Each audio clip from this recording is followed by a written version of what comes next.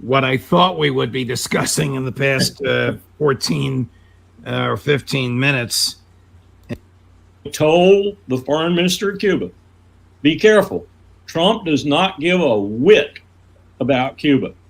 But that means there will be people around him who do care about Cuba who will be given their heads, and they will ruin you again.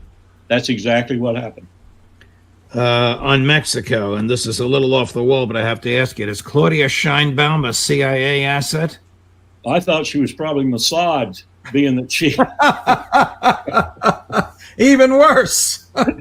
Exactly. The greater Zionists are everywhere.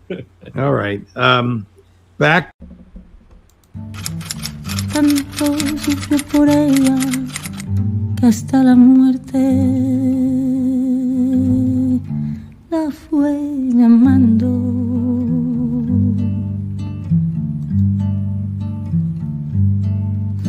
Dicen que por las noches nada más se le iban puro llorar. Dicen que no comía, nada más se le iban puro tomar. Y juran que el mismo cielo se estremecía al oír su llanto.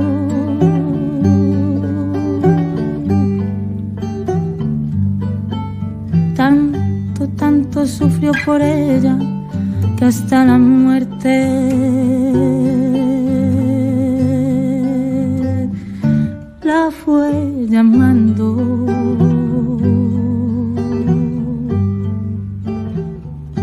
Ay, ay, ay, ay, ay,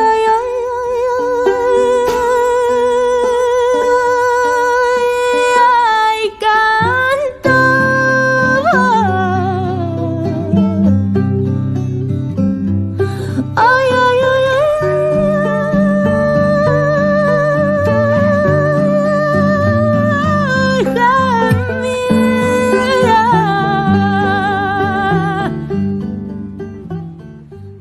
Not registered. Is there any other Republican who has your views on this?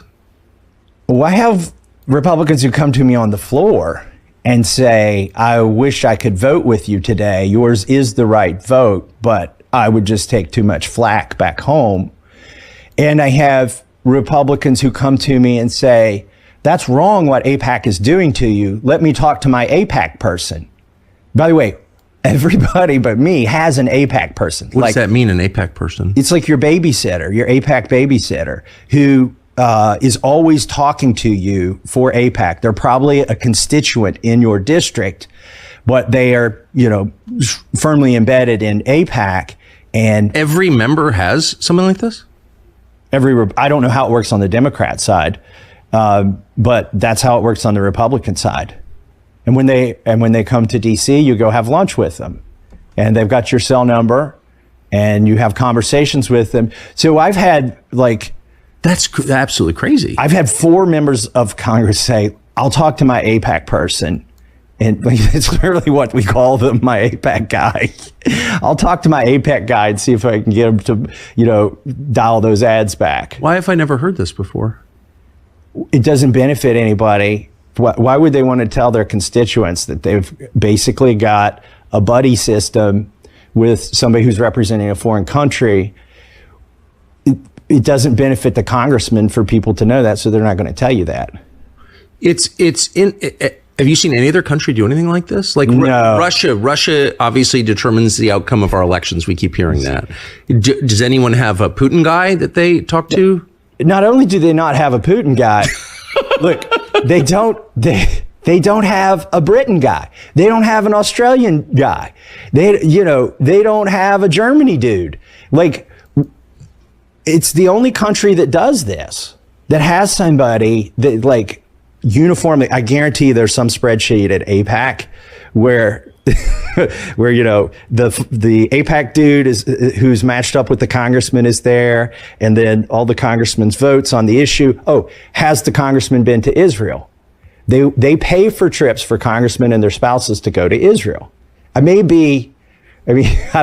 not the only Republican who hasn't taken the AIPAC trip to Israel, but I'm probably one of a dozen that hasn't taken that trip, and the other ones just haven't got around to it. What's the trip like? Do you know? It's kind of like, I think, vacation-y. You go see the wall, you go see the, the sights, things like that. It's such a great, I must say, it's such a great country. Jerusalem, especially, is just such a wonderful place that's got to have a big effect. You go like swim in the Dead Sea. Yeah, I've done that. Yeah. Not on an APAC trip, but right. I would recommend it to anyone. Are you sure it wasn't an APAC trip? I paid for it myself. No, I mean, it's just funny. I mean, I am a legit lover of Israel, of the place Israel. Right. I like the people and I love the food, and like the whole thing is so great. Look, but that's distinct from the government of Israel, which is just a foreign government. My sense is the people are very entrepreneurial. Totally. They're publicly minded. They care about their country. That they're generally good people, right? That's certainly been my experience in trips there, for sure. It's great. It's just I think it's probably one of my favorite, maybe my all-time favorite place to go with my family. But that's just a completely different thing from taking orders from its government. Tanto sufrió por ella que hasta la muerte la fue llamando.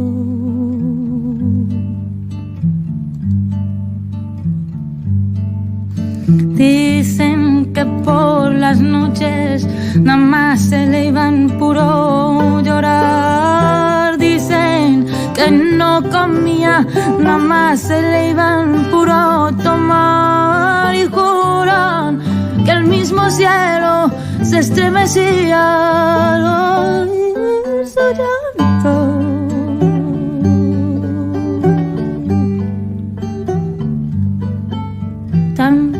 Tanto sufrió por ella que hasta la muerte la fue llamando.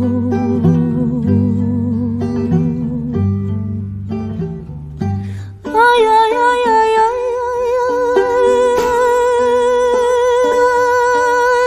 ay, canto.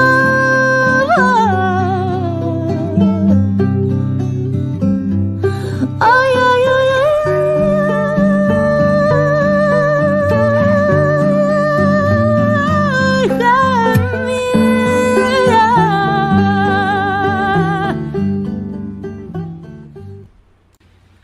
Larry, this is an off-the-wall question.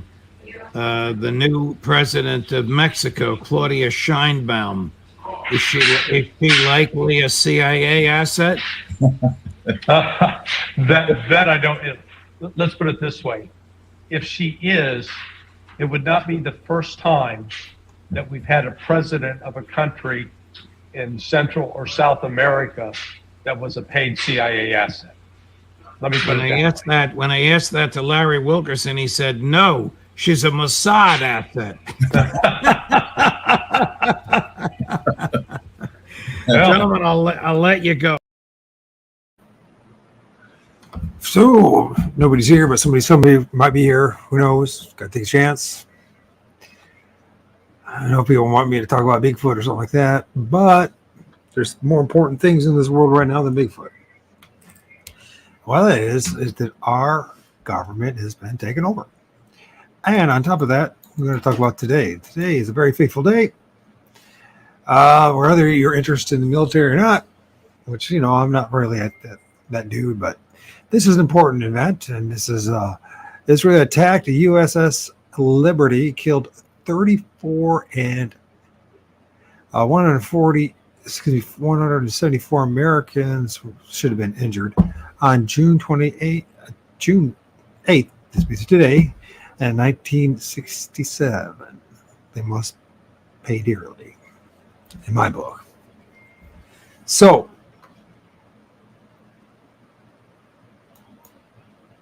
I know a lot of people are going to not be interested in this, but you should be interested in this.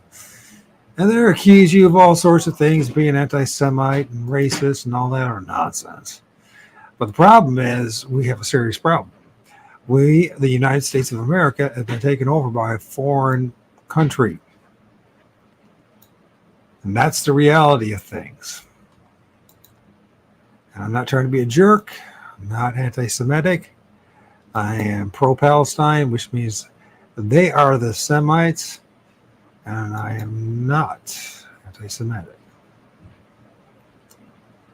Although they'll say that. And everything's reversed. And it all stems from this Abrahamic faith in the religion and this God that they worship. So we're going to be watching some documentaries. This is going to be about what happened to the USS Liberty. And isn't it interesting they attacked a ship called Liberty? And I swear to God, half this stuff, if not all of it, is flat out staged.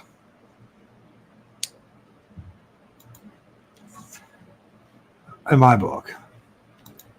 And it's all part of the New World Order. So, name of the show, Bravo, Lulu, USS Liberty, never forget. And it says here from the Jewish Haaretz, whatever it prompts it, in U.S. News. This is quotes, but sir, it's an American ship. Never mind hit her. When Israel attacked the USS Liberty. So Israel knew that what they were attacking. There was no mistake about this. Americans have findings that show our pilots were aware the ship was American. A newly published document by the State Archive says. It says here, the U.S. Liberty AGTR-5 received assistance from units of the Sixth Fleet after she was attacked and seriously damaged by Israeli forces off Sinai Peninsula on 8 June 1967. Credit the official U.S. Navy photograph, and that is the damaged ship.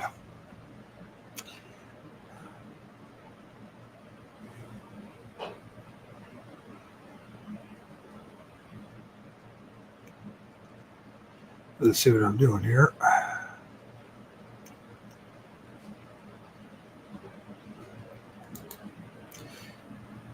So Bravo Lulu is really an open naval secret. Its origins of Bravo Lulu, or BZ in short, date back to the 1940s. Navy ships and fleets used to pass messages by Morse code and through the flag signals. BZ is a combo of both Bravo and Zulu nautical flags being flown together in a way to convey good job or well done between ships. Why would I post that? Because these guys managed to survive, and we hear what these guys went through. And this is an absolute travesty. It is pure evil, in my book. People should know about this. And this is not the only time that they have attacked us. The United States of America. We're supposed to be their buddies, and it's turning out that they've taken over the whole damn place. They're behind all these COVID companies and everything else. Now, there's also the Jesuits are involved with this too, and the Vatican, along with the monarchies and all the oligarchs involved. And this betrayal is not just what Israel did to the USS Liberty. They attacked her Liberty. Isn't that just? It's a cast. If there ever was a let's get the one thing. The ship is called Liberty. Of all of them, let's attack Liberty. It can't be coincidence. And but there's multiple things that have happened to the point that we've lost our government. And until we deal with this, and we lost our country, and still we got to deal with the Federal Reserve and who's behind it all, who's taken over our country, You just heard this stuff. And these people think that you're Amalek, that you're Edom, that you're the profane, the goyim, that you are not, you're less than them, and you're deserving of death. And these are the people ruling our lives. And this makes all the sense in the world when you see what's happened the past 4 years. And I know I'll be taken down, something like that, for something stupid thing. But is it me that's doing all the evil, or is it me just sharing with people who will listen, if anyone will, who's doing the evil? So, with that being said, and for those who will hear this, and I know I'm heavily censored, and I'm going to be even more heavily censored, but yeah, a couple things before I even get there.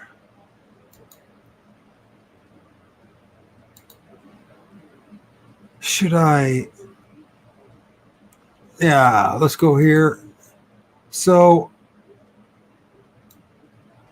if you go to my Lush Farm ORD, or you can just put Old Dystopia at Old Dystopia, or Lush Farm ORD, ORD in brackets with the O period R period D, and you can see the endless images that have happened to these poor people.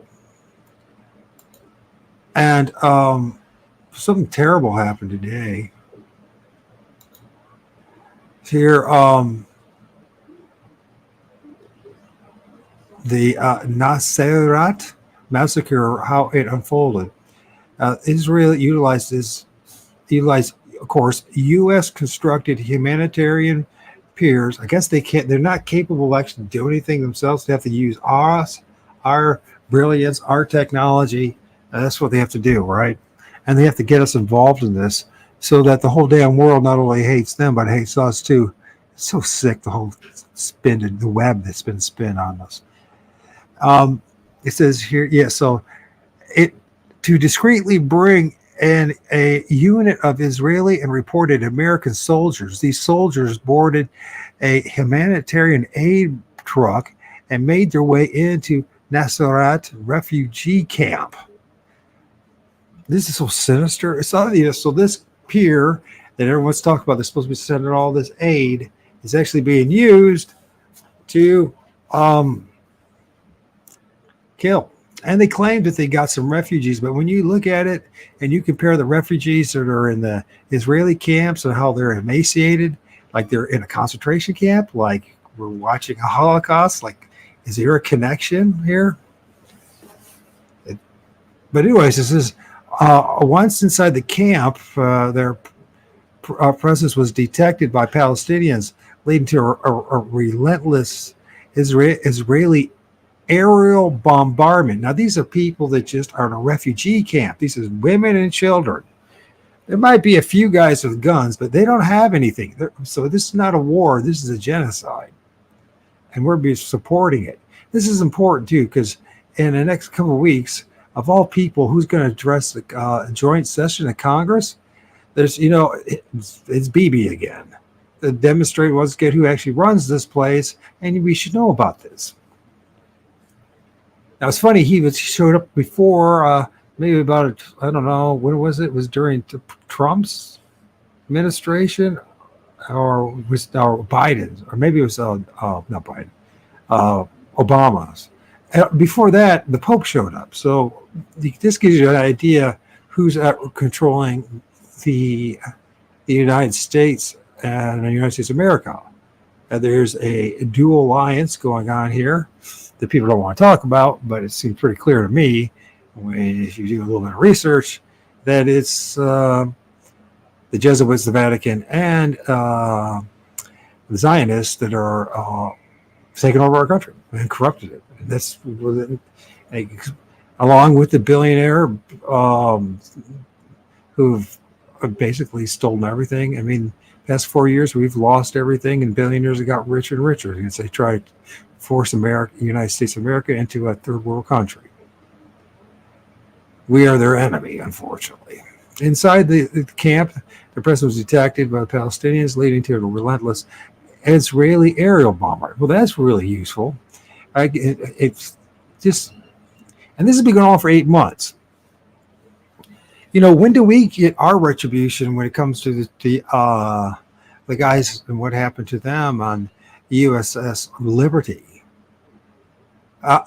Should we approach this like the way the Israelis do? That every one American that they've killed, and I got a feeling that some of our Americans got killed here today, for real. And do we get retribution? No. It's all double-sided, isn't it? The soldiers then opened fire on the central market, resulting in the deaths of 210 Palestinians and injured hundreds more. And it's more like about 400 or something. The thing is, what they did, they just killed women and children and men, and young men and kids and some older men. And this is insane. You guys should check out the Illuminati playing cards, because it's like you look at those cards and you pay attention to what the messages on those cards, the images, and look what's going on today. And it's just like actually playing. That's how they're playing it. It's like the Illuminati playing card. I can see why the guy was, stuff was confiscated. He was, I guess, in jail for a while. The humanitarian pier was thus revealed to be a conduit for occupation, assassination, and massacre. So it's supposed to be human aid, and I guess they got it all put together. But then once they got it all put together, this incident underscores the distrust towards American intentions. And the pier ostensibly built to aid starving Palestinians was in reality used to carry out massacre. And that's what it turned out to be. Each day, the true extent of the U.S.'s colonial brutality becomes increasingly apparent.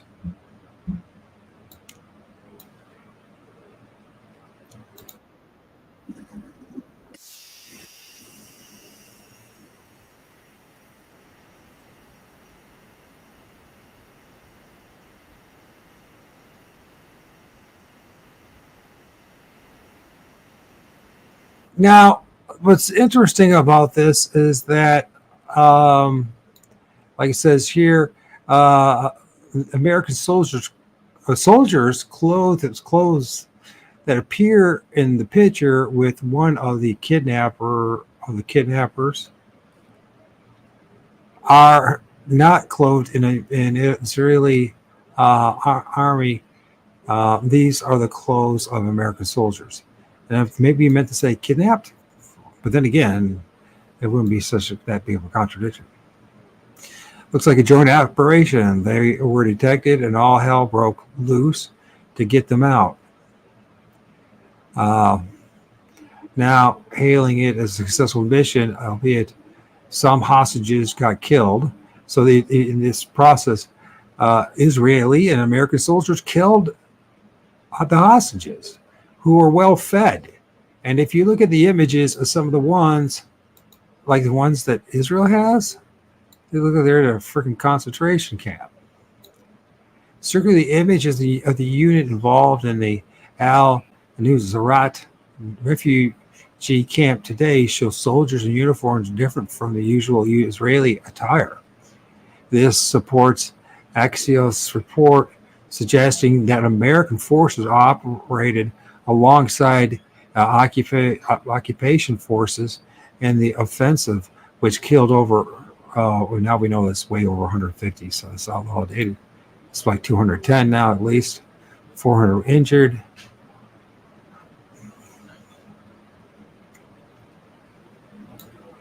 And he says, so this is a gal that's supposedly one of the ones. She's been returned from just automatically today. Look, she comes back and there's already all sorts of food ready and everything. This is so staged. This is so fucking staged. There's no debriefing. There's no, checking on her health or anything. Maybe there is, but she sure doesn't look like someone who's starved. And there's other images like the young man and all that. They look like they actually, compared to what the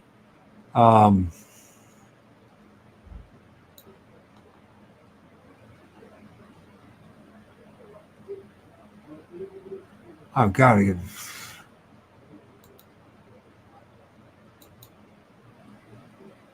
compared to what else is going on. So staged. The problem is they lie about everything. There's no reason for them to believe. So there's Jackson Hinkle, what he had to say, like who's been banned. So how Palestinians treat hostages. So she's still healthy. How Israel treat hostages before and after. Look at the guy. And they've been starving people like what happened in Auschwitz. This, who did what back then? That's my question.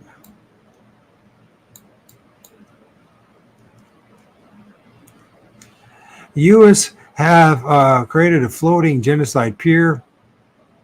They're calling a humanitarian pier.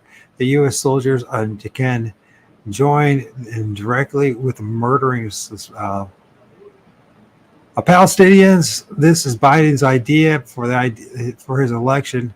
Murder them faster for voters to have time to forget.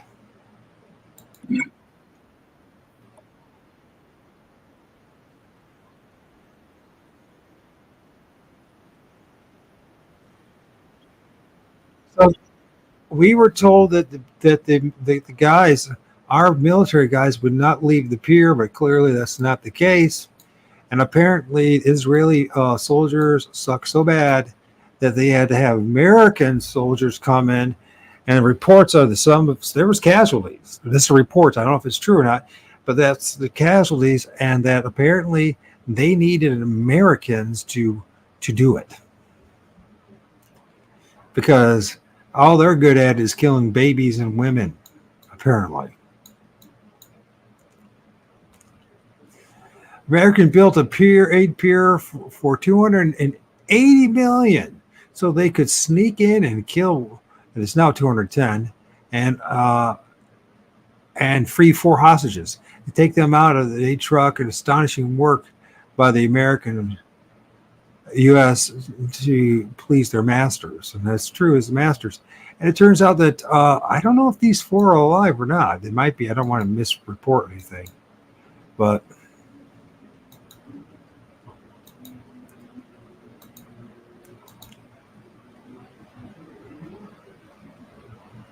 Well, this Americans, this us, apparently. He doesn't look like he's been starving. These ones look like, I don't know if these are the old pictures. Got to be the old pictures. But, he's not even looked like he's dressed in any kind of like a, I think this is psyop. I don't think it's an excuse just to go in. And because that's the whole thing is about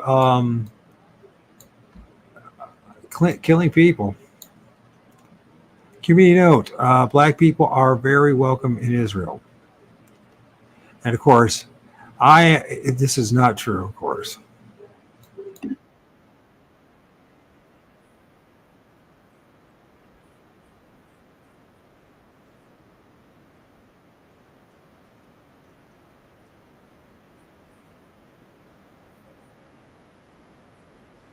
We are racist because we want to preserve our lives and our sanity.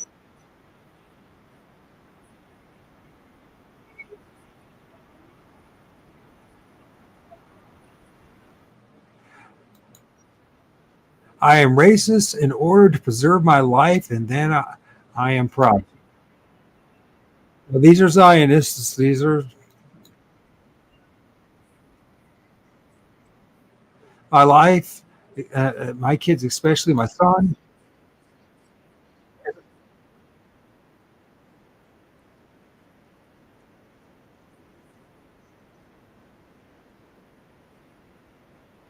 Now it's important because they're calling all the rest of us, anybody that challenges them what they're up to, as racist and anti-Semitic, and that we're the bad people for pointing out their bad behavior. It's twisted. This whole law reversal comes from the Kabbalah, it comes from the Talmud, and it comes from the Bible itself. It comes from this region. I mean, these people, and if you see what they're up to, and we will see what we're up to.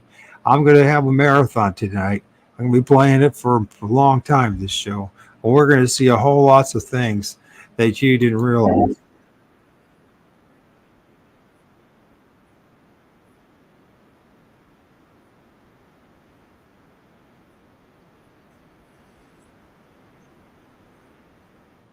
Put on white makeup. I don't know. I don't know. I don't have a clue.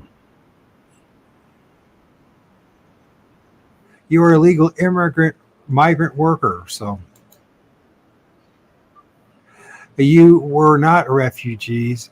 You will not become refugees. So they have no problem sending them millions upon millions. And by the way, when I say they, I am talking about they, the people, the Zionists. They're behind the illegal invasion of all these illegal immigrants into the United States. Was murdered by a cop. Solomon Tech is the last victim. What an Ethiopian needs to do, leave our country. Go back home. Go demonstrate in Sudan. So you can see, these are same people are calling, if you're an American, or say you're here in the United States and you don't want to have all these foreigners in your country, they're calling us terrible for not wanting it, but yet they're doing the same thing. It's just double standards. There's a lot of reversal. It's all in it, and there's something. I think it's the indoctrination from a child.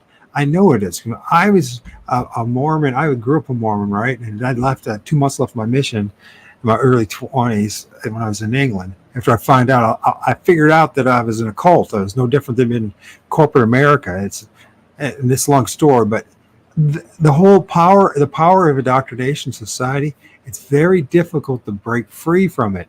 And these cults, this cult mentality turns you into a fanatic, to a zealot, and you start believing the lies, the fabricated stories. You really believe that you're something better than everyone else, and they're victims. And problem is, though, these victims are now victimizing, and have been actually for a long time, victimizing the rest of us, whether it's through the Federal Reserve, through the infiltration of governments, the proportional representation. Here we're talking about 0.02%, something around that in the area. Don't quote me on that. Very small percentage of the world's population actually are part of this chosen one group, and yet they're in everything. It's an impossibility, statistically impossible for it to be, unless there's nepotism going on here, that they've literally bought their way into these positions. They've literally infiltrated through money, deception, and manipulation. And so now you wonder why things are so bad. It's because we got people who are so corrupt in their heads. You know what I mean? And like I said, they're victims of this brainwashing. And this is what happens every time. Every time a group of people, by the way, this racist mentality was in the Mormon church. This racist mentality is in all sorts of cults. Doesn't matter the color of your skin. Doesn't matter at all, right? But let's go back to this. And look at it.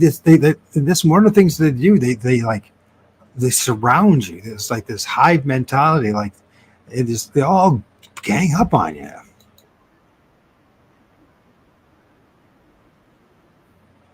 Not here among us in the city. When a police officer confronts an Ethiopian Israeli suspect, it is natural in his mind to suspect him. Why? Even these guys are bigger criminals, but why is he suspect? More than he would someone else. Why? He says this is natural. Infiltrators go home. By the way, these are Jews. These are Ethiopian Jews. So even in this sect, even in this cult, racism was rampant within itself. This is the place where the Israelis killed my son Solomon. Why? They are asking for anonymity. We will not give them, autonomy, not anonymity. They're asking for autonomy. We will not give them.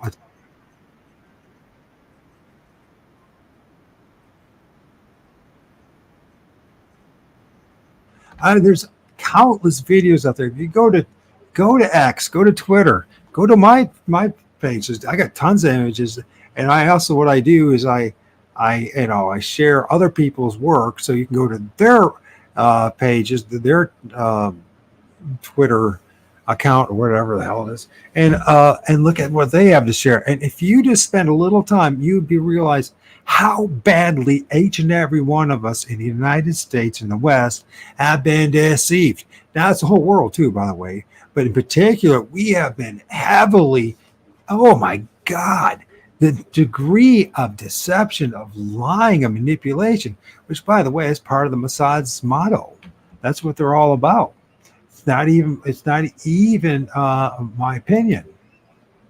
I just look up by way of deception, thou shalt do war. The motto of the Israeli intelligence service, the Mossad. What kind of culture has invaded ours? It's starting to make a lot of sense to me now of why United States of America has gone to shit. Because there's a certain group of people have decided to, take over. After so many governments, the Prime Minister of Israel, Benjamin Netanyahu, promised us he would solve the infiltrator problem yet again.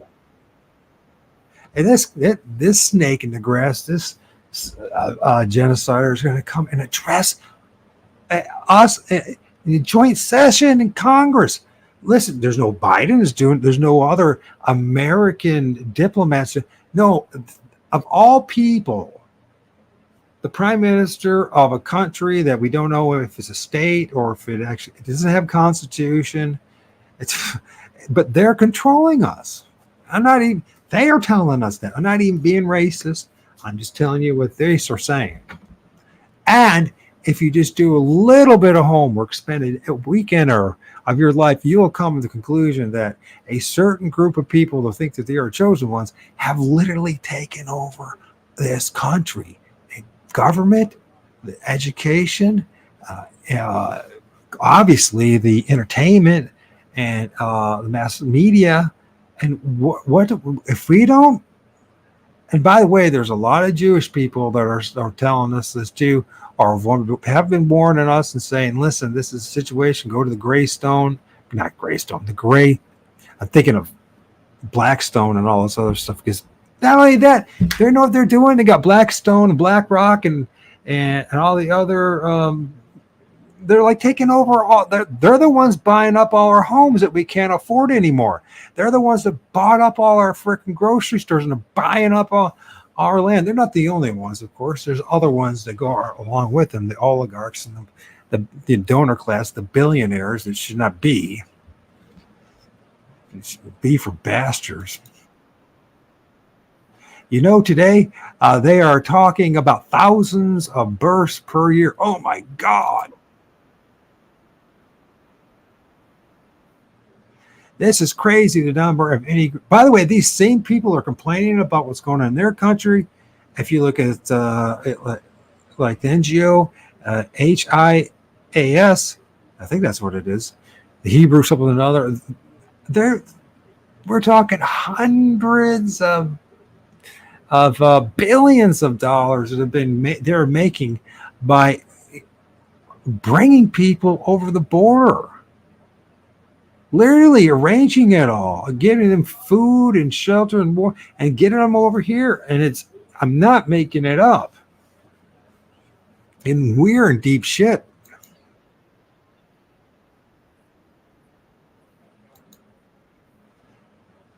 And I wish I was making it all up. I really do. I didn't want any of this to happen. The last thing, I ever get out of this. The last thing I wanted to do, oh my God, get banned here for all the bodies and everything. And just if you go to Twitter, you'll see all the horrendous things that are happening. I mean, we're talking tens of thousands. They keep on playing with these numbers.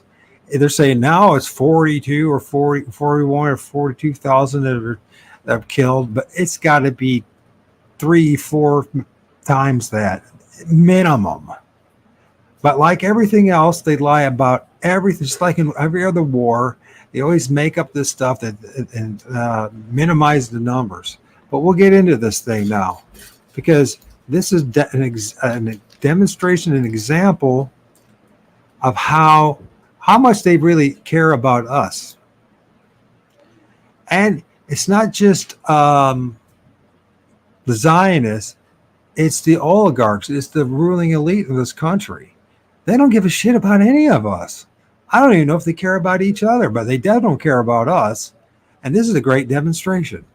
And we should remember what happened to the USS Liberty, because it's symbolic of what's not only going on in the military and who's getting away with crap, is what's going on in our backyards here in so many ways. Check this out.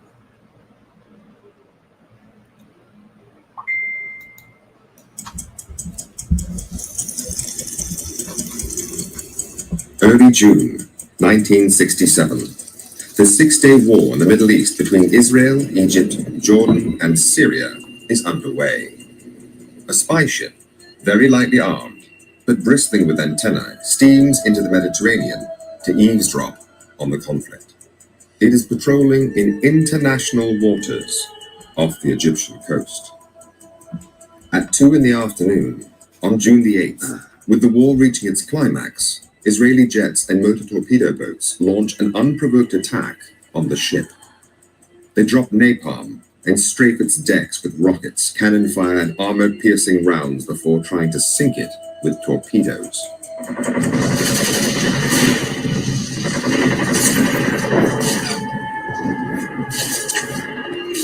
We had no way to defend ourselves, and we're just slaughtered. And they shot at life rafts that were put into the water, and they shot the ones that were still on board the ship. Bullet holes, shell holes everywhere, blood. The front part of the ship was just red with blood.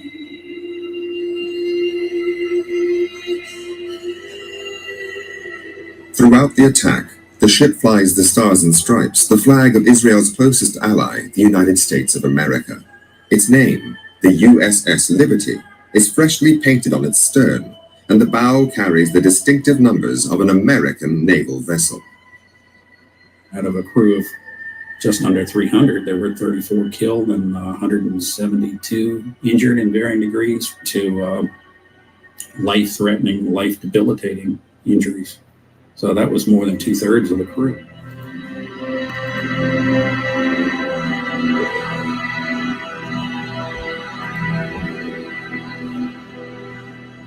This audio tape, which has never been broadcast before, was recorded in real time by the Israeli military during the assault.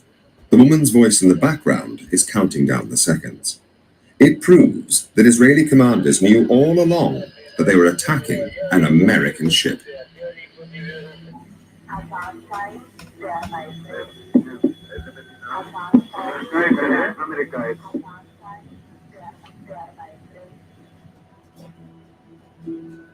For the first time, this and other evidence allows us to reveal the true story of what happened that day and what came after. When a deadly assault by one ally on another was covered up and an American president was manipulated by the secret agents of a foreign power, events that have shaped U.S.-Israeli relations ever since.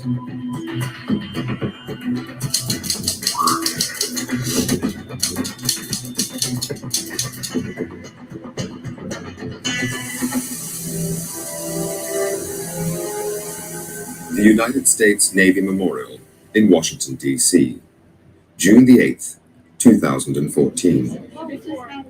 Every year, on the anniversary of the attack on the USS Liberty, Survivors, relatives, and supporters gather together. It's a remembrance of those who were killed that day, the 34. I'm Dave Lucas. I was in charge of the deck force. I was 25. My first child was born when I was one day out on that cruise. So as long as they're survivors and maybe children of survivors, I think this will probably be an annual event. And salute. The names of the 34 killed are read out. Punctuated by the tolling of a Navy bell. And the playing of taps, the traditional military funeral lament.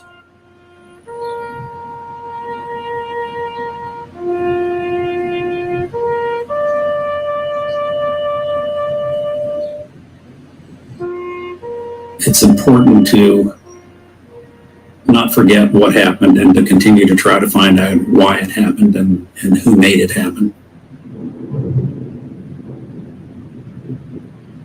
In the summer of 1967, America was in turmoil. An incendiary mixture of racial discrimination and extreme poverty exploded into a summer of rioting in cities across the country.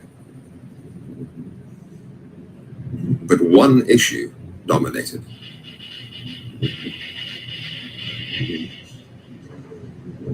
The Vietnam War. In all, 10,000 troops would die that year. The Americans were trapped. They couldn't leave, and they couldn't win. In the Middle East, too, war looked inevitable. There was growing tension between Israel and its Arab neighbors. Armies were mobilizing. Israel promised the White House they would not attack first, but on the 5th of June, they jammed radar sets at the U.S. Embassy in Tel Aviv, so the Americans couldn't detect their jets taking off to launch a surprise assault on Egypt. Meanwhile, the USS Liberty was sailing across the Mediterranean into the war zone. Liberty was a state-of-the-art intelligence gathering vessel of the time. And what we did is we were a listening ship. My name is Lloyd Painter. I was a research officer. We could receive any signal that was out there, low band, high band, anything, intercepting it, recording it. And we did have on board some translators who could have immediate translation of what's going on. We would actually bounce signals off the moon back to NSA. We're spies. I'm Jim Kavanaugh. I was a communication technician aboard the USS Liberty, and I intercepted Morse code. We're spies. I mean, we're intercepting messages from embassies, military bases, police, anything and everything that we could get to ensure that the United States was comfortable with what was going on in the world and no one's conspiring against us. And basically, it was to protect our interests.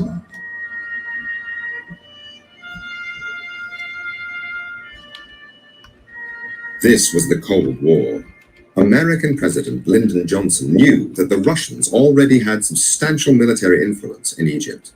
He needed to find out what they were going to do next, to make sure that a local conflict did not become a world war, with the USA backing Israel and Russia siding with the Arab cause. I was assigned as a Russian linguist aboard the ship.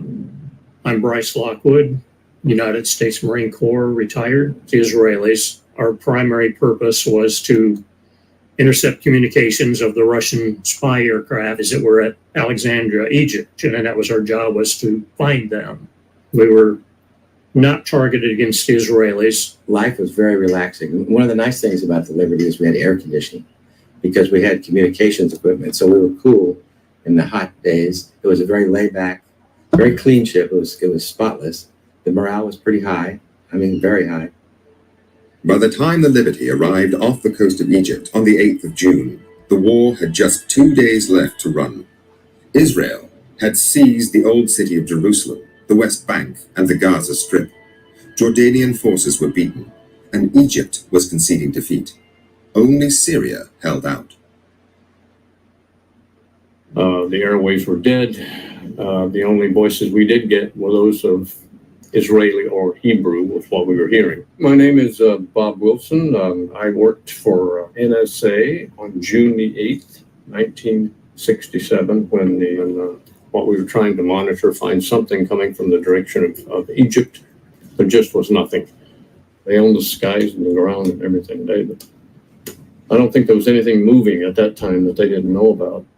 I was listening to the chatter right before. And we knew it was an American ship that came into the area. They knew who we were. 5:15 a.m., first light. The ship's log recorded an Israeli photo reconnaissance plane flying over the Liberty. It was easily identifiable as a NOR Atlas aircraft, and those are photo reconnaissance aircraft.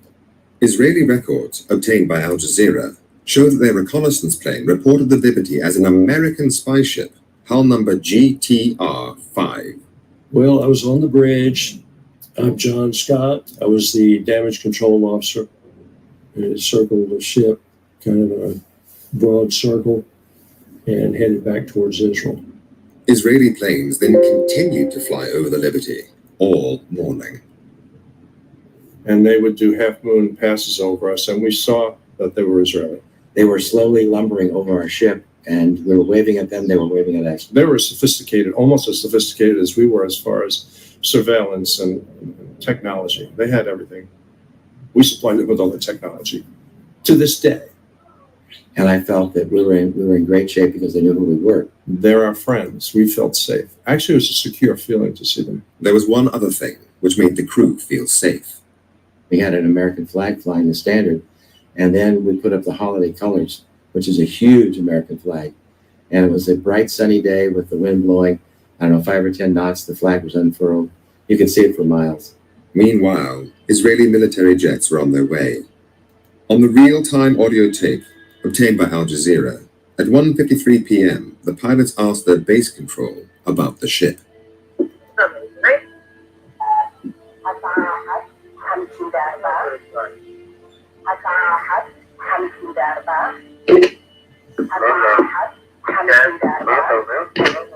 The USS Liberty was the only ship of any size in the area.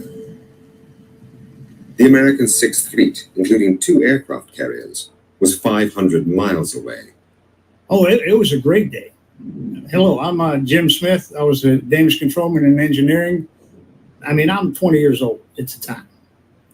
I come from a small town, used to throw hay bales in the summertime for $1 an hour. Sun was shining, blue sky, clouds, nice, people sunbathing on the deck. We had lunch, and 5 minutes later, maybe, here came the jets, and nobody really knew what was happening until they started firing at us.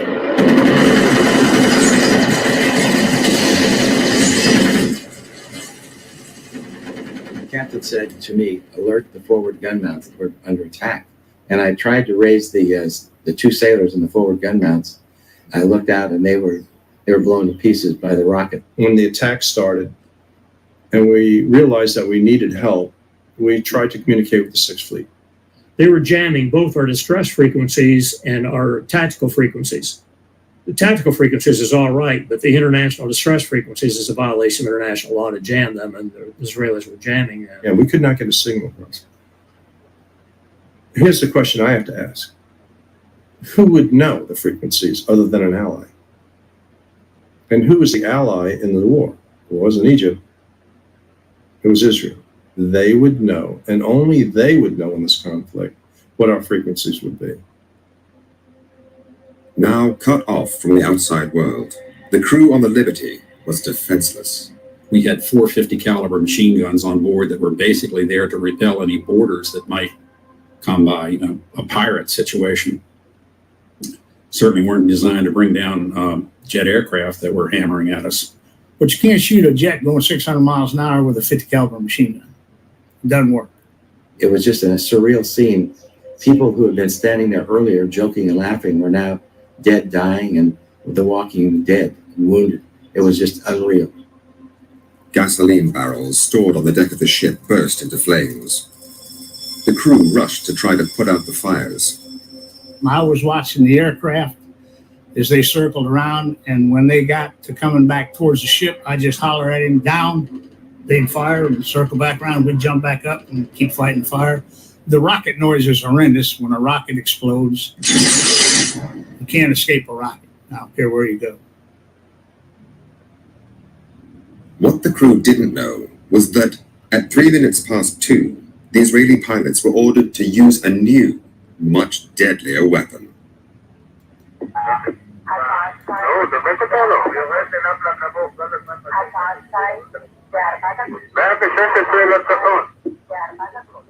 The biggest problem, I guess, from that was the napalm, which they dropped from the airplane. The napalm had burned, scorched almost the entire front part of the ship, the bridge area.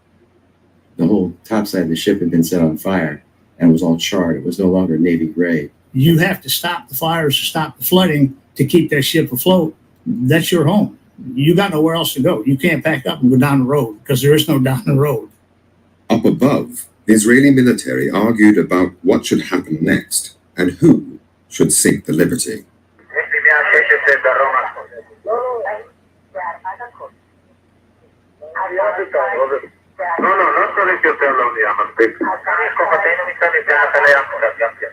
I remember thinking I was in pretty good shape then. I said, I think I could swim it to the shore. And then I thought sharks. And I thought a lot of things all quickly, you know.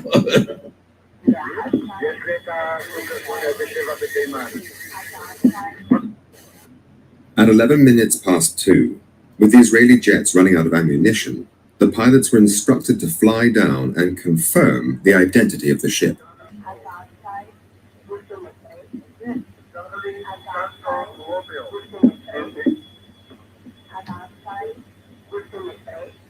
It was now 12 minutes past 2, and the Israeli control tower knew for certain this was an American ship, the same one its forces had first identified at 5:15 a.m. that morning, and then buzzed again during 7 additional reconnaissance flights throughout the day.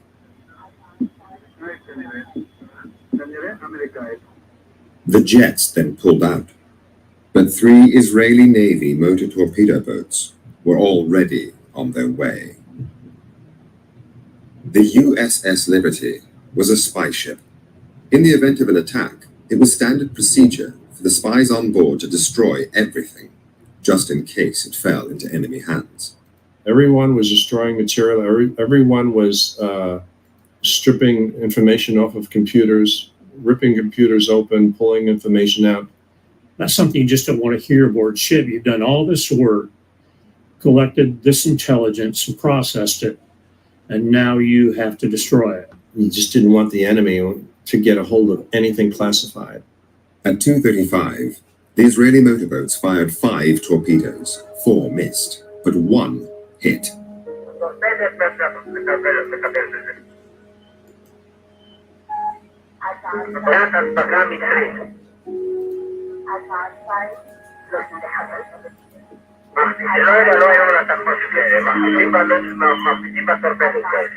It had been over 9 hours since the Israeli military first identified the Liberty.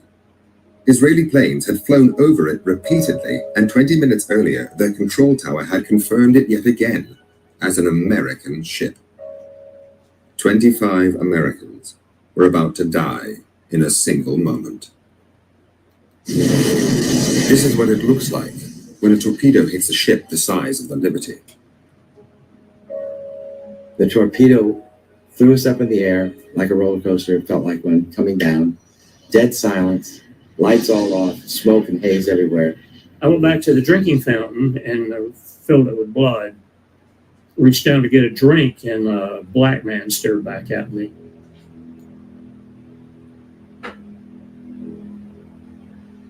And when it fell back to get right, it just kept getting wrong. Kept sinking and sinking and sinking. We just waited. All of us waited, thinking that this was it. We're going down. And I figured that was the end of life for me.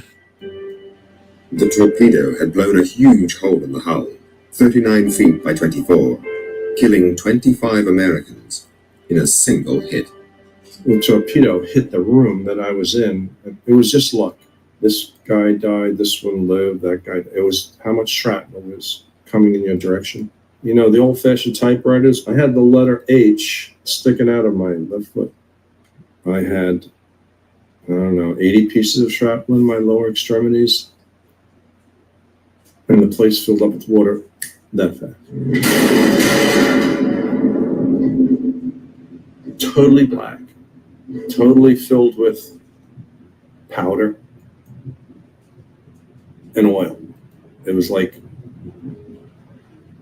if you were gagging and you only had about 8 or 10 inches of space where you could catch a breath. Only way I could go in that direction was to drop down and swim underwater 4 or 5 strokes, come back up, and then frantically catch a breath and try to find something else to hold on to. I got pulled through the hatch and onto the deck. Others were not so lucky. My friend Ronnie Campbell had a desk right there. And I remember Ronnie saying, "You fellas can do what you want to, so I'm going to write a letter home." And he stuck a piece of paper in his typewriter, and began typing. "Dear Eileen, you won't believe what's happening to us."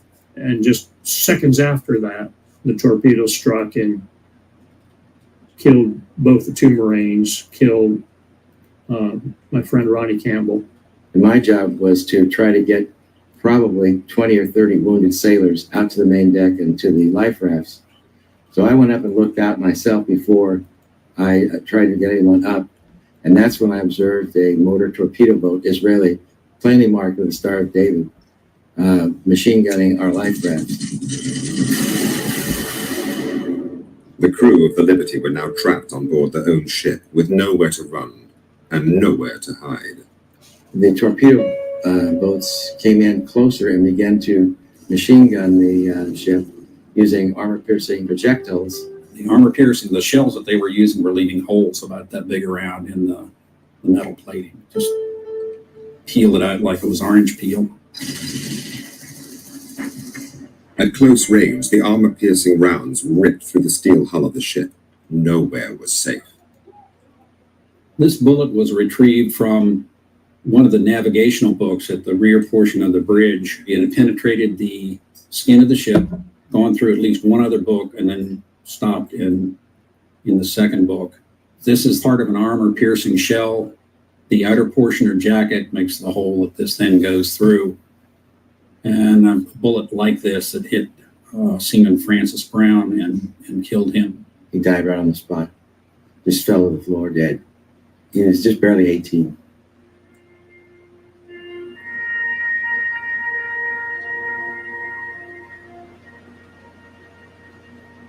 There weren't enough helmets to go around for everyone. It was like sitting in a cardboard box and having somebody shoot through it. The bullets were just coming everywhere.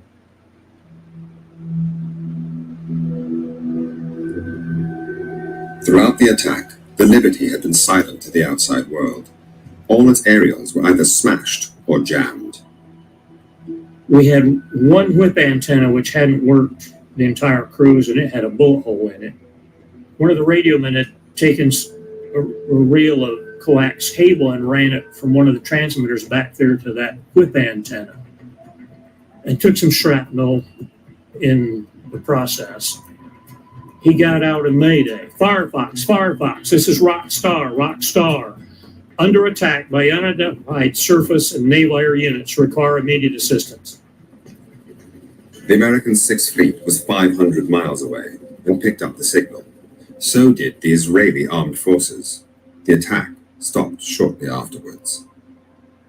The American aircraft carriers were in the middle of a nuclear weapons drill and had to rearm with conventional bombs before they could take off. Once the Israelis knew the US jets were in the air, they summoned the American naval attaché and told him there had been a terrible mistake.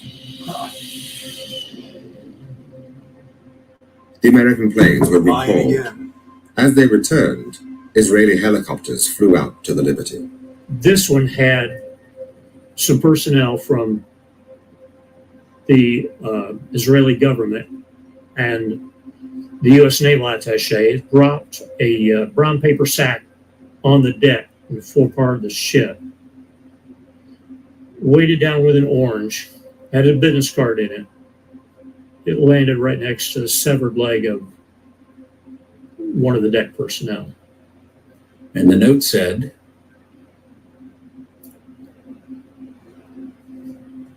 Do you have casualties? Pretty obvious that there were casualties. I mean, there's still body parts and blood streaming down the bulkheads. So his message, do you have casualties, was kind of out of place. One of the sailors carried that sack back to the captain. The captain took out the note and read it, looked up at the helicopter and popped the social finger at him.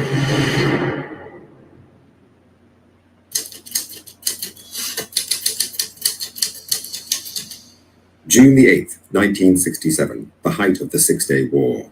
The USS Liberty, an American spy ship, had just been attacked by Israeli jets and torpedo boats while in international waters off Egypt. Badly damaged, 2/3 of its crew were dead or wounded.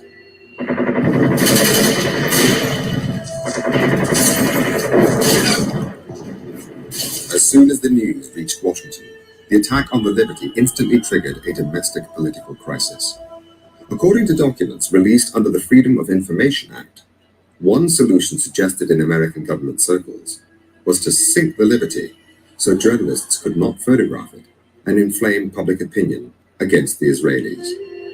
The NSA rejected this idea with an impolite comment. Handling the media became the top priority. I was taken to my home in White Oak, Maryland. My name is Patricia Blue Rashakis, and my husband was killed on the Liberty. And by the time I got there, there were any number of people from the National Security Agency there. They were there to make sure that I didn't speak to anyone from the press, and I didn't. They stayed night and day. Back in the Mediterranean, the Liberty was now listing at 10 degrees, a massive hole in the hull above and below the waterline. The planes that they said they were sending to us never arrived. What I was afraid of, and I think most of us, was that we were going to sink. Well, the mess decks was pretty much littered with the wounded. It looks like something out of a horror movie, with people standing around or lying, wounded and dead and stunned. The heads missing, parts of their bodies. The Liberty had only one doctor on board, with very limited medical resources. There was not a table that wasn't being used with a body on it, or a wounded body on it. The doctor fixed compound fractures and treated bullet and shrapnel wounds, while blood transfusions were given arm to arm. It was real bad. And the doctor said to him, "You want me to operate?" He said, "You're probably going to die if I do it, and you'll certainly die if I don't." And he said, "Go ahead, doctor." And so when the doctor operated, we held him as tight as we could. It was horrible pain, I'm sure, for him. And all of a sudden, he went limp and he died right there. I don't want to ever see anything like that again.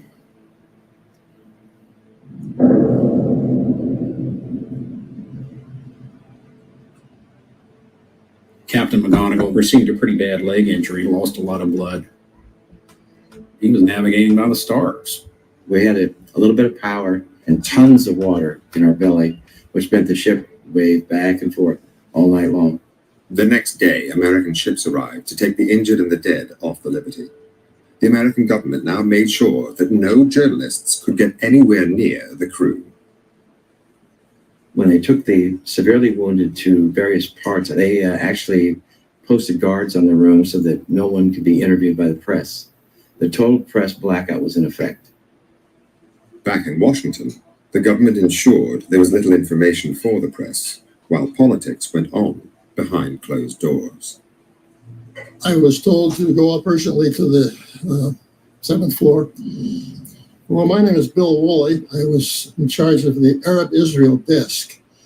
Sit in because the Secretary of State himself, Dean Russ, had summoned Ambassador Harman of Israel to come in urgently.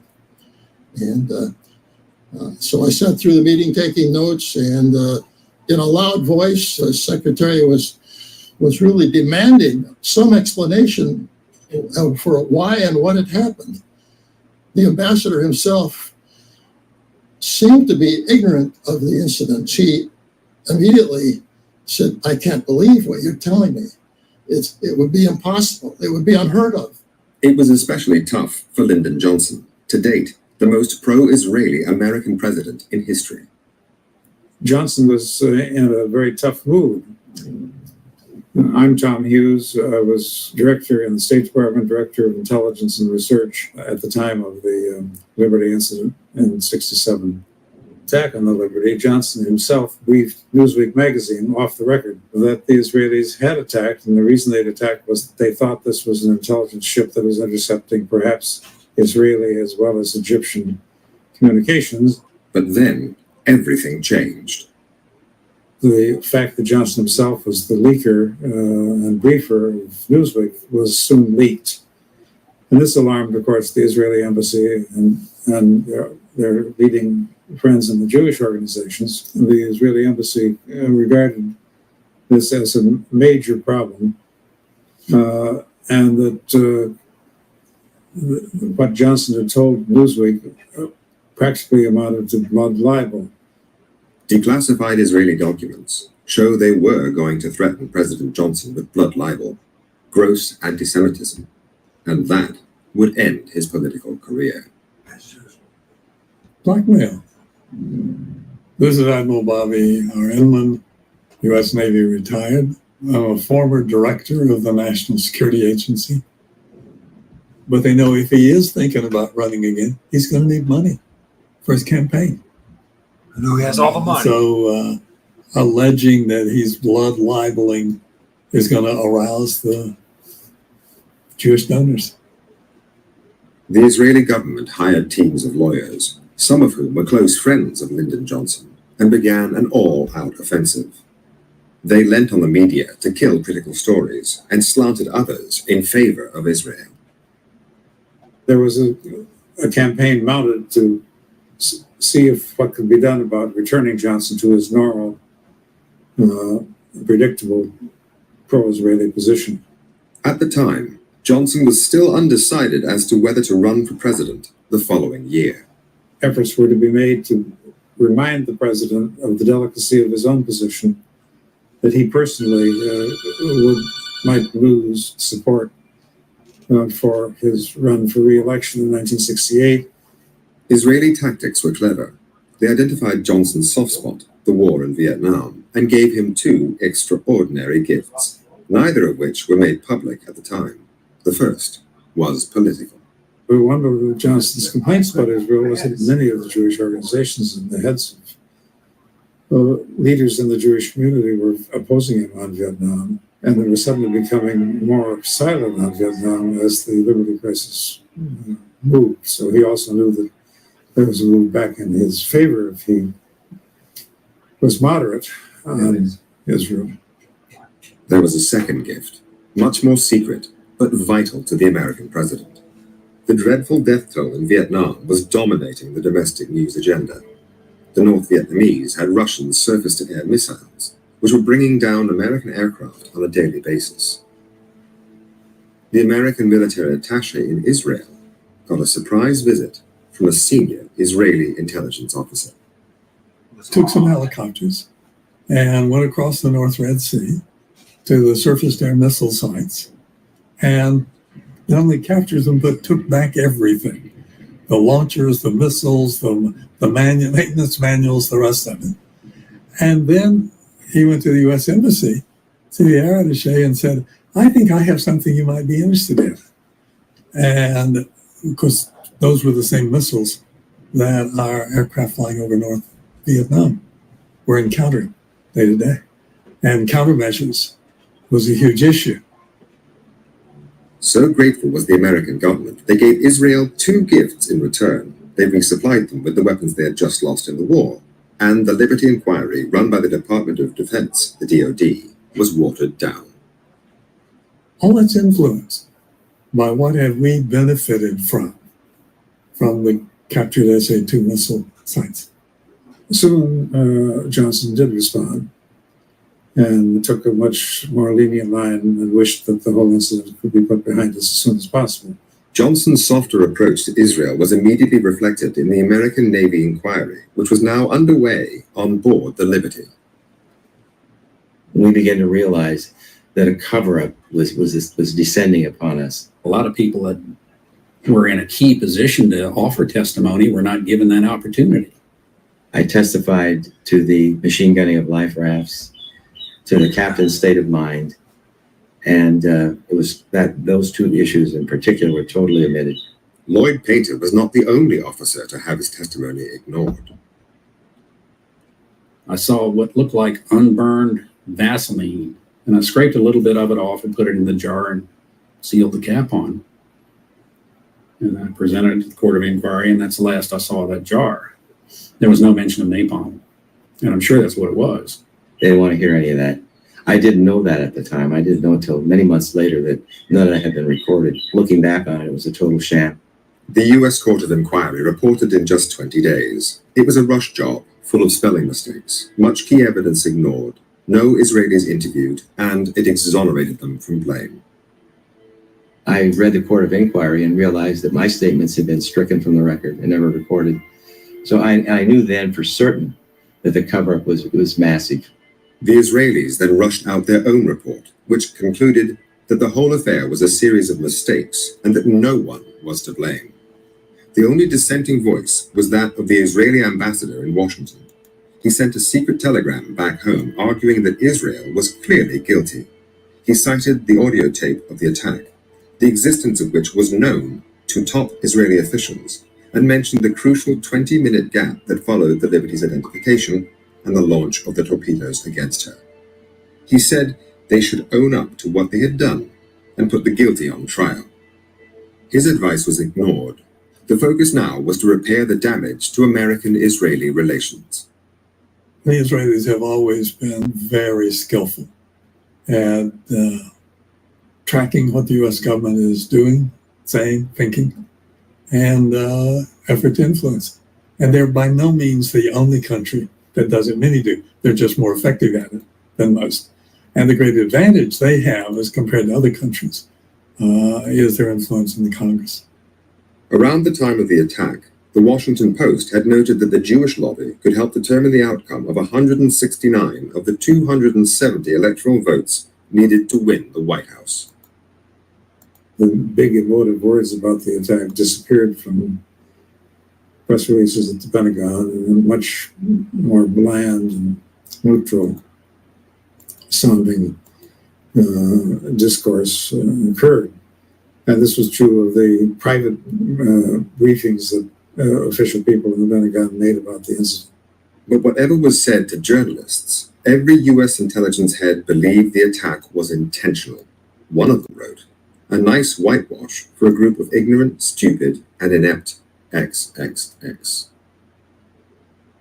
The Jewish community has always been more generous than many of their other counterparts in supporting financially elections, political causes in the process. That does translate into influence. Many of Johnson's closest friends and advisors were pro-Israeli, and they reported back to Tel Aviv on his every move. The Israeli story constantly shifted to counter whatever new intelligence the White House received.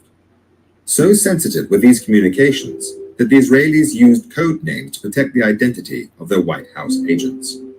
But for the first time, the members of the ring can be named. Hamlet was a $1 million fundraiser for the Democrats. When he rang, Johnson took his calls. He was Abe Feinberg. Menashe was Arthur Goldberg, the U.S. ambassador to the United Nations. Harari was David Ginsburg, a high-profile Washington lawyer who also represented the Israeli embassy. Ilan was Supreme Court Justice Abe Fortas. Lyndon Johnson had dinner with him on the eve of the Six-Day War. The strategy worked. The U.S.-Israeli relationship proved to be stronger than the killing and injuring of more than 200 Americans.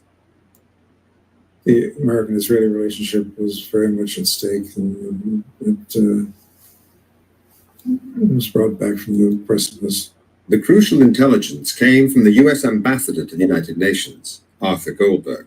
He warned Tel Aviv that the United States had the audio tape which revealed Israeli pilots knew it was an American ship before they attacked. The tape was quietly buried. I think a conscious decision was made to sweep it under the rug, to put it behind. My reading is that the U.S. government had made a decision to accept the apology and reject the rationale, but don't push it further. With the politics sorted, the only remaining issue was the fate of the USS Liberty, badly damaged and now in Malta for extensive repairs. The torpedo hole was massive and was revealed to be much bigger once they got the ship into dry dock and drained it of water. The sealed compartment was a water-filled tomb, full of bodies, body parts, and top-secret equipment. You can smell death and you can smell oil. That's what I remember. As soon as the air hit the bodies, they began to deteriorate rapidly. You do what you have to do. They were your shipmates, still are. The Navy was more concerned with equipment parts than they were body parts. But when I went down, I knew that you couldn't separate the two. We had to start shoveling up the parts, 168 bags worth. Elsewhere, the makeup artists were getting to work. We were in the dry dock about 6 weeks. And 300 Maltese workers were working 2 shifts a day, and I think 7 days a week they were cutting out the shell holes, welding plates over that, and fabricating metal to cover the torpedo hole. And then in one day, they painted the entire ship. We looked like nothing ever happened. We took it across the Atlantic. It was like being in a cemetery. But when we pulled into port, we looked good. This press and everything were there. And we looked like basically nothing really happened. So it was great for the press to downplay what really happened to us. While the survivors met the widows and friends, the 168 bags of body parts and top-secret equipment were quietly taken to an incinerator and burnt. A year later, and the Liberty Captain William McGonigal was given the Medal of Honor, America's highest award for gallantry. The tradition has always been that it is presented by the President in the White House. I look at these two gallant Marines, and I see America. Captain McGonigal never heard words like these from his commander-in-chief. There was no television coverage for him as he received his medal in a quiet ceremony in the Navy Yard. President Johnson was just 4 miles away at the time. He stayed in the White House to hand out diplomas to school children. The reason was revealed in this internal memo, which advised President Johnson that due to the nature and sensitivity of these awards, they should be given by the Department of Defense, not by him. The advice was clear. No press release regarding them should be made. When I received my Purple Heart in a secret ceremony in the captain's office, I was admonished, threat of court-martial, don't ever tell anyone where you got this. Don't ever tell anyone how you got this medal. The following year, American aid to Israel increased 4-fold, and President Johnson agreed a treaty classified above top secret with Israel for the mutual exchange of intelligence, an arrangement which is still in place today, codenamed Stone Ruby.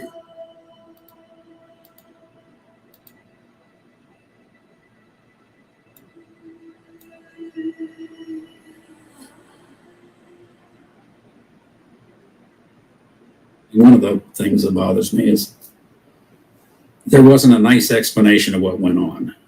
No one wants to talk about the why. The big secret the Israelis wanted to protect was their next move. They had told the Americans that this was to be a limited war and not a land grab. But on June 8, 1967, their forces were poised to attack and seize the Golan Heights and invade Syria, something they wished to keep from the White House until they'd done it. Successive American administrations Both Republican and Democrat have refused to deal with the Liberty. Even the issue of war crimes against unarmed Americans has never been addressed. There was a war crimes report filed by the Liberty Veterans Association to address the issues of such war crimes as firing on life rafts. That was never answered properly. I don't think it was answered, period. The people who were responsible for attacking the Liberty were, by and large, the military individuals in the war room. I don't know how many, 4, 8, 10. Those are the people who came up with the plan. Those are the individuals who were responsible for the attack. The pilots, the motor torpedo boat personnel, they were ordered. You don't follow orders, go to jail. So they have to follow through. It wasn't the Israeli people who ordered that attack. It wasn't the average Jewish person who ordered that attack. We really need to exonerate the average Jewish person, Israeli, from this and go towards those individuals who are responsible for the attack. No one was really willing to take this on. Not the State Department, the White House, not the Congress. It's in everybody's best interest to just let this go. And that's exactly what they did. But by doing that, they left a lot of pain for the survivors and for the families, because there was a lot of broken families, broken marriages, alcoholism, depression, post-traumatic stress disorder. So those crew members suffered a lot, but so did the families. The hardest part was the reaction of our own government toward us. And we were actually, the fingers were pointed at us. And the Israelis they were never questioned as to why they did it. They only questioned us. The families still want answers from their government, which remains silent. For many, some memories never fade. We had a wonderful time just being together. I met Alan at a party. We spent a lot of time talking throughout the evening. And at the end of the evening, he said to me, are you busy tomorrow afternoon? And I said, well, no. And he said, do you think we could get married? Then I was told that he was among the dead. It was absolutely the worst moment of my life. There's not a day that doesn't go by where I don't think about those guys. I mean, I went through hell, but they left the earth.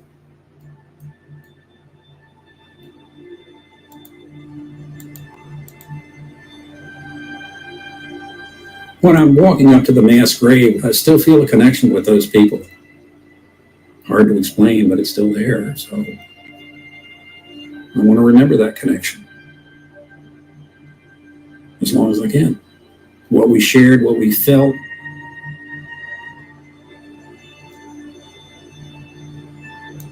It took 13 years of haggling before both sides finally agreed a compensation deal for the ship. By 1980, the bill plus interest was just over $17 million. Israel offered $6.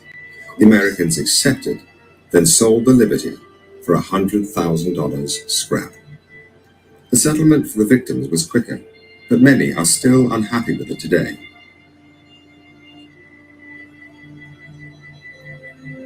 Not feel it was a fair settlement. I would have fought it. But I was so sad and broken. I just didn't have the energy to take on that fight. And it wasn't a fight that I thought I could win. The State Department were very eager for the survivors to make that settlement. They sent a check for the amount, and that was that. The American government came up with a formula for the Israelis to compensate the widows and children for their loss. This included a payment for shock and mental anguish. The widows got $25,000, with $10,000 for each of their children over 5. An American government lawyer doubted that children under 5 could sufficiently comprehend the event to suffer shock and grief. The US proposed they should therefore receive nothing. an offer the Israelis accepted. Since the attack on the Liberty, the USA and Israel have grown ever closer. At the time, George Ball, the US Undersecretary of State, noted that it seemed clear to the Israelis that as American leaders did not have the courage to punish them for the blatant murder of American citizens, they would let them get away with anything.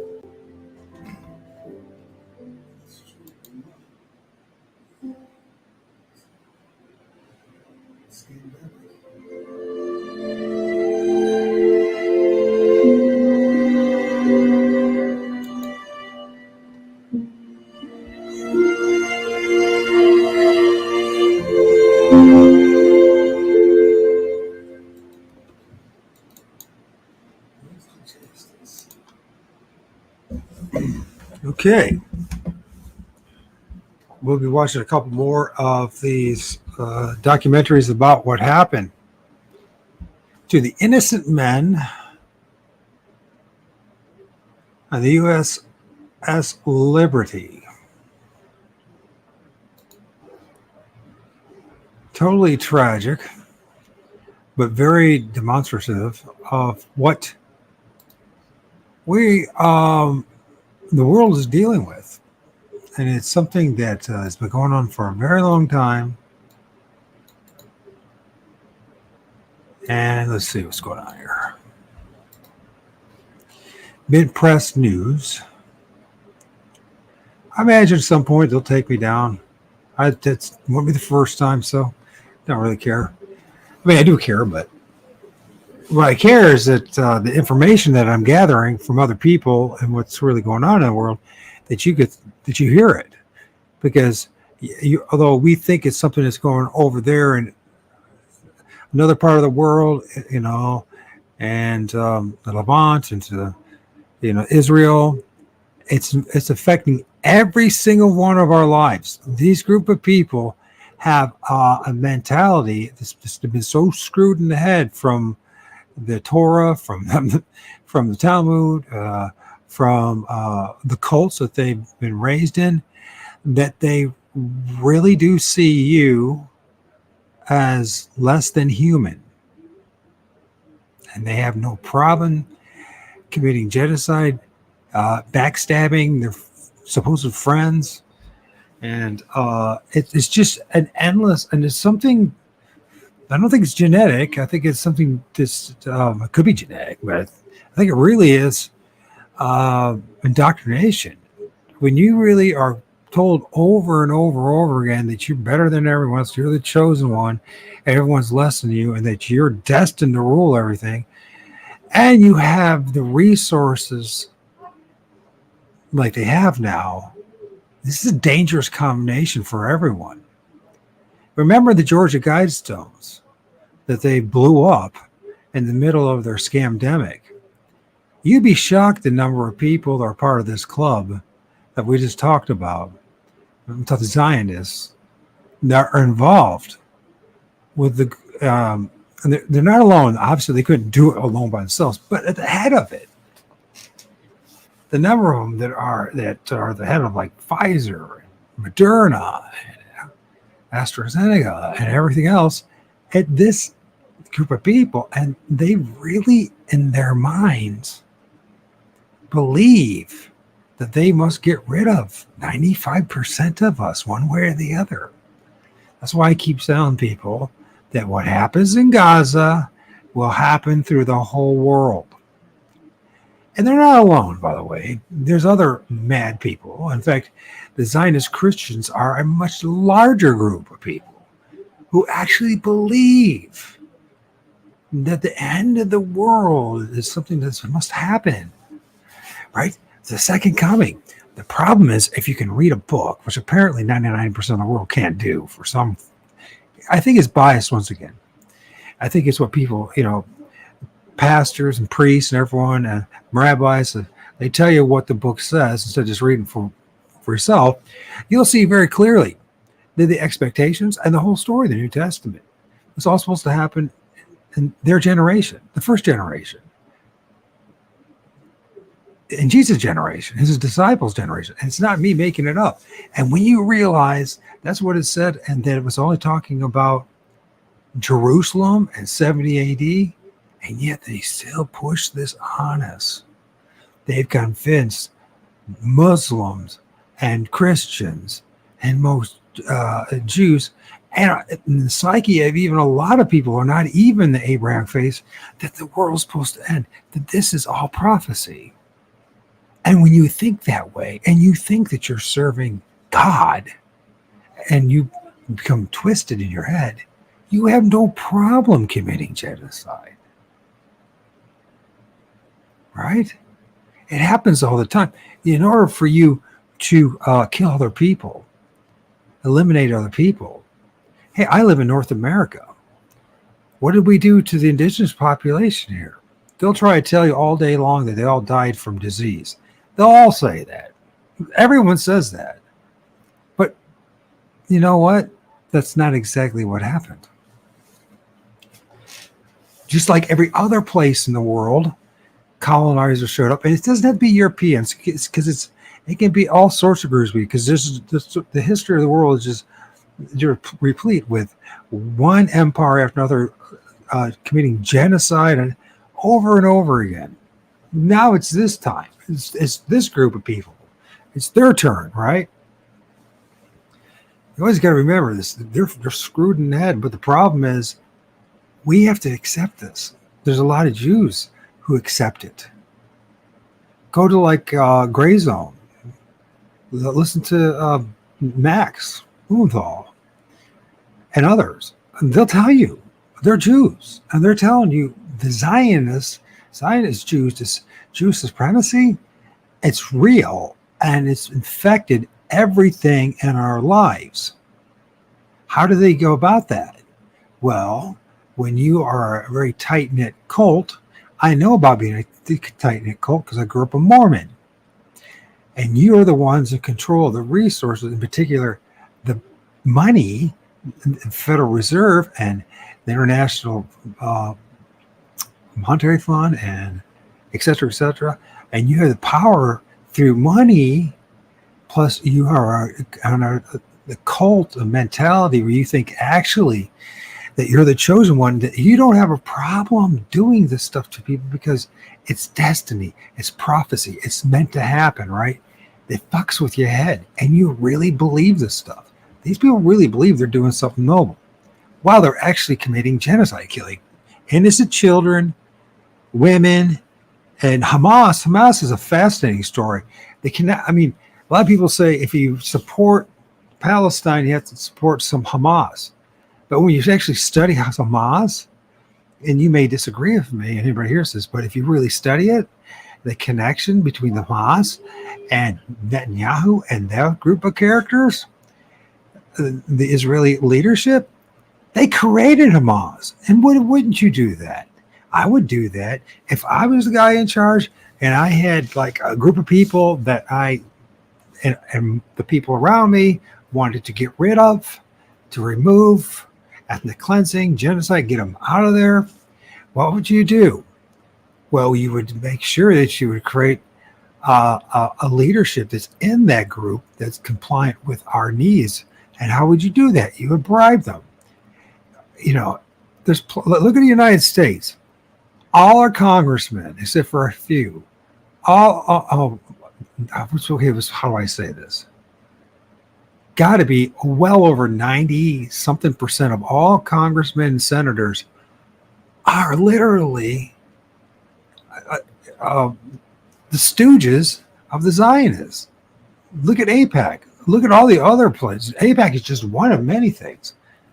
If you already are like the brainwashed and believing that the end of the world is going to happen, that Israel is some chosen place and Jews are some chosen people who's destined to rule the world, right? You already got this mindset that you're doing the right thing. You're serving God in some twisted way. And then on top of that, you're getting shitloads of money, treated like a king, and all you have to do is do their will. Just do what they say. Have you ever noticed something? Nobody's been done when it comes to leadership in this country, whether it's the presidents and Trump's included in this as much as they want to, prop him up as some wonderful guy, has done all this great stuff for the United States of America. The truth of the matter is, our resources, everything is going where? To Zionists and to Israel, to the point that they control all our politics. I mean, Netanyahu's coming to address the Congress and the Senate in joint session. A Congress that says, what the hell is a foreign dignitary, in quotes, dignitary, let's say prime minister, actually he's a mass murderer, and a psychopath, going to address our politicians? I thought it was our politicians. No, they're Israel's politicians. And you're going to watch it and see how many times he says something and they stand up and clap like a bunch of freaking, I don't know what we're going to say. How do you describe these people? They betrayed us. Look what's happening to our country. The same group of people are having all these tens of million people flood into our country. You know what they want to do with the Palestinians, those that still survive? They want to shove them here. They want to send them all here as a thank you. A thank you for you, United States, the military and politicians, all you corrupt bankers and the oligarchs. For a thank you, we're going to send maybe 1 million, 2 million Palestinians to the United States. What the fuck? You know what I mean? What the fuck's going on? I tell you what the fuck's going on. We're being totally betrayed because this is wrong. You cannot have a foreign country dictating policy, creating laws. They want to pass a law that says we can't say anything about what they're doing. And they're accused us of being anti-Semitic, which is this black magic that's being used. And I mean this. You can say magic is not real, but I know 100% it's real. And what they're doing with this law reversal, they lie about everything, project everything. Project it, as we say, listen, the Semites are the Palestinians. There's Christian Palestinians and Jewish Palestinians and Muslim Palestinians, and that's just a religion. It doesn't really matter. These are the people that they're from there. They're the Semites. Genetically, they are the Semites. And so, but this is how everything's law reversal. So the Zionists are claiming themselves to be Semites when they never were the Semites. And they're killing the Semites. They're the ones being anti-Semitic. You speak the truth about it, guess what happens? You're going to lose your job. You're going to be ostracized. They're going to find some kind of dirt on you and throw you in jail.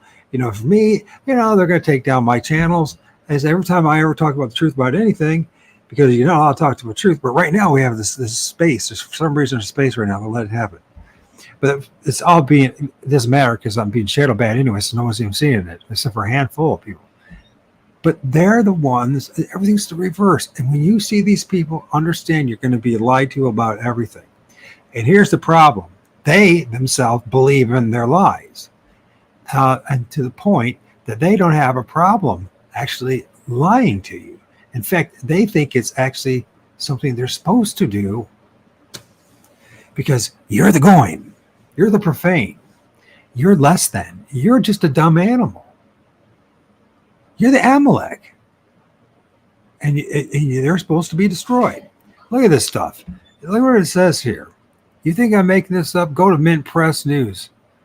As Israel continues to pound Gaza into dust, and they are doing that. Don't believe when they tell you, I guess, the endless propaganda about the hostages. It's all horseshit. There might be a few hostages. I doubt it.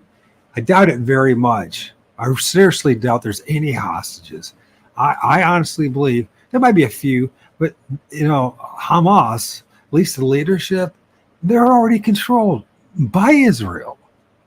They've given them billions of dollars, and then they say they're going to shoot up. There's a war going. There's no war going.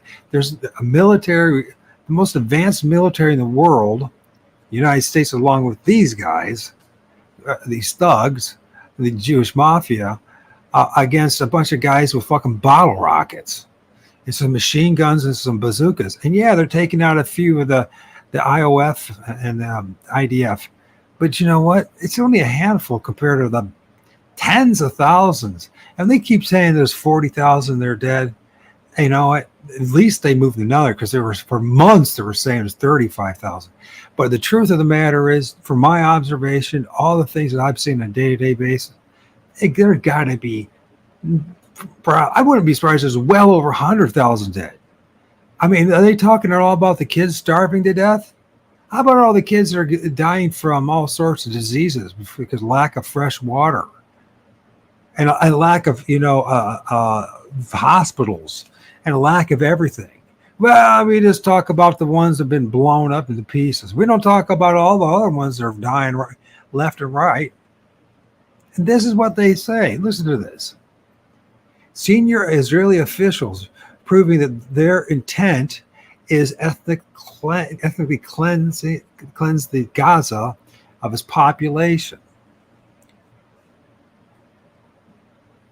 Here we go. The most genocidal statements made by Israel officials.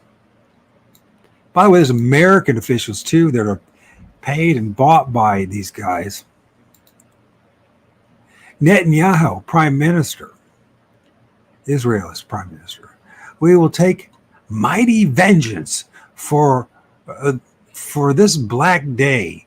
We will take revenge for all the young people who lost their lives. And if you go to my, I did a live about it. You can go to my BitChute channel and see it. It's not, it's something that I mirrored. I can't remember the guy's name now in the channel, but he did an excellent job breaking it down. And you know what's going on? What happened in October 7th? It was a total inside job. It was an inside job, just like 9/11. I'm not making this up. There ain't no way in hell that could have happened unless on the Palestinian side and the Israeli side that they're involved with this. Everything was set up for a justification to do what they're doing, because they've been planning this for a long time, folks. If you just pay attention to what's been going on in Israel for the past, or should we call it Palestine, because it's really Palestine, but whatever you want to call it, it's Israel now. It's genocide. It's ethnic cleansing. You can see the map. You can see what it was like in 1948 and what it is now. And this is what they do. This is mopping up. They're going to, and unfortunately, it looks like there's a lot of Arab countries and countries around there that are complicit about what's going on. No one's doing a fucking thing about this stuff. And this is what's going to happen. You know what? I don't agree with it. But this is what's going to happen, and you can hate me for it or whatever, but they're going to ethnic cleanse all Gaza, and they're going to turn it into high-rise build. It's going to be a resort. You know what I mean? It's going to be just nothing but supposed Jews, Israelis, right? Americans. And guess what's going to happen? A whole bunch of American Jews who have dual citizenship are going to go in there and build their homes, and we're going to pay for it. And you don't realize it. I don't realize. Well, I do realize now, but most people don't realize we're going to pay for it, because we pay for everything over there. They got free education and everything. Who do you think pays for all that? We're paying for it. One way or the other, they'll make all sorts of excuses, but we're paying for it. How come we don't have free education? How come we don't have free health care? How come what's the hell's going on? Anyways, it says here, we will take revenge for all the young people who lost their lives, which, by the way, when they're talking about the rave or the concert or whatever it was going on there, the festival, they deliberately moved it right there so that people would these young people would be slaughtered. And you know what? The vast majority of them were actually slaughtered by the IDF. Apache helicopters, soldiers, and tanks. They did it. The guys that came, the Hamas, as they want to call it, the guys with the machine guns who crossed, imagine, went through the The wall that went amazingly. I mean, this is the most. I'm sorry, kind of going over the place, but we're talking about the most surveilled place on frickin' earth. It was an inside job. The IDF, they're somewhere else that day, amazingly. And it just goes. If you look at it, you'll see, man. And we have to endless. We're gonna have to listen to for the rest of our fucking lives, just like they lied to us today about what happened in 9/11, and still lying to us today about one thing after another. All the excuses. Every damn war we've ever been in is a bankers' war. Well, who controls the fucking banks? We're so screwed. If we don't stand up, and believe me, when I mean stand up, we got to stand up for real. It's not just, and it's not about hating on Jews. We got to hate on this Zionist thing. We got to hate on the thing that's really going on, which is the oligarchs, the billionaire, the ones who are literally still treating us like we're serfs. We got to stand up against them. This system is insane. Literally, it's out of balance. Anyways, we will target all the Hamas positions. We will turn Gaza into a deserted island. To the civilians of Gaza, I say, you must leave now. We will target each and every corner of the strip. That's him saying it. And you say, well, I don't care about that. Well, you know what? Like I said, what happens to Gaza is going to happen to the rest of the world. If they don't have a problem doing it to innocent men, women, and children in Gaza, the people that have been there, people that have the real genes of maybe the past of what the Bible is about, right? Not that I believe in it at all, but maybe you do. The fact of the matter is, the Semites are being slaughtered, and if they can do that, they'll do it to us. Don't think they won't turn on us. You and I, we the people, we got to stop this. We got to stop this. Each and every one of us. This is not some liberal fucking thing. This is not some leftist thing. But this is about survival for us and our children. Because these people, look at what they tried to do to us the past 4 years. And they did do it. And the billionaires, the Zionists, the people at the top, the oligarchs made trillions of dollars. And we lost trillions of dollars. We are more enslaved today from all that bullshit that happened the past 4 years than we ever have. And if you see who's behind it all, it's a bunch of fucking Zionists who have this mentality that you're not a human being and that there's no problem doing whatever they want with you. See, they think that you're Rhoda, that you're nothing but just past cockroaches when they are. And this is I don't know, Ben Gur, whatever the hell his name. I mean, doesn't he look like Benny Hill, like a psychotic Benny the Hill, a really unfunny Benny the Hill? Like it was like Benny Hill had like a twin, a doppelganger, banger, whatever the hell it is of Benny Hill. You know what I mean? But this is the psychotic one. This is the one that wants to that actually does kill people, and just for the hell of it. The Minister of National Security, in other words, he's like one of the head honchos of the mafia. When we say that Hamas must be eliminated, we mean leaders, supporters, and even those who distribute sweets. They all are terrorists. Do you realize that our own government sees us all as terrorists? I'm talking United States of America.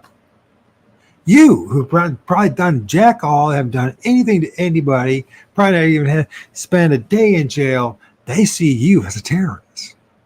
And it's interesting, terrorism. If you look at the history of Israel and terrorism, way back in the 1930s and 40s, it was they're the ones that coined fucking terrorism.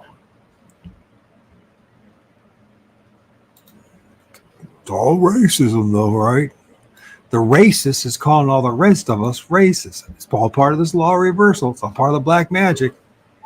I don't know. It's this Fason Alien Major General, I guess what it is. Human animals must be treated as such. There will be no electricity, no water in Gaza. There will only be destruction. You wanted hell, you will get hell. Now, first of all, the Palestinians didn't want hell. All they ever wanted is just fucking live their lives like the rest of us. And a handful of guys that they call Hamas, which the leadership have all been bought and sold and created. Hamas was Israel's fucking creation as an excuse to do the shit that they're doing. This is well established. These are psychotic people. And here's the thing. You know what's really fucked up? If you watch the beginning of this recording, he mentions Joy, but that it was they're so bad at what they do, they're as being soldiers, that they had to have American soldiers come in today and rescue allegedly four hostages. Hostages that looked like they'd freaking been eaten well and everything compared to the hostages in Israel that all look like they're in concentration camps. Oh, and by the way, they look just like the people in freaking in Gaza. All the children starving. The starvation is ridiculous. Oh, but the aid's coming. It's not coming. Not as much as you think it is. A lot of the trucks are being freaking stopped by the quote unquote settlers. Let's just say who they are. They're Jews. They're Jews. And they're sick in the head, just like when I grew up as a Mormon. I was sick in when I grew up, they were just finally allowing blacks to have the priesthood, all right? Because the blacks had the mark of Cain on them. I mean, this is how fucked up religion is. Religion's so bad.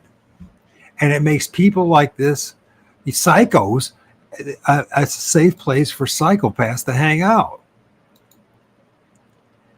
Galet, Dizel, I don't know, at Barin, former Minister of Public Diplomacy and member of the Knesset, if I pronounce it right.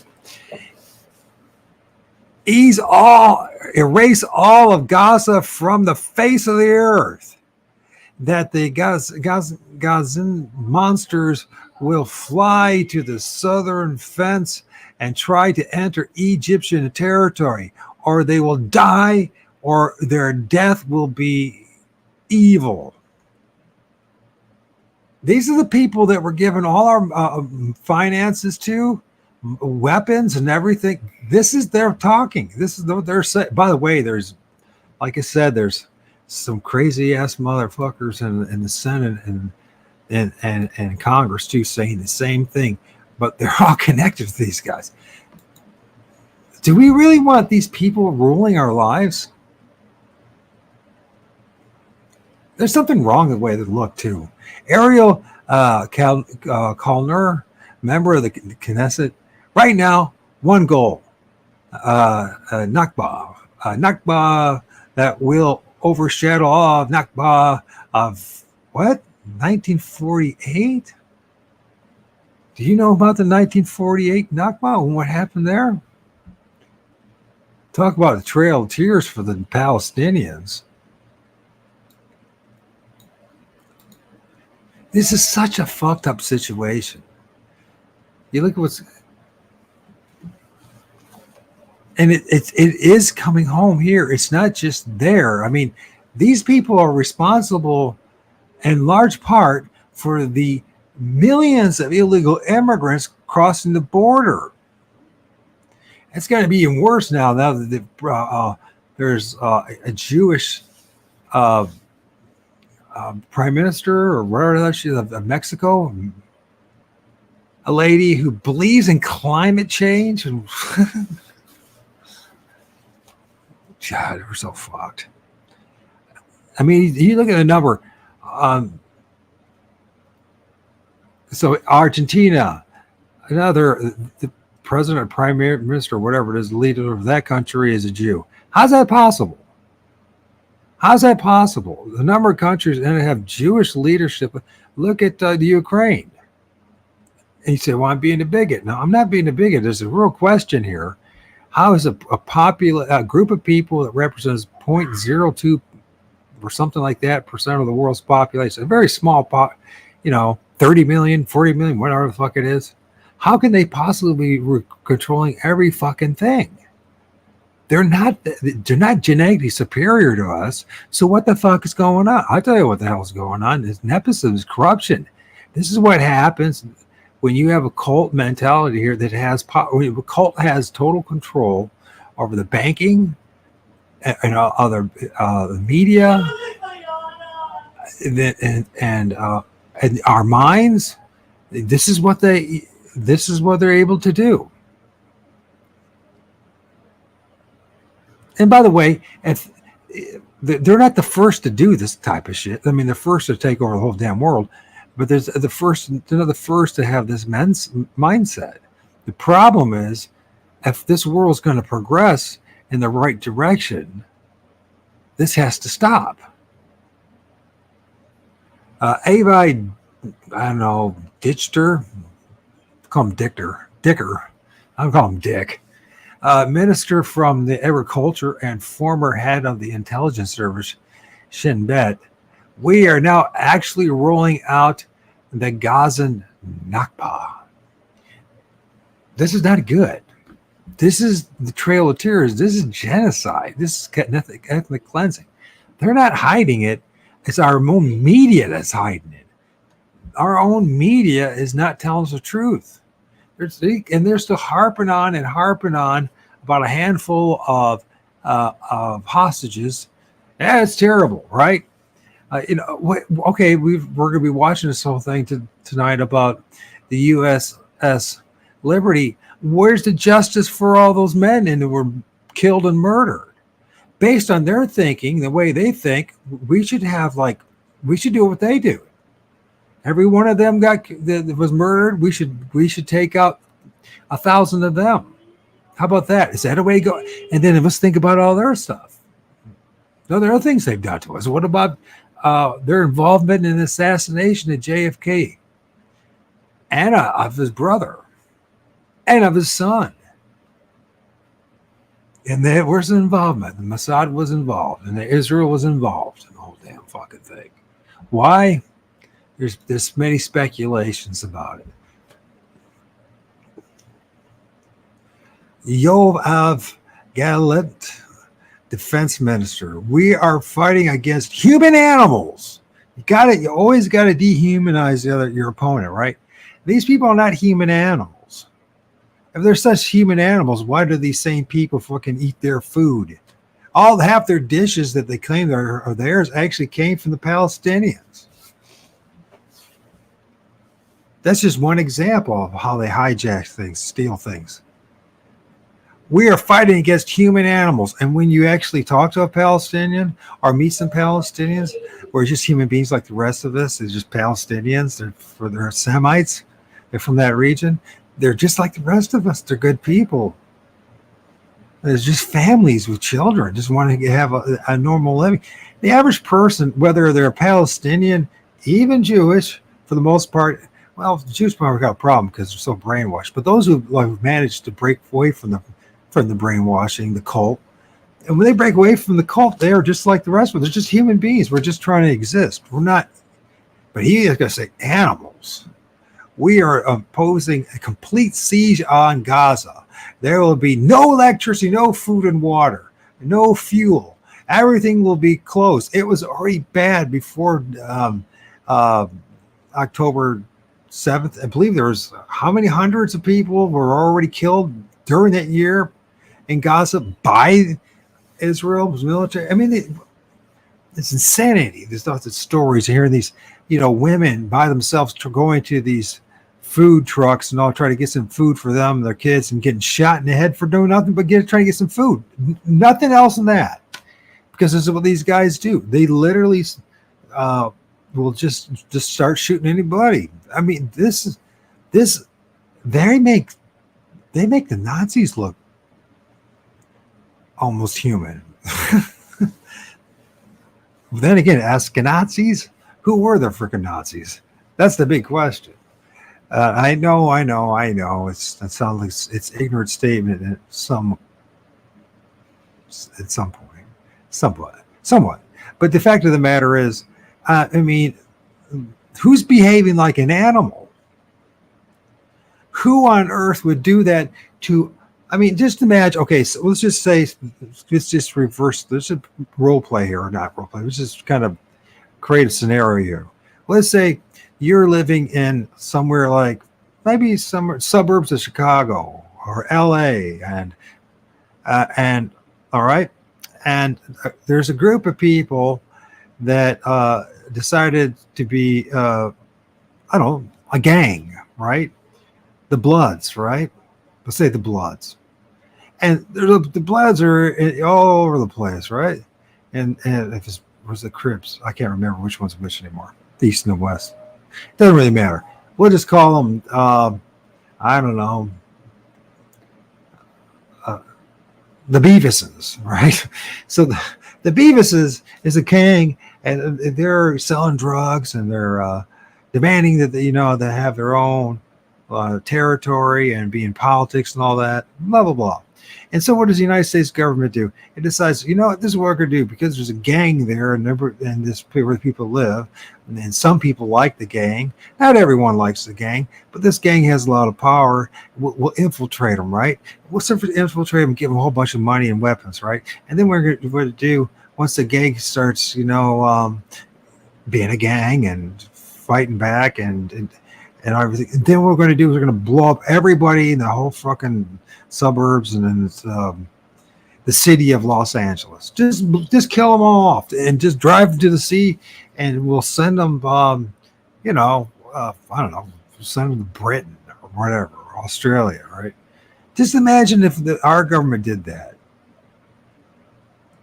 It's probably a terrible example, but my point is the insanity of what we're witnessing, and literally we're having our politicians lie to us. I mean, they got to be on drugs. They got to be a drug of power. They must be totally. I mean, we just saw in the beginning of this that apparently they all have like these APEC handlers. Basically, that means Jewish handlers that are constantly, monitoring them and what are they up to, telling them what they're supposed to vote for and what they're not. Meanwhile, they're not doing jack shit for any of us in this country.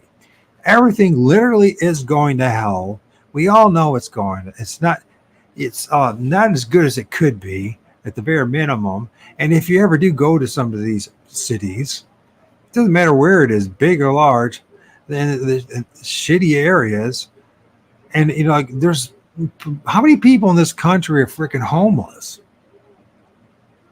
United States of America. And we're talking millions of them. Not going to do shit about that. We're not going to do shit about all the things that are wrong with this country, because apparently what's more important is Israel, a place that none of us, 9 out of 10 of us, are never going to go to for any reason. I mean, and I'm being generous on that 1%. All we hear about is them all day long. Meanwhile, all these places in North America, I mean, where are you hearing about what's going on with them? Unless it's fucking drags or transvestites or transsexuals or whatever the hell, it's good. It's only something stupid. We never hear anything positive coming on in the United States. But in Israel, it's far more important. And we're going to support these people who've literally, just imagine, not only the attack in the sea, just imagine if the government decided to cut off our electricity, no food and water. Just imagine if they did that. What do you think, man? What do you think would happen to us, my son, if the government cut off all electricity, no food and water? What do you think would happen to us? Well, we'd probably all die. Yeah, we'd probably all die, wouldn't we? And this is why we're supporting these psychopaths. That's what they've been doing to the people in Palestine. It's awful. Let's shaking. Israeli Justice Minister. Can you imagine this? Behind every terrorist, remember who started all this terrorism? It was Israel. It was the Zionists. I mean, literally. Maybe we'll do a show on that about who were the inventors, if you will, who were the of modern day terrorism. Lo and behold, as again, law and reversal, it's always projecting who you are onto your quote enemies. So remember this. This is a terrorist accusing innocent people of being terrorists. This behind every terrorist stands dozens of men and women without whom he could not engage in terrorism. Now think about that. What she's saying. Let's flip that and say, who? Let's say that we're the dozens of men and women who are enabling the terrorism that's going on in Israel. Is this? Because that's exactly what's happening. Is this? So I guess because of that, her thinking, the rest of the world should come to the United States of America and just blow living hell all the rest of us. Just wipe us all out. Take all our food, our electricity, our water, and just blow living hell out of us. Because you know what? Because they're the U.S. Because the United States government and the military, because they do all the shitty stuff. Therefore, the rest of us should be killed. That's the mindset. And don't think it's not coming, because that's exactly how they think. And this is what they always do. This backstabbing. They're freaking going to. I mean, we're learning about backstabbing with USS Liberty. They have no problem and making sure it happens to the people who have been supporting them, the terrorists, Zionists. They are all enemy combatants. So this what he said. This insane person thinks that they're all and they're so convinced that it's real. Everyone else is that's real. It's like them. But listen, from what I can see, what Hamas is. It's like maybe it could be 1,000 men who have said they're going to be into the Hamas. It sounds like a dish. Anyways, you know what? With their machine guns and some bazooka launchers, and once me get a few videos of something they actually counterattack and take out a few IDF soldiers. I mean, we're not talking that many. I mean, this is not a war. This is just some people, they're just fighting for their lives. I mean, you can't blame some of these guys. What would you do if someone killed your mom and dad, your family, your wife, your children? How would you? And not only that, but they took away all your dreams. What would you do? I know what I do. I get that machine gun. I get that bazooka launcher. Even if I knew there was a death sentence for me, I'm going to take a few of those son of a bitches out. That's the way. And you know what? That's normal. That's what any normal human being would do, is try to fight for what they believe in and fight for what they have, or revenge. And revenge is a powerful thing. You can't blame them for wanting it. By the way, they're going to send a bunch of them back here, right? With that mindset, just imagine you've been traumatized your whole life. You see nothing but war and death. And actually, it's not even war. It's genocide. It's terror. It's abuse at all levels. It's in your head. It's your experience. And you think it's not going to fucking, translate here in the United States or in Europe or where they're going to send these people? Somebody hauled me off and put me in a boat and sent me to another country after I lost everything. I would have a very hard time not thinking, how can I get back at these people? And since they're not going to be able to get back at the perpetrators, the Zionists, they're going to take it out on you and I, one way or the other. It's so fucked up. They were all enemy combatants. Their blood shall be on all their heads. Now, I mean, this is sick. Is this rational people thing? This is 2024. This is like, I'm like reading this stuff and it's like, and seeing this stuff and like, these are savages. I'm not being racist. The racist is accusing us of being racist, and I'm seeing them being savages. Do you understand what I'm saying? This is savagery. This is I don't say, oh, it's just words. But those words, you know what? They translate into something they call genocide or ethnic cleansing. And that's the fancy words to saying they're killing people. They're killing women and children and innocent men for simply being in the wrong place at the wrong time. That's their crime. Just like the indigenous people in North America, what was their crime? Yeah, some of them fought back. Why wouldn't they? Why wouldn't they? Rightfully so. But the real crime that they had is it was the wrong place, wrong time.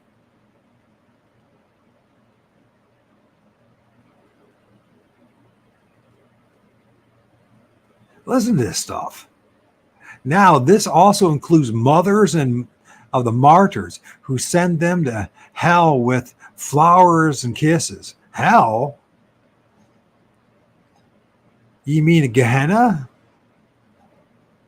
That pit outside of freaking Jerusalem? Hell? Do they really believe in hell? Since when did they believe? Oh, so they're going to go, there's no problem. We're just going to send them to hell. And it's all fabricated when you really study it. What happened in October 7th, it was just like 9/11. It was all fucking fabricated. Yeah, people died. And guess who was responsible for the majority? Actually, for all of it, if you really think it through, Israel was responsible for all of it, 100%. Literally. They allowed it to happen. They created the whole situation to happen. And then to finish it up, since it wasn't enough apparently there wasn't enough dead people to just like, well, let's just wipe out all those liberal leftists, hippies. After all, we don't like them anyways. So we'll just wipe out all of them, Who's the one that did all the killing? 203, it was the IDF killing Israelis. Why? Because they wanted to finish the job. What's the job? It's to remove all of them that are in Gaza. Permanently remove them, one way or the other. And we have our own soldiers now. They told us, they promised us, at least I don't know, you can't, do they promise anything? All the words are nothing but freaking lies. But we were told that U.S. soldiers were never going to leave that makeshift pier that they made. Well, turns out they did. And it's not the first time. And now we're finding out it's not only the Israelis that are killing these innocent people in Gaza and the Palestinians, it's our own soldiers doing it. You know what? We do live in an evil place. That's all I got to say. Worldwide, but we seem to be the center, that center of just, just like the Illuminati playing cards, you know what I mean? The demons flying out of the nation's capital. It's just nothing but fucking evil comes out of fucking Washington, D.C. I can't think of anything fucking good that happens. It's just pure. It's like it was fucking designed not to bring democracy. Well, maybe it is democracy. Demonocracy. They should go, as should the physical homes. There you go. This was about in which they raised the snakes. Otherwise, more little snakes will be raised there. I could read some more, and I will read some more. I'm going to get back to listening to these videos. Listen, this is their mentality. They call them, they're dehumanizing them. They're blaming. It's all an excuse. It's all just words. These people are evil to the core, and they think that their evil is righteous and good. But you can't in any way say that genocide. I mean, go to my Twitter page. Go over to Twitter, just start looking up what's going on in freaking Gaza, and look at the endless videos of innocent children with arms blown off, heads blown off, them being torn in bits and pieces, being shot up and all that. These are kids. These are kids that, you know what, if they were treated like human beings, would be nothing more than like the rest of us, human beings. Yeah, we have our issues, right? We're mean to each other emotionally and other ways, but the average person has no desire to go around killing people. But in Israel, they've been so conditioned and so trained and so brainwashed, they become terrorists. And they don't have a problem doing all this evil stuff.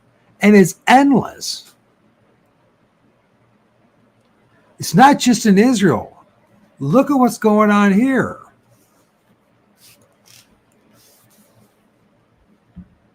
All the corruption. Who's the snake?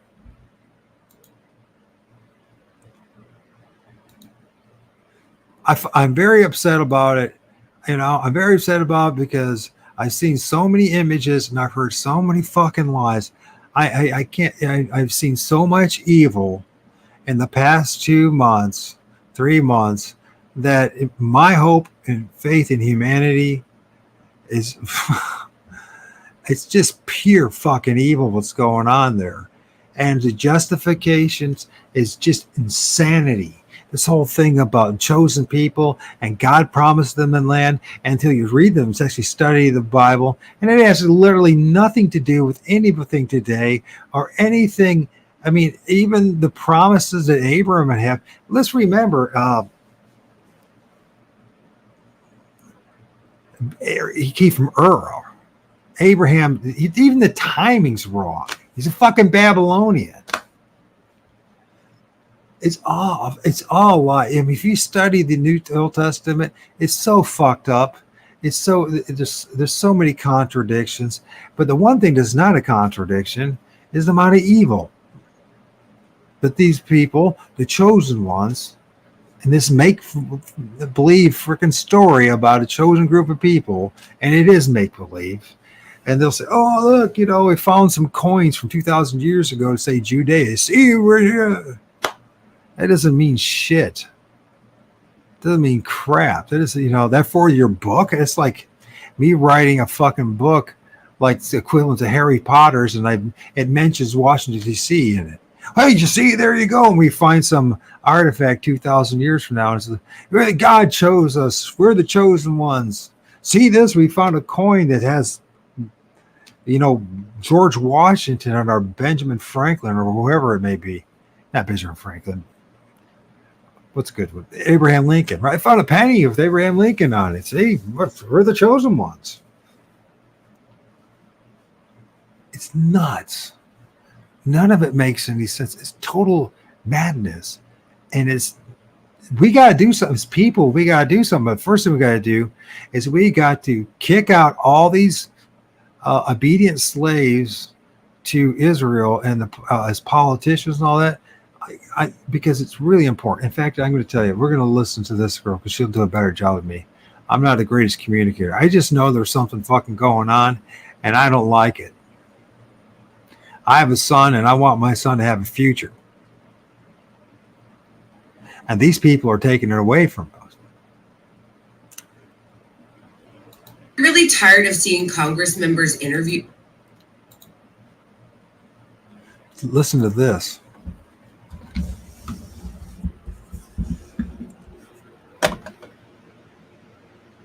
I'm really tired of seeing Congress members interviewed in general because usually all they do is go on their partisan networks and sides and just scream and throw shit at each other or sit in their useless committee hearings trying to have like gotcha moments that they can put on Twitter and fundraise off of. However, if more interviews were like this one with Thomas Massey, I'd watch them because here he's actually talking about something that actually matters, okay? Something you never hear Congress members talk about because they are so fucking corrupt in a bipartisan fashion that you won't see them talk about things like the fact that they have to buy their way on committees, the fact that they're all funded by big corporations and dark money billionaires, the fact that they trade stocks, which should be illegal because if you did it, you'd be in jail. It's quite literally insider trading. Anyway, most of them are owned by AIPAC. Most of them. There is a small handful of Democrats that are not, and that would include people like Rashida Tlaib and Ilhan Omar, AOC, and of course, Jamal Bowman, who is now facing a primary where AIPAC is putting over $10 million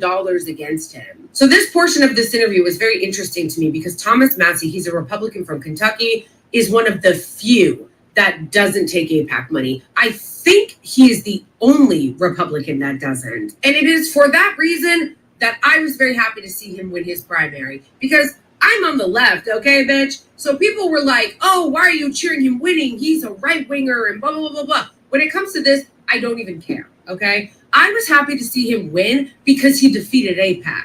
I am so tired of foreigners running our elections that to see him win despite the fact that they put so much money on it, here, guys, I'm Team America, okay? So whether I like his policy prescriptions or whatever the fuck, I'm still going to be Team America. And so, yes, I was happy to see him beat them. But when you think about that, that is insanity. We shouldn't have foreign governments spending money in our elections and deciding our primaries. What in the land before time is happening in this country that a foreign lobbying organization that isn't registered with FARA, by the way, can be the ones deciding our elections? I could go on forever, baby, but listen to what he said here. And trigger warning, Tucker Carlson at some point has to go off about how much he loves Israel. What a great place it is. Calm down. And listen, I gave Carlson credit for the fact that he was the only person I can think of that actually interviewed a Palestinian Christian from the occupied West Bank. Like, no one does that. But I'm going to need you to calm down here. We don't need any more people in this country in positions of power kissing the ass of the Israelis. Okay, go. Republicans who come to me on the floor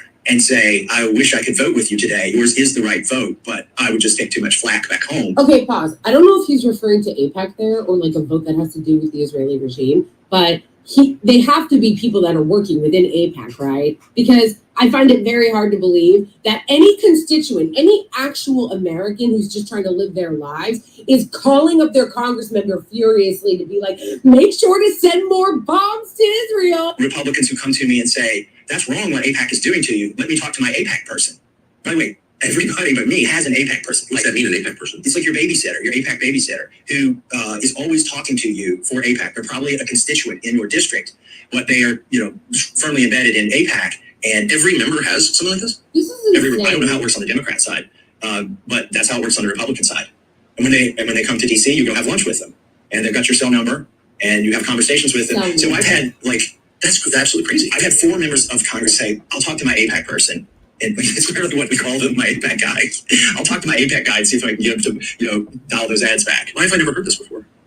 It doesn't benefit anybody. Why would they want to tell their constituents that they've basically got a buddy system with somebody who's representing a foreign country? It doesn't benefit the congressman for people to know that, so they're not going to tell you that. Have you seen any other country do anything like this? Like, no. Russia obviously determines the outcome of our elections. We keep hearing that.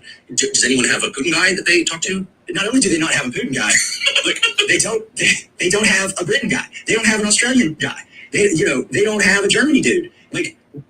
It's the only country that does this, that has somebody that uniformly. I guarantee there's some spreadsheet at AIPAC where the AIPAC dude who's matched up with the congressman is there, and then all the congressman's votes on the issue. Oh, has the congressman been to Israel? They pay for trips for congressmen and their spouses to go to Israel. I'm not the only Republican who hasn't taken the AIPAC trip to Israel, but I'm probably one of a dozen that hasn't taken that trip. The other ones just haven't got around to it. What's the trip like? Do you know? It's kind of like, I think, vacation-y. You go see the wall, you go see the sites, things like that. It's such a great, I must say, it's such a great country. Jerusalem especially is just such a wonderful place that's got to have a big effect. You go swim in the Dead Sea. Yeah, I've done that. Yeah, not on an AIPAC trip, but I would recommend it to anyone. Sure it wasn't an AIPAC trip. I paid for it myself. No, I mean, it's just funny. I mean, I am a legit lover of Israel, of the place. I like the people, and I love the food, and the whole thing's so great. But that's distinct from the government, because Israel's just a foreign government. My sense is the people are very entrepreneurial. Yeah. that they're publicly minded, they care about their country, that they're generally good people, right? That's certainly been my experience in trips there for sure. It's great. It's just I think it's probably one of my favorite, maybe my all-time favorite place to go. Yeah, I know. But that's just a completely different thing from taking orders from its government. Okay, let's move past the very yikes, really unnecessarily over the top drooling over the Israeli regime. And listen, bitch, I'm a Christian. I'd love to go to Jerusalem. I'd love to go to Bethlehem and see where Jesus was born, but that's not what we're talking about. Because what does that have to do with AIPAC, okay? He was giving some very interesting answers and insights that we generally don't hear. And the reason why we don't hear it is because not only is our entire Congress bought by AIPAC, so is Donald Trump, so is Joe Biden, and so is our entire media on both sides of the aisle. This is one of those bipartisan issues that you don't really hear about because they all benefit from it. So honestly, you should have kept talking about that. Why are you talking about their food? Which, by the way, it's not their food. They're culture vultures. They just took it from surrounding countries. Second of all, why does that matter? The question should have been, the follow-up question should have been, what do you think their goal is taking them there? You think people just take people on trips for free? Obviously, it's a propaganda tour. They do it for the same reason why they take a bunch of born and raised American citizens on birthright. It's absolute insanity. And I'm gonna need a lot more of you to start thinking more critically about this kind of stuff. Because why don't they talk about that? They don't talk about it for the same reason why they won't talk about the insider trading, as I mentioned, because they both benefit from it. Why would they talk about it? They'll go out all day and punch each other over bullshit. They want to talk about Trump's hush money trial. They want to talk about Hunter Biden's dick pics. They want to talk about everything except for what matters. The Biden, Trump, and Democrat Party. But what you won't hear them talk about is the Israeli regime's lobby. What you won't hear them talk about is how all of them go in pretty middle class and then come out multi-hundred millionaires because they do insider trading. They don't even write their own legislation. Lobbyists write their legislation. Which, by the way, I would love to interview a lobbyist or an ex-lobbyist because those are the people that really run DC. The Congress people are just figureheads. They're just the puppets that take the money. I'm getting off topic, but I find it incredibly interesting that he even actually talked about this because most of them don't. I would have loved to have heard more.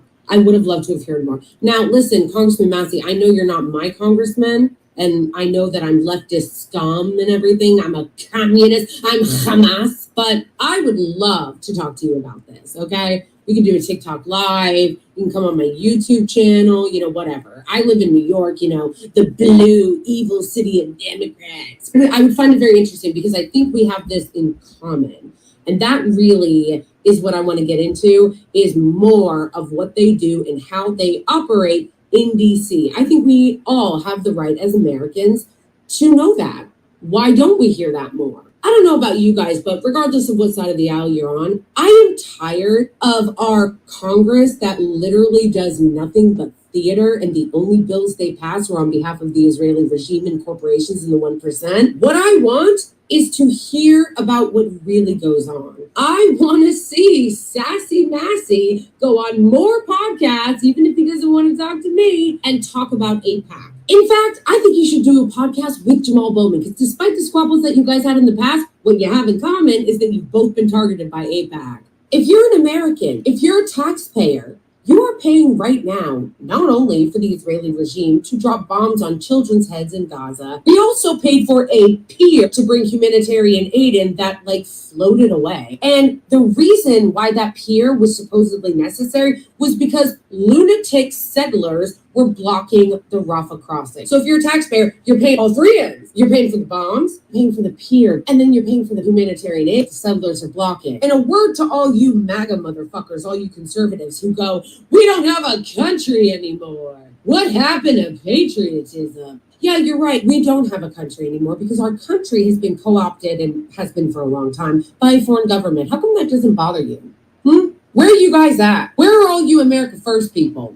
Where are you at? Because last time I checked, Israel's not the 51st state, okay? They may control our president and our Congress. And yes, they do own Biden. Despite the things that you hear every single day from right-wing Zionist lunatics like Barry Weiss and Ray Dubin and Ben Shapiro say, he's a Hamas. us. He's just abandoning Israel. Not only is that not even close to true, it is next level demented. Biden is a Zionist. Biden has let Netanyahu dog walk him and humiliate him at every turn. And despite him and Kamala Harris, everywhere they go, getting protested about the genocide in Gaza, he's still like, yeah, keep going. He's literally compromising his own re-election because that's how loyal he is to the Israeli regime. So when you hear people say, yeah, because Biden's abandoning Israel, lunatic. You really need to ask yourself what their motive is for saying that, because that is straight up lunatic shit. They're not the 51st state.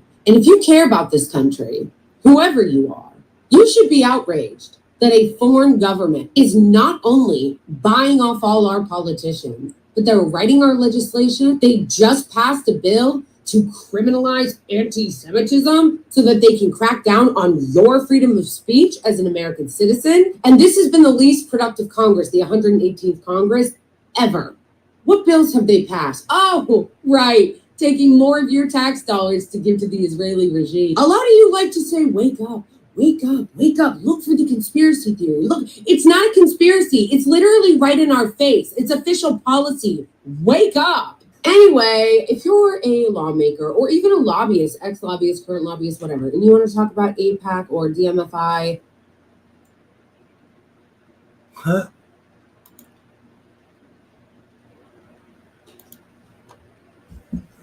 Yeah, and I mean, she does a great job there, right?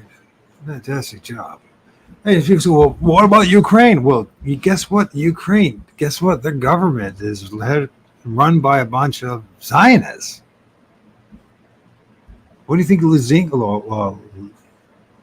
links or whatever the fuck is? I can't say the name right now. I don't know. Zelensky. He's freaking psycho Zionist. And just a reminder, Bibi Netanyahu, Benjamin there, he's set to address the U.S. Congress July 24th. That's what it is. The date keeps moving. It was supposed to be this month, but now I'm moving it. And if they let this son of a bitch go in Congress, and I tell you what, we don't get even our president to do this. Nobody, why him? So he's going to be there. Israeli Prime Minister Benjamin Buttfuck is expected to address a joint meeting of Congress on July the 24th, setting the stage for what is expected to be a contentious speech at a crucial moment for the ongoing Israeli-Hamas war, which is not a war, and they're just killing. It's a genocide, it's ethnic cleansing, but they're make believe that it's a fucking war. I mean, it's insane.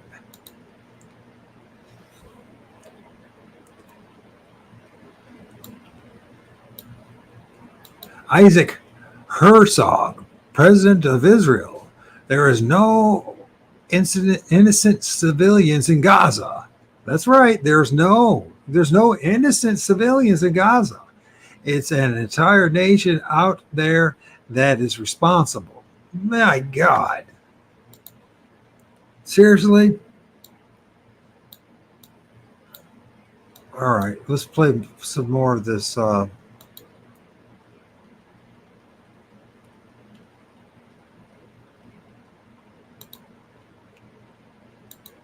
Because I don't, we should still remember about the innocent men that were slaughtered. And let's just be honest. They were slaughtered by Israel back in 1967. Our citizens. And nothing's being done about it. And that's just one of many incidences in which Israel has betrayed the United States. But we can't talk about any of that kind of stuff because, we live in a land of bullshit and lies and criminals and psychopaths. It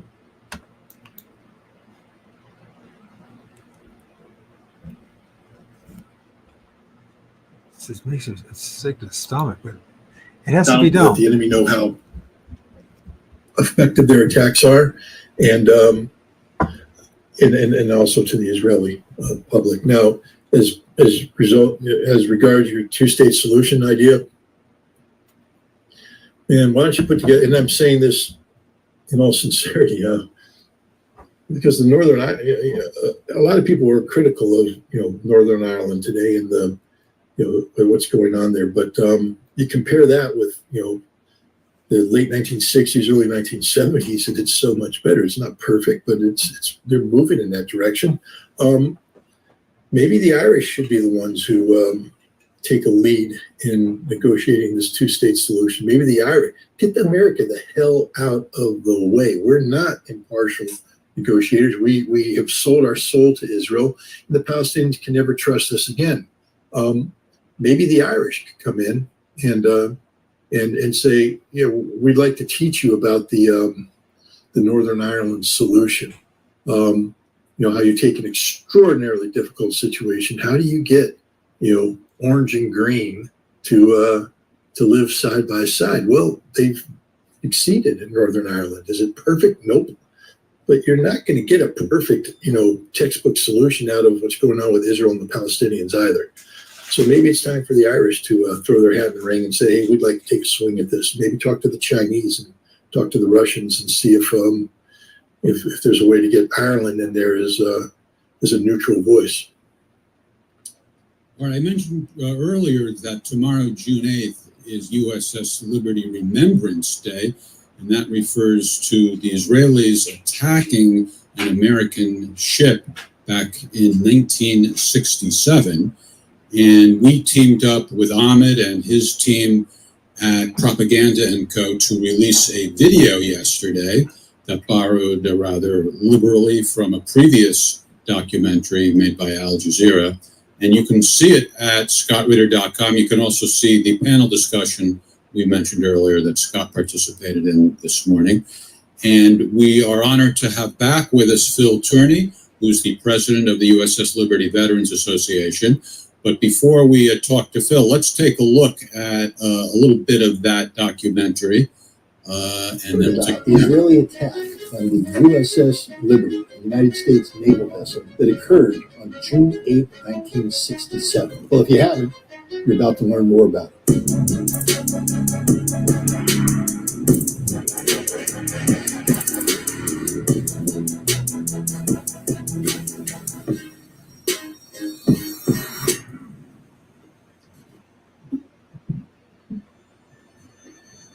June 8th marks the 57th anniversary of the attack on the... Oh, I thought that was the trailer. I think that's actually the full documentary. We're not going to watch the whole thing right now. Hey, Phil, how you doing? Good, Jeff. Nice to be on with you guys. Scott, you're in person. Last time you were incognito. Yeah, no, good to see you. Thank you, sir. I appreciate it. Well, nice to see you two getting along so well, because I know that Scott didn't quite reach the exact same conclusion you did, Phil, and some of other folks who were with you who believe that it was an intentional attack by the Israelis. Scott's not quite convinced. Why don't you guys get into it? No, you can't speak for me. I can only, as an analyst, I can only go where the facts take me. And when I reviewed all the declassified facts, I went with there. But if you listen to me at the end, I never once discounted the things that Phil and the others were saying. I never once said that they were wrong. We didn't reach different conclusions. I simply, as an analyst, I can only attest to that which the facts give me. What I have said is that the U.S. government has not done the full-scale investigation that must be done for the truth to come out. And until that happens, there's a whole wide range of options that could end up being reality. And so, I don't want you to put Phil and I, in a boxing ring where we don't belong. We're actually on the same side here. I can't, as an analyst, go all the way forward. Look, Phil's not an analyst. There's the difference. Phil was there.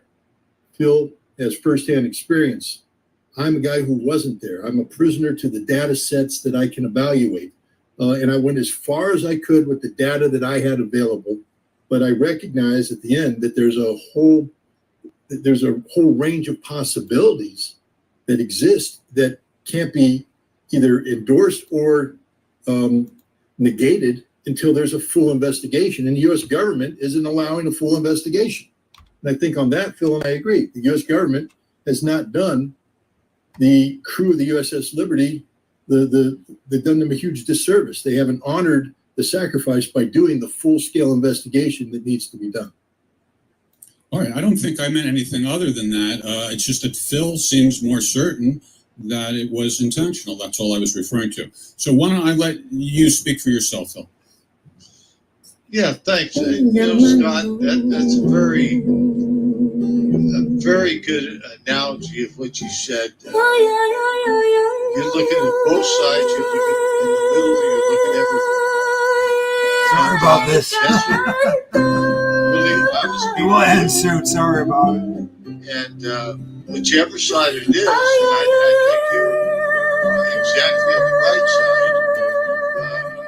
I'm here in Virginia. What the hell? Greatest spies Sorry about that. in the world. We're going to Arlington tomorrow. But we do have positively beyond a doubt, from eyewitnesses and Admiral Thomas Moore in his memoirs, the Moore Report, Sacrificing Liberty and everything like that. But the real deal is America needs to give us a chance, as you're doing, Scott, to tell the world the real truth, because our republic demands it. If we don't have the truth, our republic will fall. And I don't think there's anybody else that understands that better than you, Scott. Well, no, I appreciate it. And look, you understand it better than I do, because as I said, I'm just an analyst. You're living this tragedy. Look, I've been screwed around, excuse my language, screwed around by the U.S. government, 6 ways from Sunday, as Chuck Schumer has famously said, and all that. But, I wasn't on a ship where 34 of my shipmates were murdered by the Israelis. I wasn't on a ship where 172 of my shipmates were wounded, grievously wounded, watching, their lives bleed out from them. I wasn't on a ship that was attacked by a nation we thought was an ally. That is getting screwed. That's getting the short end of the stick. And, what you guys have been living with this for 57 years. 57 years. Sometimes I feel like I wake up in the morning, I feel like I'm going insane about what happened to me 20 years ago or 30 years ago. To carry a burden like the one you're carrying, like you and your surviving crew members are carrying for 57 years, the fact that you're still here amongst us, that you're sane, that you're rational, that you have your health, is a testament to the resilience of you and your shipping. So what would we expect? You guys are the goddamn crew of the USS Liberty. You didn't go down. You didn't sink. You didn't falter. You stood proud. You didn't abandon your ship. You didn't abandon your shipmates. You didn't abandon your cause. You didn't abandon your nation. Your nation may have abandoned you, but you never abandoned America. So why am I surprised that you're still here, Phil? I shouldn't be surprised. I'm just saying that it's a hell of a thing, and people don't. For people who haven't borne the burdens that you've borne, and I to a lesser degree have borne, they don't understand the toll it takes to live a life knowing that your government has lied about the service that you provided, lied about the sacrifice you made, and is blocking at every step of the way any effort you make to tell the truth, to get the truth out there. Because you know how, and you know this, Phil, how do we ultimately honor the 34 dead, the 172 wounded, and the survivors? With the truth. With the truth. That's all anybody ever asks, the truth. It is, and that's what's happening right now, Scott, on your show. And the passion that you show for not just the USS Liberty, but America is commendable. America needs us. The country needs us to tell you the truth of what the real world is when your own government sets you up to be murdered by a foreign government, the Zionist state of Israel. That's exactly what happened. Our own government set us up to be murdered. And that's a fact. That's certainly a fact. To bring us into a war we never belonged in. And it is imperative people understand that there's nothing's changed in this world that I've seen since I've been alive that will convince me that we're not controlled by another government or our Congress people aren't bought and paid for. Because nobody in Congress wants to touch us. We're nothing but lepers to them. We're liars. We're cheats. We're anti-Semitic Jew haters. We're not, man. We're just here telling the truth and we get labeled. We didn't kill anybody. We didn't murder anybody. They did all the killing. And they took away our First Amendment rights and told us never to say anything. We'd go to jail, fines, or worse, death. That came straight for Admiral Kidd, a flag admiral, dressing us down when he should have patted us on the back. We got treated like shit before that. We kept our ship afloat by the grace of God. And then the admiral, a flag admiral, tells us to shut the hell up. Well, we ain't shutting up. Our country means more to that. Our 34 dead, we're going to celebrate tomorrow in sorrow. They deserve that because we don't forget. We don't leave anybody behind. We don't forget. We're Americans.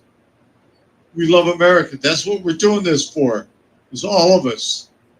And God bless America. I'll fight for this country again, but not under a government that's subservient to somebody else. You know, Phil, I just want to say something. I don't want to get, you're like me, Phil. You wear your heart on the sleeve. And the last thing I want to do is get you riled up, but maybe we need to get riled up. But, you know, our Congress has abandoned the Liberty survivors, abandoned the Liberty dead, abandoned the Liberty wounded, as Phil just said. In Congress today, we have a congressman, I believe his last name is Massey. He served in the Israeli Defense Force, and he wears the Israeli uniform in the U.S. Congress. So we have an American representative who wears an Israeli uniform, the uniform of the nation that attacked the USS Liberty, that killed 34 Americans, wounded 172. He wears that uniform in the U.S. Congress without any penalty. And he advocates, and this is the part that really gets me, if your blood isn't boiling about a congressman wearing the uniform of the Israeli Defense Force while he's in Congress doing his job, then the next one should. He is advocating, because right now there's 20,000 American citizens fighting for the Israeli Defense Force today in Gaza and against Hezbollah, 20,000. And he is basically saying that Congress needs to extend to these 20,000 Israeli Defense Force fighters who hold an American passport the same rights and privileges that are enjoyed by American reservists and National Guardsmen who get called up and have to leave their jobs, and their jobs are supposed to be protected for them. So Congress is willing to do the unthinkable, which is to extend rights and privileges that accrue solely to American service members and extend them to Americans serving the Israeli Defense Force. That should sicken you. But what should really sicken you is that Congress is bending over backwards to appease the Israeli lobby while they continue to stifle the search for the truth about the USS Liberty and the murder of 34 American sailors. If people don't start getting pissed off, I mean, this is the kind of stuff that should have all of America up in arms. My God, if you don't stand for American dead, you stand for nothing. These 34 died serving their country. They died in a secret war that not too many people know about. Even today, when I was digging through the archives, there's so much. I mean, you go into some of these reports, and entire pages are removed. And I'm somebody who's a historian, and I understand the value of words. And when you remove entire pages from consideration by the public, it makes you say, there's that old Monty Python skit, the things that make you go, and that's one of them. Why don't you want us to know about that? Is it about classified? Well, I'll tell you another thing too. 1967, you guys may have been doing some top of the line stuff in 1967 in terms of technology, but it ain't top of the line today. And so what are we protecting? What are we protecting? When back then, they would take the UHF and VHF signals and they would bring them together. And one of the great things that the Liberty could do is to break those signals apart. Well, gosh, guys, hardly anybody uses those anymore. That's old school stuff. What are you protecting? What are you protecting?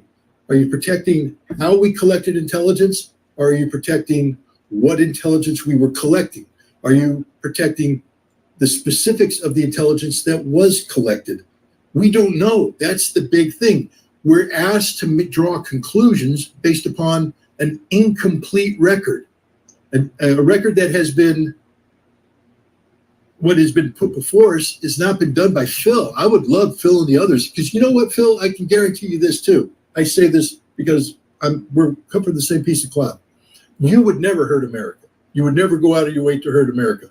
So if I put in front of you the entire Liberty archive, and I said, Phil, declassify that which you need to tell the truth. But remember, we need to protect American national security interests too, that we don't want to put anything out there that, to give you an example, when Edward Snowden released all sorts of documents about the violations of the Fourth Amendment, I will never condemn Edward Snowden for doing that, because the moment we have U.S. intelligence services violating the Fourth Amendment rights of Americans, we got a big problem. But there was some stuff that was released through Snowden that should never have been released, because it didn't further the argument. All it did, though, is give away capabilities to, enemy. So I think, Phil, I trust you and your shipmates to go through this material and say, yeah, we don't need to say this, we don't need to say that, we don't need to say this, but we do need to say this, we do need to say that. If I were in the U.S. Congress today, and Dennis Kucinich, if you're listening, Dennis is our good friend who's running for the 7th District of Ohio. Dennis, my God, man, one of the first things you need to do when you become a U.S. Congressman is convene a USS Liberty hearing and get these survivors while they're with us before you to tell you the truth, so that you can begin the process of subpoenaing the intelligence community to release the material that needs to be done, and get Phil and the others to form one of these tiger teams to go through the documents and say, this is what we need to tell the truth. This we don't want to talk about because it hurts us. But this is what needs to be done. So you guys are a national treasure, and we need to take advantage of you while you're still with us. While you were talking, I flashed on a couple of quotes from a couple of letters, one of which is from a current member of Congress, Ed Case in Hawaii, who confirmed that there's never been a congressional election. Is he an ally, Phil, or is he just simply answering the question? I think that he's an ally for exposing that there never has been an investigation into USS Liberty, because it's already been investigated by the Board of Inquiry, which was a scam 7 days. So the Congress tells us that there's been multiple or something. I don't just like to do it on Facebook or Twitter or X or whatever it's called, Instagram or something else. I like to go out there and get my hands dirty. I'm going to find a way, and I'm going to go and show my support for Israel right now. And a good friend of mine is running against him, Rick Wiles. And he can't get anything going with the media because of the quote-unquote superiority of the Zionist regime, and to have a person, a congressman, walk into the halls of Congress with an Israeli uniform on, that is treason. that is preposterous, it's disrespectful, it is heartbreaking our country's come to that. Because we are not subservient to Israel, but really we are. That's got to break. That cycle's got to break, or our country will break. And I wish, Rick was one of our guest speakers today. And I wish him all the best, because he's best for America, and he's best for our country. And Scott, I don't know if you've been in contact with Rick Wiles or anything like that, but he'd be a great guy to get in contact with. Well, you just read my mind. Jeff, Jeff's the smarter guy of the two of us. I'm the guy that wears his heart on the sleeve and likes to yell a lot. Jeff's the patient, rational character who says, oh, nice, Scott, but no. Okay. I don't know what we do in terms of our, politicization, but yeah, let's get this guy on and let's boost his candidacy, and let's get this guy in Congress, and let's get that Israeli Defense Force uniform wearing son of a bitch out of Congress. He doesn't belong in the people's house. We need to get an American in there who believes in America first. And I don't mean America first in a jingoistic fashion. I mean that you're a representative of the American people, not the Israeli nation, not an Israeli lobby. And so, yeah, Phil, thanks for doing that. Jeff, let's see if we can make it happen, man. We should do this. All right. Well, right now we have a question for Phil from one of our regular viewers. And it speaks to what we alluded to earlier, and that is Phil's belief that it was an intentional attack. This is a question about motive. I'll read it out loud because some of our audience is audio only on Spotify. It's from Mita Kalikov in Malmo, Sweden. Her question: if the attack on the USS Liberty was a false flag operation, what could have been the reason for doing such an awful crime against its own people? I mean, what kind of terribly disgusting plans must Washington have had that they needed to kill hundreds of its own sailors and sink their own ship just to justify whatever they were planning? What a great question. The USS Liberty, as we all know, was the most sophisticated spy ship in the world. And they sent us there for a reason. LBJ and his cohorts, Levy Eskel, he was prime minister at the time, and people in government, many Jewish people were there, that supported Johnson. And by the way, Johnson was coming from a Jewish background. I think everybody knows that. They don't, they should read up on it. But we were sent there intentionally, perhaps even the year before this happened, like I said before, but for Israel to sink our ship as fast as they could. As fast as they tried. They tried for almost 2 damn hours. It was a 2-hour attack with jet aircraft, unmarked jet aircraft, to hide the identity. Torpedo boats, machine gunning us, torpedoing us, shooting our life rafts. We were going to put our seriously wounded in there, and they shot them out of the water. They took one aboard their boat as a trophy of the kill. So it was a pre-planned attack, but we didn't sink by the grace of God. We didn't sink. And we're alive today to tell everybody what our country did. We really don't hate anybody. All we want to do is just get the truth out, because our country deserves it. And it's our duty as Americans. We're all Americans. Scott, Jeff, your listeners, everybody's doing it. We love our own country. So let's do it in truth, not lies. We don't need any more lies. We got enough going on now to last for 100 freaking years. So what you guys are doing, I'll tell you what, I bless you for it. I bless you for what you're doing for America having me on. Thank you. Well, we love and support you, Phil, and I was so happy to hear that you finally found a home for the monument. I remember when we were talking the last time, that still hadn't been settled. And why don't you tell us a little bit about who turned you down, as well as who finally said, yeah, we'd be happy to host this monument. Oh, thanks, Jeff. This is a very great thing that started in my hometown in Cedar Ridge, Colorado. And Kathy Meskel was she did a lot of monuments and stuff. And I asked her if she would consider doing the USS Liberty, and I told her that it could get her in trouble because just of the content of it. But it's a true story. There's nothing anti-Semitic about it or whatever. It just tells the truth. But we tried to get the Navy to get it at the Navy Yard Museum. They turned us down. The National Security Agency turned us down. Cold War Museum turned us down. National Spy Museum turned us down. I could go down to Dog Catcher. They would turn us down too.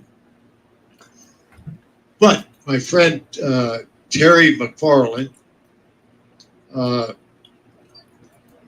he's a shipmate, a former board member.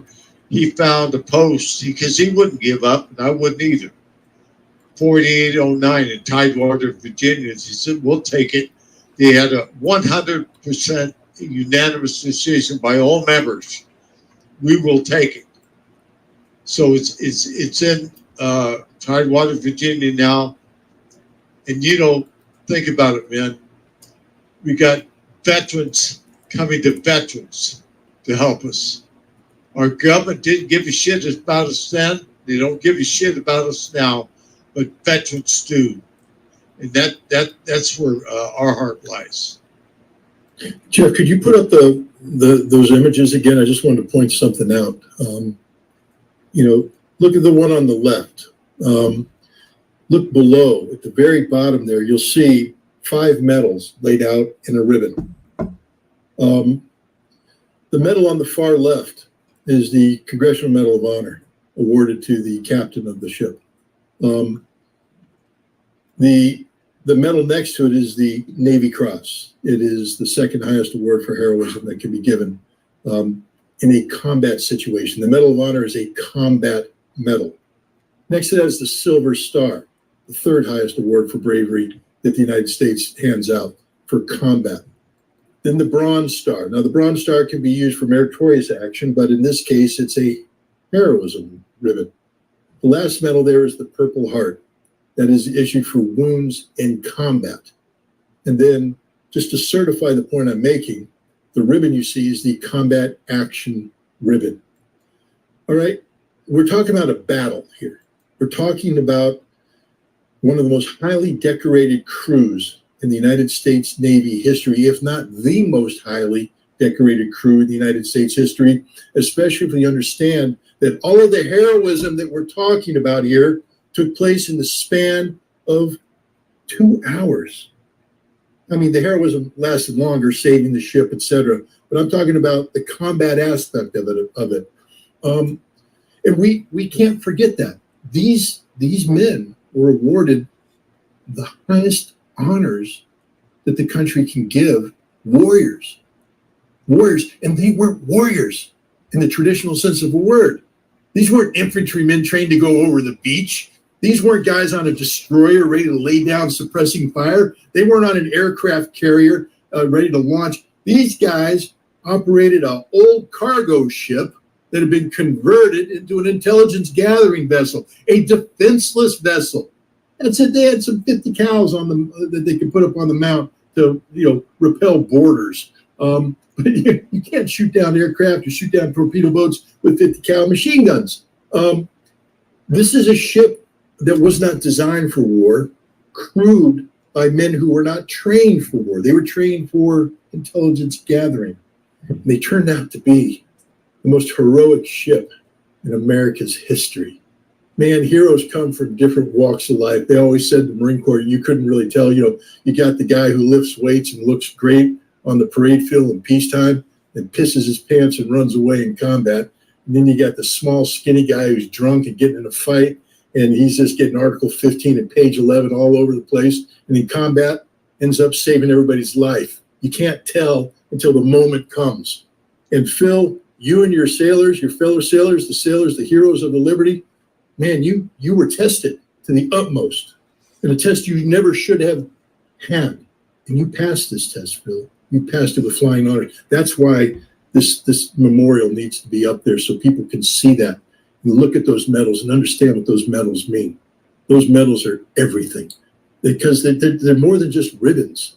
They're the only recognition that our government has put forward about what really happened that day.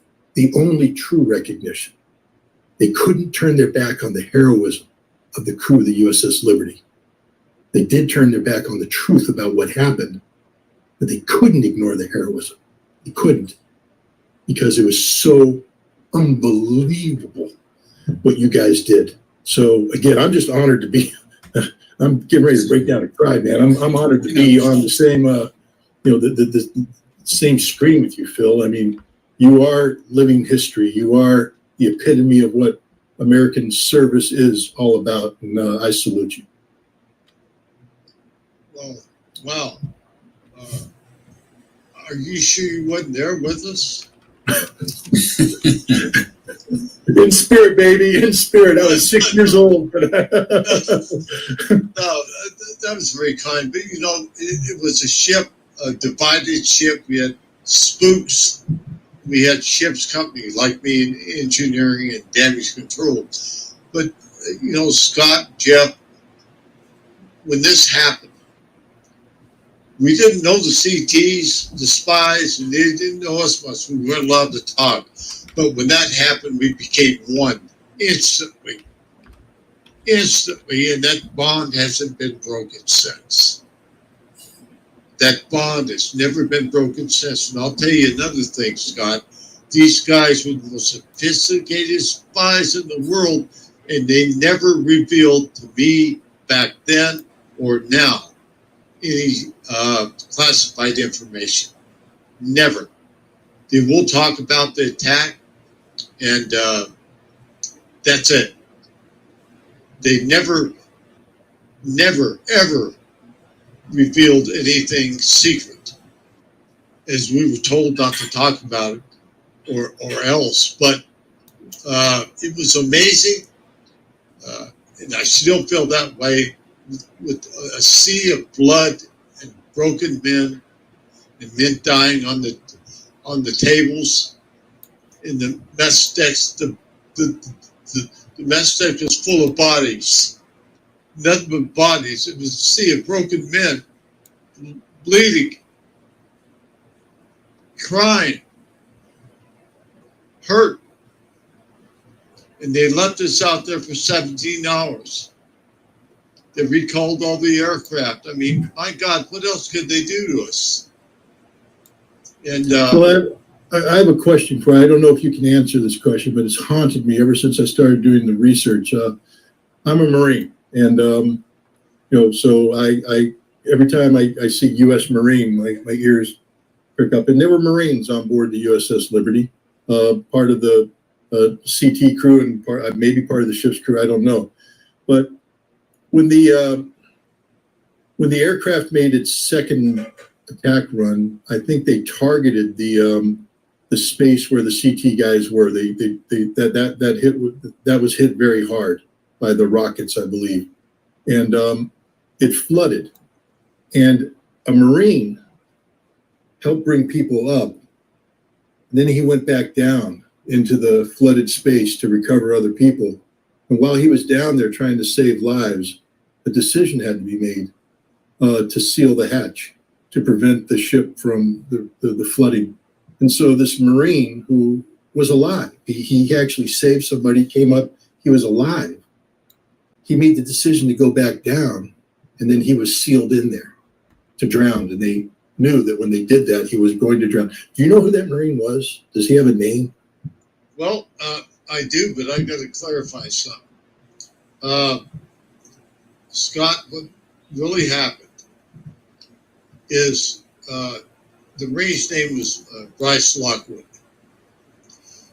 But I will clarify this. And the other two Marines were only aboard that ship for about 6 or 7 days. We picked them up in Rota.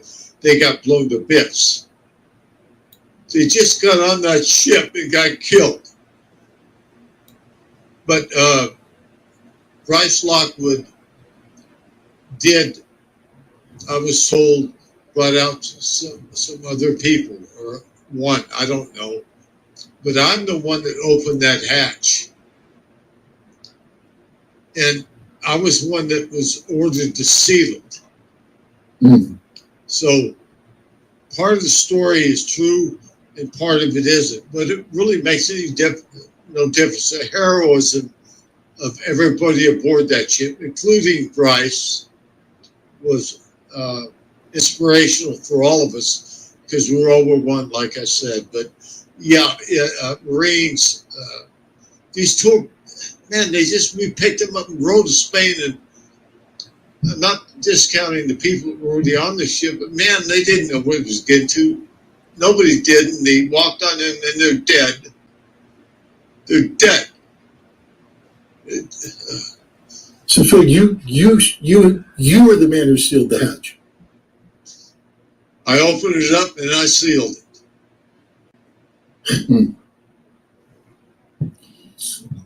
It's quite a burden to live with.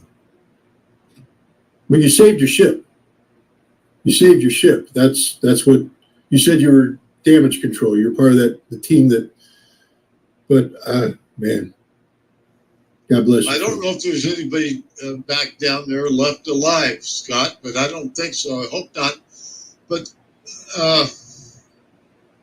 it was flooded. They only had about this much airspace, maybe 8 inches. And the ones who didn't make it out, I assume, were blown to bits immediately. But hopefully everybody got out. I was ordered by John Scott, let's seal it up. He's my officer in charge. So I sealed it up as well as he did. But by the grace of God, hope everybody got out there alive that was alive. But these are the kind of life and death decisions that you guys had to make over and over again that day to save the ship. You know, the ship didn't save itself. The ship was saved by you, by Phil. You saved the ship, and other people like you, damage control, going around there doing the most unbelievably heroic things. And I don't think America quite understands what you guys did and what was done to you. But even more importantly, what you did under the most extreme conditions to save the lives of your crew and save your ship. I salute you, Phil. I salute you. Me too. Thank I remember when you were, I'm sorry, go ahead, Phil. No, thank you kindly. I was just going to say, I remember when you were with us a couple of months ago, or whenever that was, I remember we were telling you that we're not going to abandon you. It's not just going to be one interview and then it's over with. And I was saying to myself, so I was very conscious of how you have been abandoned so many times in very consequential ways. I was asking myself, I wonder if Phil believes us. And we meant it. And so we will be looking for ways to support the cause on an ongoing basis. We'll continue to do it. That's a promise. That's a promise. I know it is. And that means so much. We've been abandoned by our country, but we're not abandoned by our patriots. And that's a great honor for all of you. It's a great honor for the country. The USS Liberty veterans are not going to abandon our country or our patriots because it's our duty to make sure that the real truth comes out, not all the bullshit that they're feeding you. I'm sick of it. We're all sick of it. But I'll tell you what, because of the alternate, the media like you guys have, is the best thing that ever happened to USS Liberty, or the mainstream media never helped us. The only people who come to help us is patriots like you guys. And so that's what keeps us going. And I can't tell you the gratitude I have for you. Thank you. Hey, Phil, if you could just do a favor for me tomorrow when you meet when you gather in Arlington with your fellow veterans, please pass the best wishes from Jeff and I and everybody who's watching this program. Let them know that we're with them, we stand with them, and we will always stand with them, with you and the other survivors. I was just about to say that. And Phil's actually with some of them already. They're having a reunion in Virginia right now. Well, I will do that. And for everybody, if they please think about us tomorrow. And then if you want to learn more, go to usslibertyveterans.org or ussliberty.org. You'll get to us. You can learn a lot of different things, just not my testimony, but so many different things. So for that, I'm forever grateful that you guys are here. And I mean that sincerely. And I might repeat it. The reason I do is because I mean it. Thank you very much. Thank you.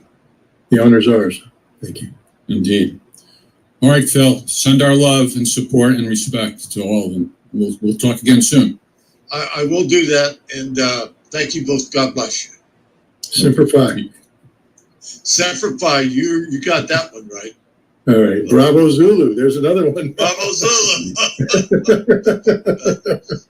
All right. Thanks. Take care. Bravo Zulu is a Navy thing.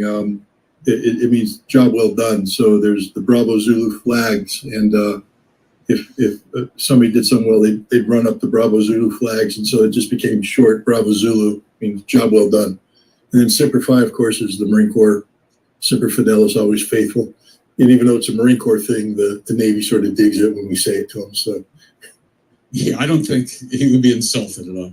No. I think we were both on the verge of crying a couple of times there. No, it's terrible. Terrible what happened to these guys. I mean, and what's even worse, look, I was looking it up. There was in World War II, in April 27th, I think it was, there was an exercise Tiger. It was one of a series of full-scale landing rehearsals that were done for the D-Day Normandy invasion. We just had the 80th anniversary of D-Day yesterday. And as the ships are gathering, they have this, the Ultra Code basically intercepted the signals from German S-boats, which are speedboats, that said they knew this exercise was taking place and they were planning to attack it. And so the high command had to make a decision.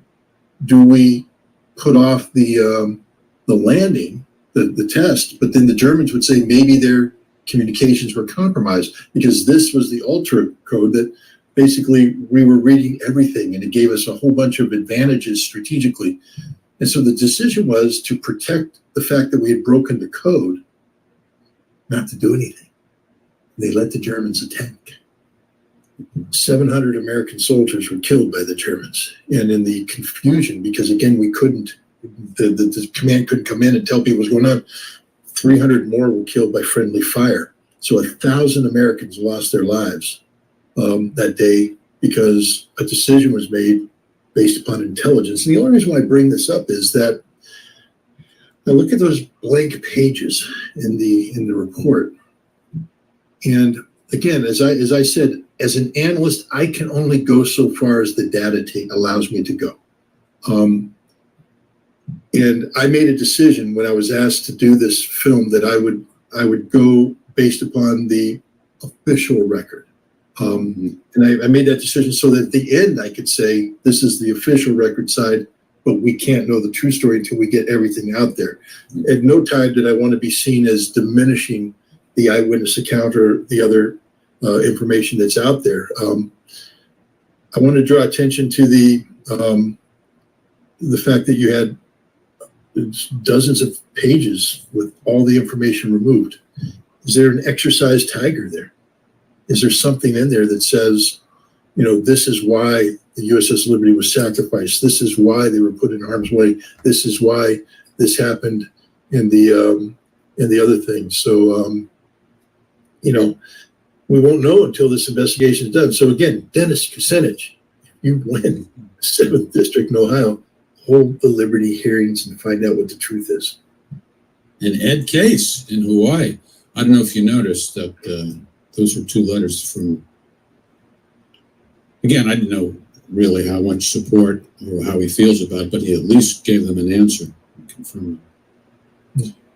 So I'm sorry if I made it sound a little sensationalist. I wasn't really trying to drum up controversy. It's just that I had spoken to Phil privately, and I knew that he felt certain that it was intentional, and I wanted to tee it up for him to be able to say that. So I'm sorry if I made it seem a little too contentious when I know that you didn't intend it in a contentious way. Well, I'm a professional intelligence officer, and my job is to take the official data and run with it as far as I can run with it with as much integrity as possible. And so I did that. That was my goal in doing this. But there's a whole bunch of other data out there that, probably if declassified would support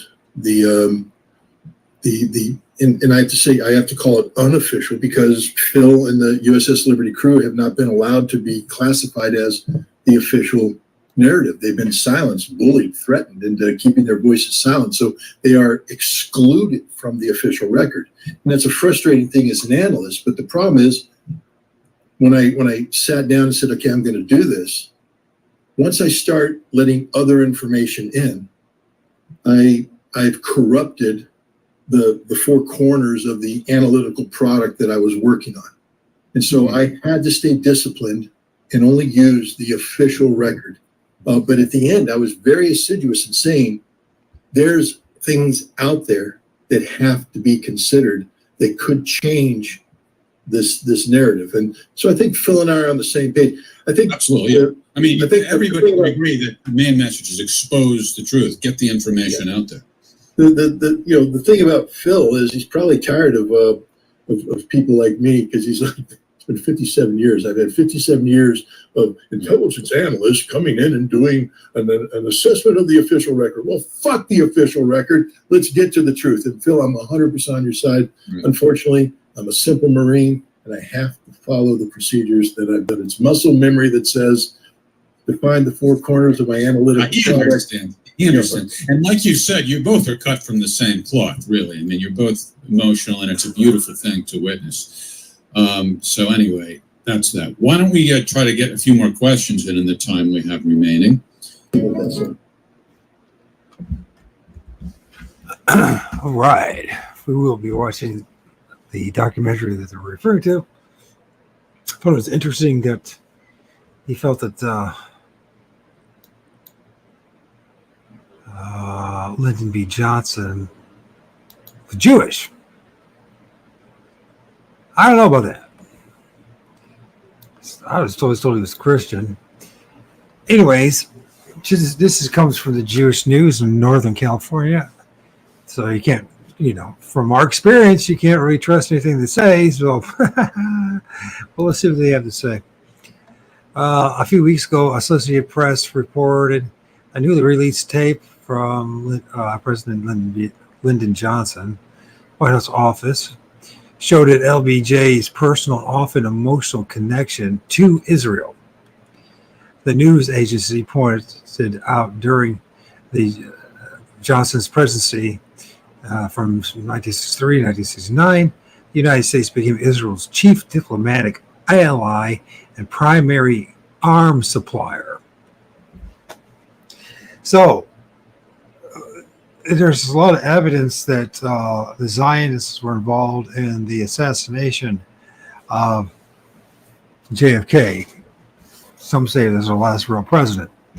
Then we see here, this is what's probably the most true statement about anything is that when he was in office, Johnson, who betrayed the men on the USS Liberty, that he also says there that under his helm, the United States became Israel's chief diplomatic ally and primary arms supplier, and nothing's changed, has it? So if anything, it just got worse. But the news report does little to reveal the full historical extent of Johnson's actions on behalf of the Jewish people and the state of Israel. Most students of the Arab-Israel conflict can identify Johnson as the president during the 1967 war. But few know that LBJ's actions to rescue hundreds of endangered Jews during the Holocaust, of course.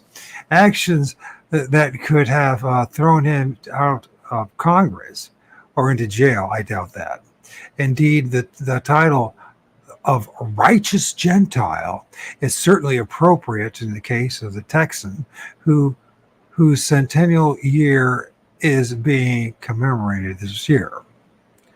I don't know if anybody's paying attention to that. This is back in 2009, right? Appropriately enough, the annual Jerusalem Conference announced recently that it will honor Johnson on February 2009. When was this written? I thought, it's 2008. Okay, November. Historians have revealed that Johnson, while serving as a young congressman in 1938 to 1939, arranged for visas to be supplied to Jews in Warsaw and oversaw apparently illegal immigration of hundreds of Jews through the port of Galveston, Texas. Illegal immigration. Man, doesn't that sound familiar? Is that something like that is happening again? Jesus.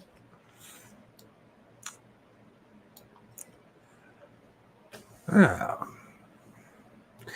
key resource for uncovering FBJ's pro-Jewish activity is the unpublished 1989 doctoral thesis by University of Texas student Louis Gomolek, I guess that's what it is.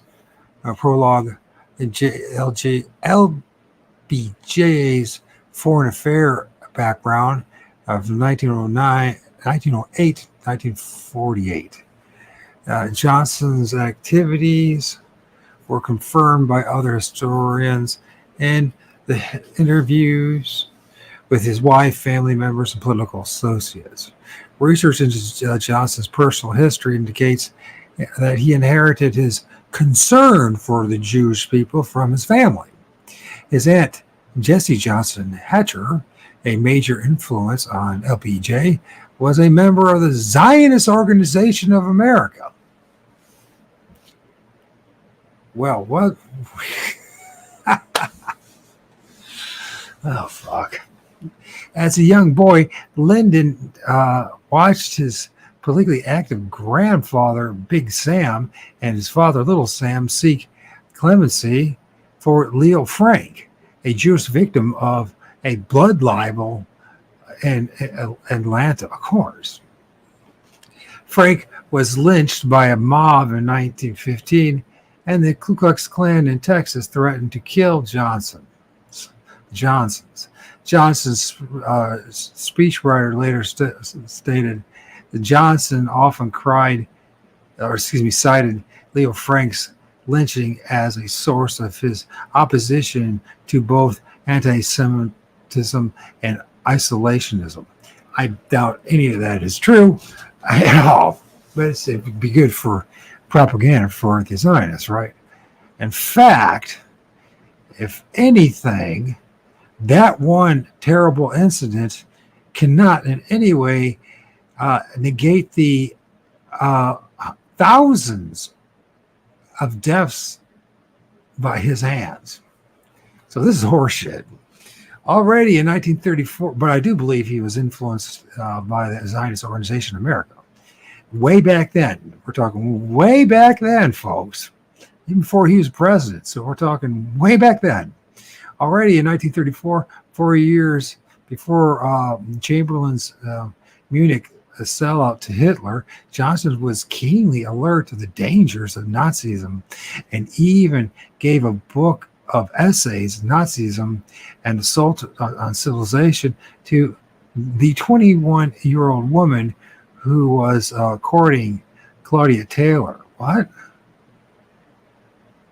Who he was courting, Claudia Taylor, later known as Lady Bird Johnson.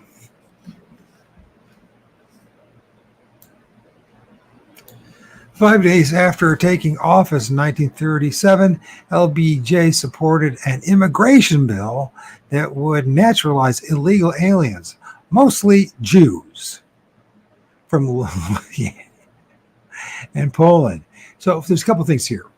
This supported an immigration bill that would naturalize illegal aliens. So it goes on over and over in this country. Of course, primarily they're focused on the Jews because fuck the rest of the people, right?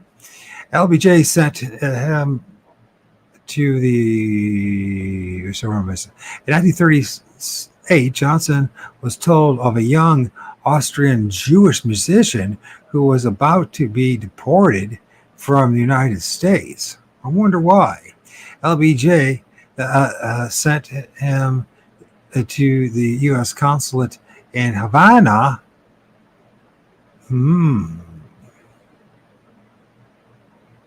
Really? That sounds very suspect. To obtain a residency permit. Eric Linsdorf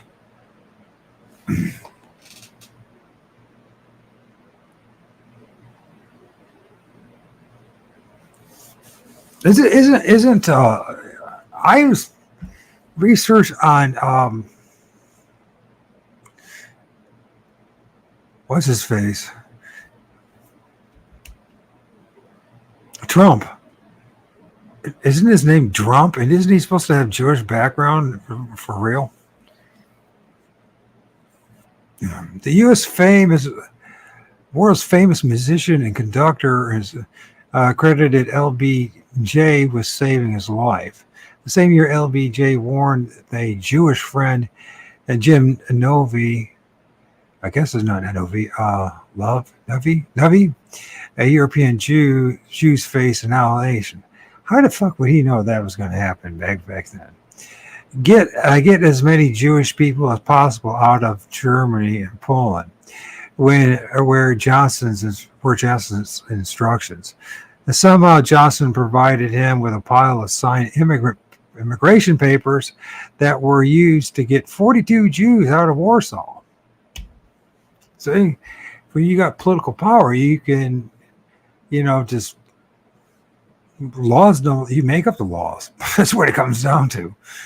Oh, fuck. But that wasn't enough. According to the historian James M. Smallwood, what a name. Hey, Smallwood. John used legal and sometimes illegal methods, of course, to smuggle hundreds of Jews into Texas. Using Galveston as an entry port, enough money could buy false paper passports and fake visas in Cuba, Mexico, and other Latin American countries. So it's already, politicians, all of a sudden they know how to break the laws. Well, you and I couldn't do that, but Johnson smuggled boatloads and plane loads of Jews into Texas. He saved at least 400 to 500 Jews, possibly more. During the World War II, Johnson joined Novi at a small Austin gathering to sell $65,000 in war bonds, according to Gomelak. And Novi and Johnson had raised a very substantial sum for arms for Jews underground fighting in Palestine. So he was involved already with what was going on way back in the 1940s with the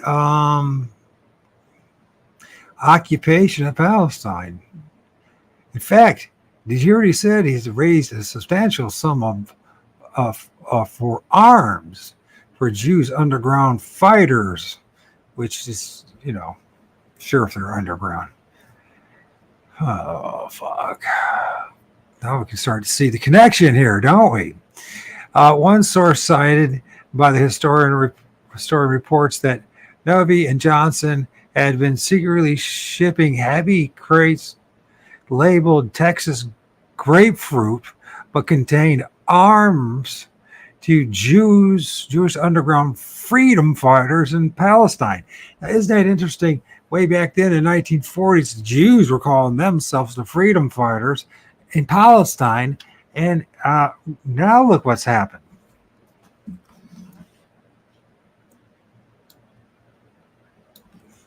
Who's the freedom fighters now? On June 4th, in 1945, Johnson visited Dachau. Really? According to Smallwood, Lady Bird later recalled that when, by the way,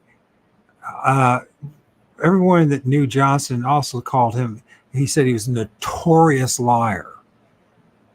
Kind of like the people we're dealing with now that call themselves Zionists, how just seeing what they're doing on Twitter and everything else. And I think they're seriously doing something with my YouTube channels because nothing's showing up. Nobody's even on there. So they're blocking me in this. Lady Bird would later describe the day according to Gomalak, person after person plucked at my sleeves and said, I wouldn't be here today if it wasn't for him. He helped me get out. Good for him, bad for us, I guess. What did it say? Certain Jewish people continued through his presidency. Johnson's concern for the Jewish people continued through his presidency. Just 1 month after succeeding Kennedy, think what how BJ attended the December 1963 dedication of the Agadah Chim Synagogue in Austin. Really? Right after, a month after the assassination that people strongly believe he was associated with, along the Zionists. And that's the first thing, one of the first things you do, your first month in office? Sounds very suspect.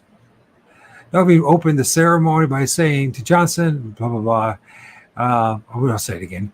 We can't thank him enough for all those Jews he got out of Germany during the days of Hitler. Kennedy was the first president to approve the sale of defensive U.S. weapons to Israel. Did he? But Johnson approved tanks and fighter jets and all vital after the 1967 war when France imposed a freeze on the sale to Israel. So in order for Israel to even have the war, it was the 1967 war or whatever it was, it was Johnson's doing, and in order to them to have the jets and tanks in order to wage war against Egypt and Syria and Lebanon and all that. Is it Lebanon? I got that facts right. So if that's the case, then naturally, when it came to the USS Liberty and him being so connected with the Zionists, what was the name of that again? Just I got a terrible memory. A member of the Zionist Organization of America. So way back when,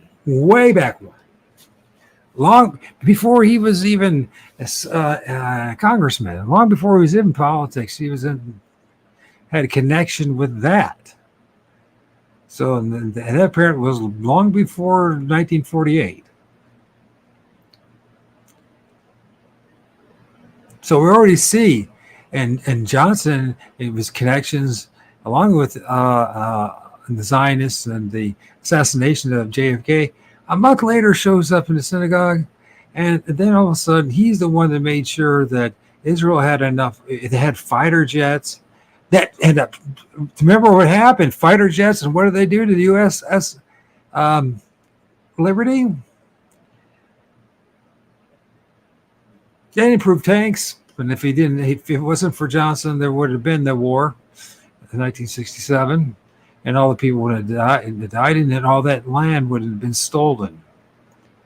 So you can already see that it wasn't just Israel just doing it itself.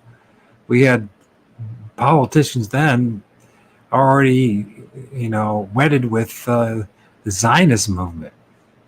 So this, we're just now waking up. At least I'm just now waking up to this. I mean, most people, not most, but sure, I know there's plenty of other people who have been talking about it. Although they've been censored and and pushed to the background about these things, it needs to come to the foreground now, and we all need to talk about it and be relentless about this. We all got to be willing to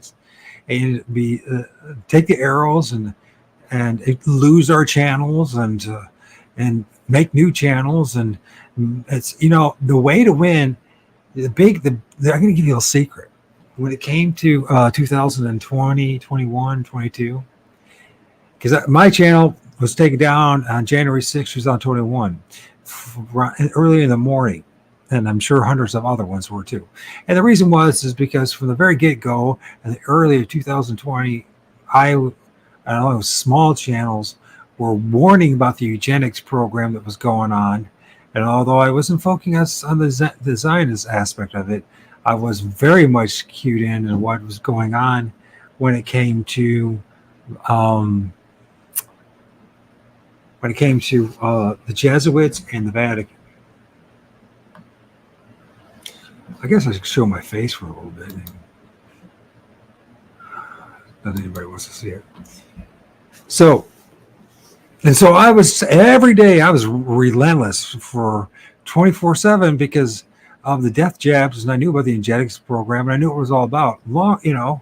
I knew about Agenda 21 and etc. So and I knew the head of like Pfizer and Moderna and AstraZeneca were having meetings with the Jesuits and the Pope. They really were. And the Vatican made a shitload of money off that. But so did all these other Zionist corporations, right? And they all had an intention, right? And this is all, and it's very deliberate. Now, it's this combination of things. It's eugenics, making money, and also preparing the West for what? And this has been done before. Just look at the history of the World War I and World War II and all these major wars and what they do with the populace. It was like the mask. They had nothing to do with your health. They didn't give a fuck about it. They don't ever give a fuck about you. Why would they care? What they were doing was fucking demonstrate, submission. How obedient was the populace and preparing them for what? Now, certainly there's eugenics and experimentation and just like using us as guinea pigs, but also to thin the herd and because that's what they want to do. But the other thing is, and as insane as it doesn't make any sense to us, but you got to think like they think, and you can't think, you got to really think dark. You really got to do and understand the monarchies, understand Prince Charles, understand the Vatican, understand what's going on in Washington, D.C., what's going on in Israel, what's going on with the Zionists. You have to think very dark because that's how power works. Power doesn't work. They don't give a fuck about the money. The money is just a tool to manipulate you and I. You understand?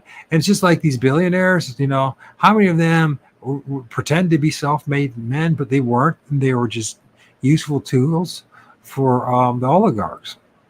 And they ought to be one. You know what I mean? They raise them up and they bring them down if you don't go along with the agenda.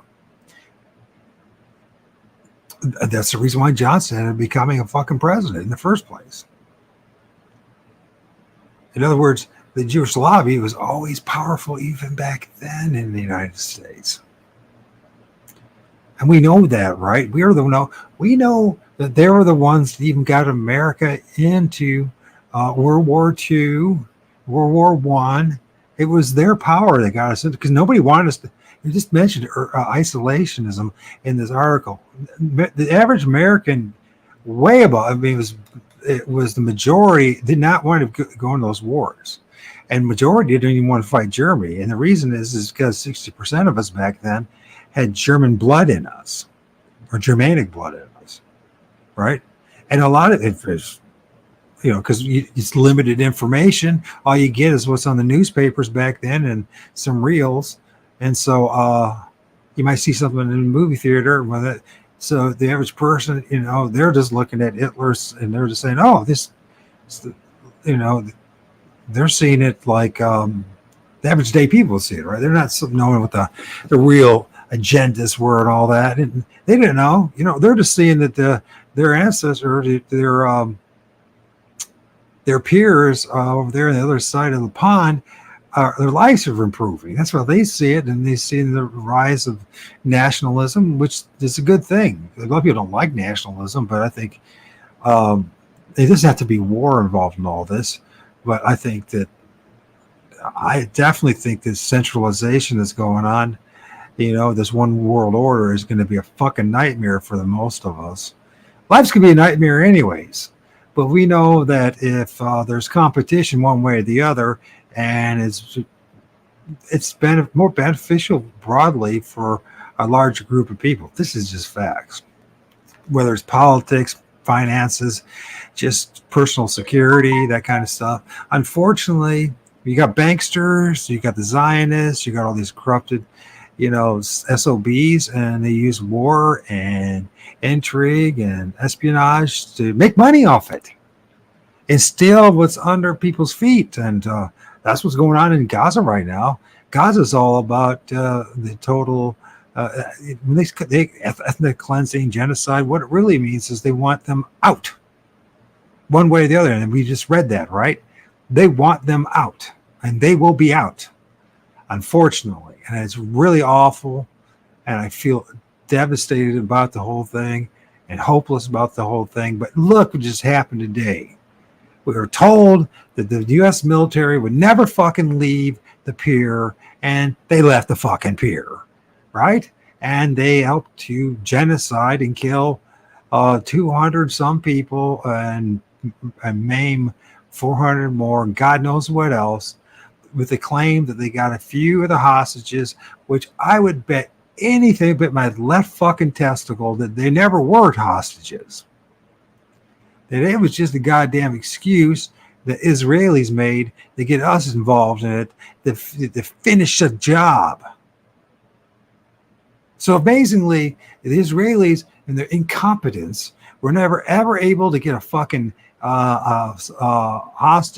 But when the U.S. showed up, our military showed up, we amazingly found some. Do you ever think that's quite ironic? I find that irony fascinating. That this group of people that are privileged with everything and have everything at their disposal, and it should, if any group of people, if they're really who they say everyone says they are, should have already known where the fucking hostages are.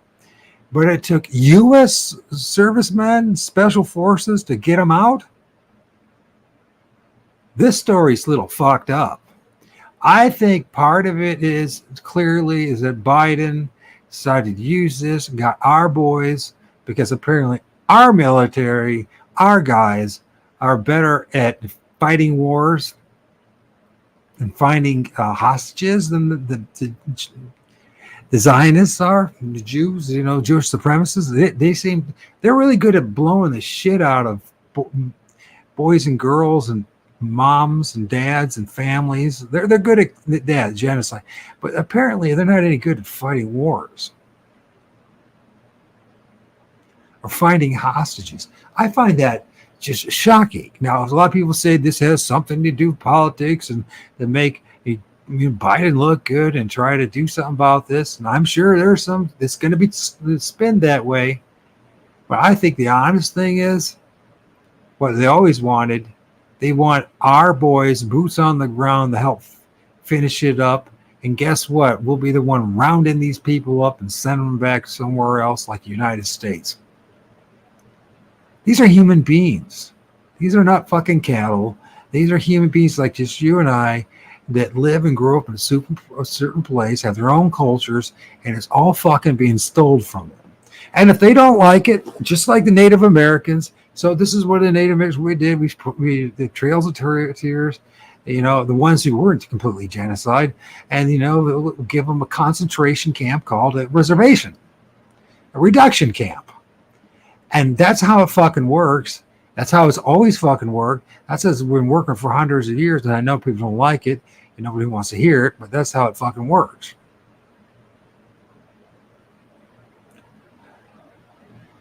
And, see, if you're an empathetic, compassion person, I mean, the real thing, you want people to have their own place, but you see the walls closing in on these people.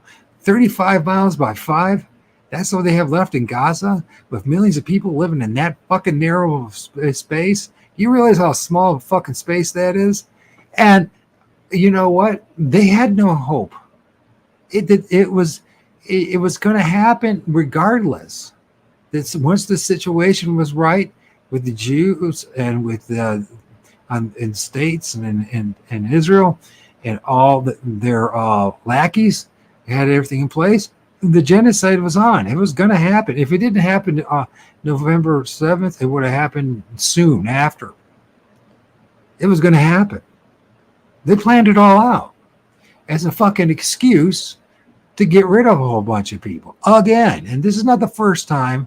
And in our lifetimes, if you pay attention to stuff, which is exhausting, but it'll happen again and fucking again and fucking again and fucking again. And the reason why that is because we live in a soul trap matrix, a loosh farm, in which this place is solely, it's not about learning lessons. It's about producing as much loosh as possible for the arcana forces that surround us. Yes, the spirit realm is real, and you and I are in a fucking trap. And this is the reason why, and this is designed specifically for evil to flourish. And every time we try to do something about it, we the people, somebody who's capable enough to do something about it, and there's progress, what happens? Go forward 1 step and to go backwards 3. And every time it seems like there's progress, it's always repackaged for what? For pain, for suffering, to steal, kill, and destroy. Let's look at the foundation of the BDICL establishment. In the Western, in the foundation, let's think of a pyramid. And the base of the pyramid is about the VACCINES.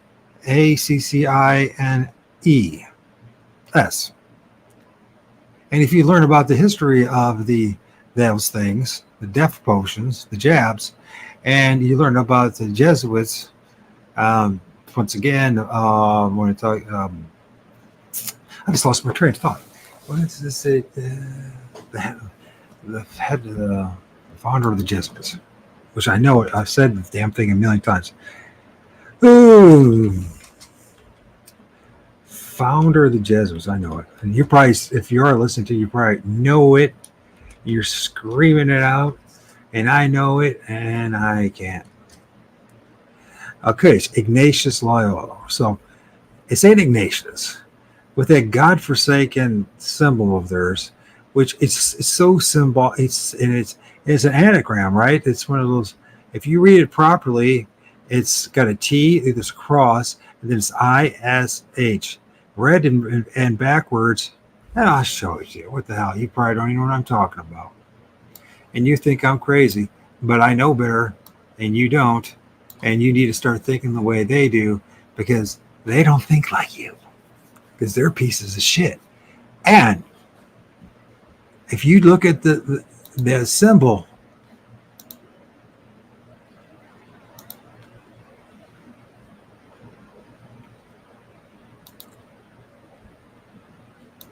and you think it's nothing, but it means something else, right? Somebody says ISIS, horse, that, and other shit. But if you flip that around, flip it around, and you flip that around, and you start thinking the way they fucking think, and stop thinking the way a Catholic thinks, or what a Christian thinks, or a Muslim thinks, or what even a Jew, the average Jew thinks, the average person thinks it has halfway decent, something decent about it, and think about what it's like to be a fucking 5-year-old kid that never grew up, that's been traumatized, and has nothing but shit on his mind. Because that's the anagram, and if you read it properly, that's shit. That's what it says, S-H-I-T. Mixed around, so you would fucking know about it. You would not even notice it. Well, it's looking at straight in your fucking face. In fact, if you really pay attention to that, because sodomy and child abuse is very prevalent in this particular cults, especially with priests and with rabbis, and these are all the men in the real men in the black. And what does that black sun actually really mean? I hate to disappoint you. That's somebody's fucking rectum. And you think I'm kidding. But I'll tell you something else. I'll tell you something you have no idea about, because you never thought about it. Here's something you never thought about. Who was the last person with Jesus when he was taken away to be scourged and see Pontius Pilate and eventually be crucified? It was a naked young man. And see, he was with some young man, and you didn't know that, but if you read the Bible, like most people don't, it's right in there. Mark chapter 14, specifically, chapters 50 to 52. The last person is with him, a young man, and he runs away, and the clock's long, and he runs away fucking naked. And you'll never hear one goddamn fucking Christian ever say about it, or even address it, or even talk about it. And I know from my study and research, I know they mean well, they believe they mean well, but the problem when you study this, if you believe in these cults, it turns you into a psychotic liar. And you don't even and it pisses them off, but it's the absolute fucking truth. There you go. And by the way, it's all bullshit in Old and New Testament, right? It's all mind control and it's all black magic. But let's think about Jesus. Jesus was a perfect sacrifice. The reason why it's perfect sacrifice, they said, is because what? He kept the law perfectly. Yet, when you actually read the Gospels, you learn something real fast if you're observant. Jesus didn't keep everything. He didn't keep any of the commandments. In fact, he broke them all. Suckers. I'm not making that fucking thing up. Here's the other thing, and I'm sure it's going to drive a few more of you away, and because no one ever wants to hear the truth about anything. Jesus said he's come back in his generation. So run away. I mean, fucking run away. If you don't want to hear the truth, no one wants to hear the truth, plus I'm censored. I'm actually telling the fucking truth. I can show you the scriptures. But when you're wrapped up in a cult, and all of you are, doesn't matter what variance, what version, what sect, whatever, you're part of a cult. That cult is about controlling your mind, and your identity is about that make-believe bullshit. And what happens is you kill for it. You murder boys and girls and mommies and dads and whole communities because you're under that that spell. And you actually believe the bullshit and the words in that book. And that's very dangerous. And in cults, you're not allowed to question. Because if you question, the cult falls apart. And so what does the cult members do? They police you. They keep you from telling the truth. If you start telling the truth, I know this person firsthand. First with the Mormons, then I tried again with the Christians, and I started bringing, hey, well, listen, this is what it says. Jesus says he's specifically talking to his disciples, nobody else. And he said, nobody else. 2,000 years later, he's talking specifically to his disciples, and is brought up in all four Gospels, all through Matthew, Mark, and Luke, and then of course all the discourse for John is supposedly the book of Revelation. And if you negate and forget about the immediacy of the message, audience relevancy, who's being talked to, what it's about, and if you think it's applied to you, you'll just ignore half the fucking book. Or you'll textual variance, you'll just fucking make up stuff. You'll do with, cherry pick this, there, and the other. Jesus said specifically to his disciples, I'll go to court with you on it. I'll argue with the fucking Pope. I'll tell anybody, and you know what? I'll have it. It's right there. It's in the books. I don't give a shit what anybody else says. It says it right there. He said that some of them will still be standing when he came back in the glory of his Father and with his angels. I mean, in other words, the great parousia of the second coming.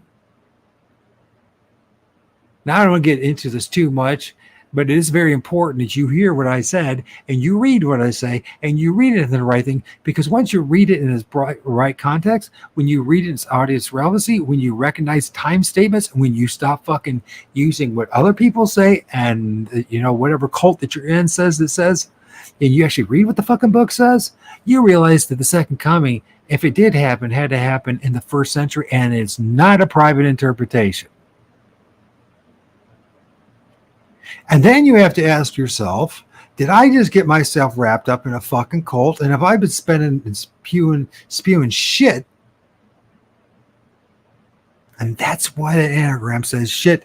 And you know what? You don't have to believe me, but I'll fucking challenge any one of you. And I know most of you won't be able to handle it because you're so brainwashed in this shit. And God damn it, it's what it says. Flip it around. That's how witchcraft works. That's how sorcery works. S-H-I-T. And that's a rectum, shit, nut, nails, and shit. And the Jesuits know about it. The people at the very top know about it. Did you know what I just told you? I know that the pastors, priests, and very skilled scholars, and not the ones that have to sell a fucking book and got themselves entrapped into fucking the degrees system and have to become, have to be an expert and write books in order to get their tenure and to make sure they get paid. Those who are honest will not be around. They'll be kicked out. They'll be called crazy. But if those who really know the top, they know it. And this is how gangs, this is how gangs work. This is how gang warfare works. Did you know that? You know what what's the glue that keeps a gang together? The lies. The lies keep it together.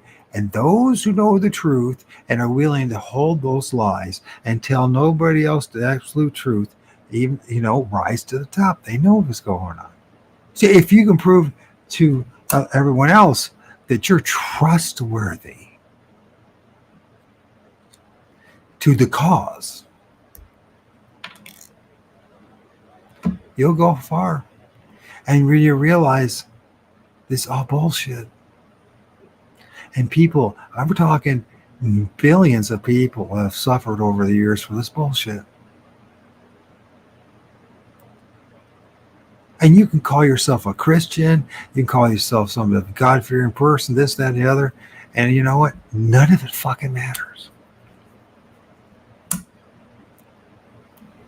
You just inherited a mind construct to somebody else, a group of very clever, sinister, crafty SOBs created for you.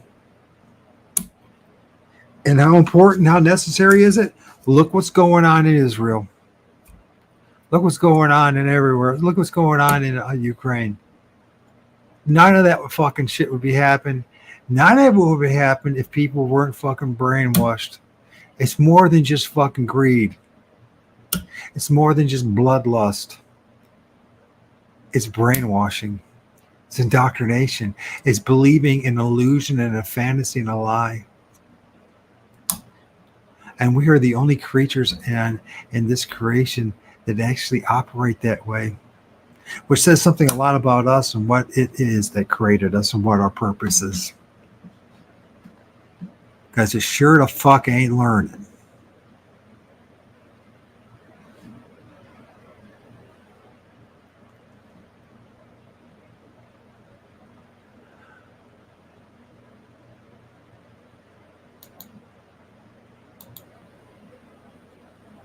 Anyways, what else? There's nothing else worth reading about there. Where did my thing go?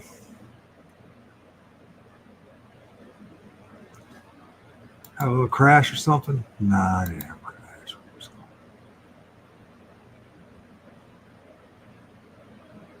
There it is. Let's watch more of this about the deception and how Johnson, who was Zionist, long before, how do you become a Zionist long before? Well, obviously you were indoctrinated, right? He's the one, this guy who portrayed these people, these men, and the USS Liberty. And they don't believe. If you believe that Liberty was a coincidence, that they detect a ship that was called Liberty, you think that was just coincidence? That ritual that took place? Nah, it was not. That was deliberate, and that was a ritual. And you have to understand. You have to think the way they think, not the way you think, not the way you think. Because believe me, that's how they work. They operate in a way that when you hear it and you're rational, it sounds stupid. It sounds absurd. It sounds childish. But that's how they work. That's how they think. And if you are this rationalist, if you are this philosopher, if you're this one who thinks deeply and thinks a little, and has your own set of ideals and biases, and you don't understand theirs, you're missing the fucking point of why all this has happened in the soul trap matrix. Yes, Johnson was betraying the United States. He helped in the assassination of JFK, and you think he wouldn't betray these guys, but yes, he would. And he betrayed a whole bunch of people because in his fanaticism, and you remember, he grew up in Texas. No, Zionism, remember, is not just fucking Jewish. And he was brainwashed like all the rest of those poor suckers who actually think the world's going to fucking end when the book of Revelation is about the judgment and destruction of Israel in 70 AD. Literally. Now, whether it's just propaganda that the Romans used after the fact to justify what happened, or the Jews or whatever, why it was all written, this is another thing, and we'll debate all day long about that. But the one thing is for certain, if you read it in its context, because it says very close, it says shortly to come to pass, even at the door. And he's talking to who? The 7 churches of Asia that existed way back then, 2,000 years ago. And yet, somehow, magically, year after year, decade after decade, century after century, they've been able to use not only the Old Testament, but the New Testament and the Talmud. And also, I could piss you off the Muslims too, because it's no difference. I'm sorry to disappoint you, but and you believe what you want to believe, but belief is get you in a lot of fucking trouble. And belief is the reason why. Belief is the reason why, people, that Israel controls the United States of America today. Belief is the reason why there's a genocide going on in Gaza. It is belief the reason why there's a stupid ass, mindless fucking calling war going on between Ukraine and Russia. And you try to figure it out. I'll tell you what it's all about.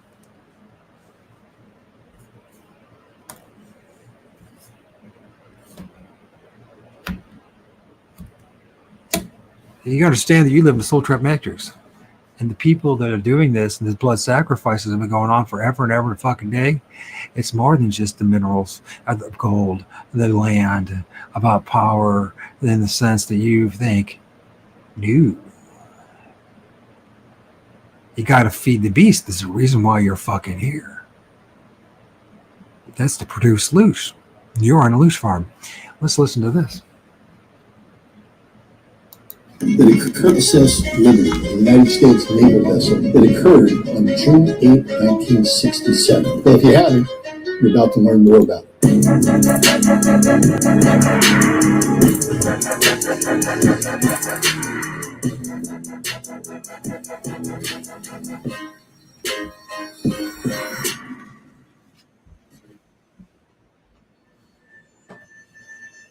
June 8th marks the 57th anniversary of the attack on the USS Liberty. It's important because the United States is one of the closest allies of the state of Israel. And Israel is in a state of constant conflict in the Middle East that we're called upon to back them up. One normally would say if America and Israel are allies, that's the problem with backing them up. One of the problems is, of course, the history of the attack on the USS Liberty.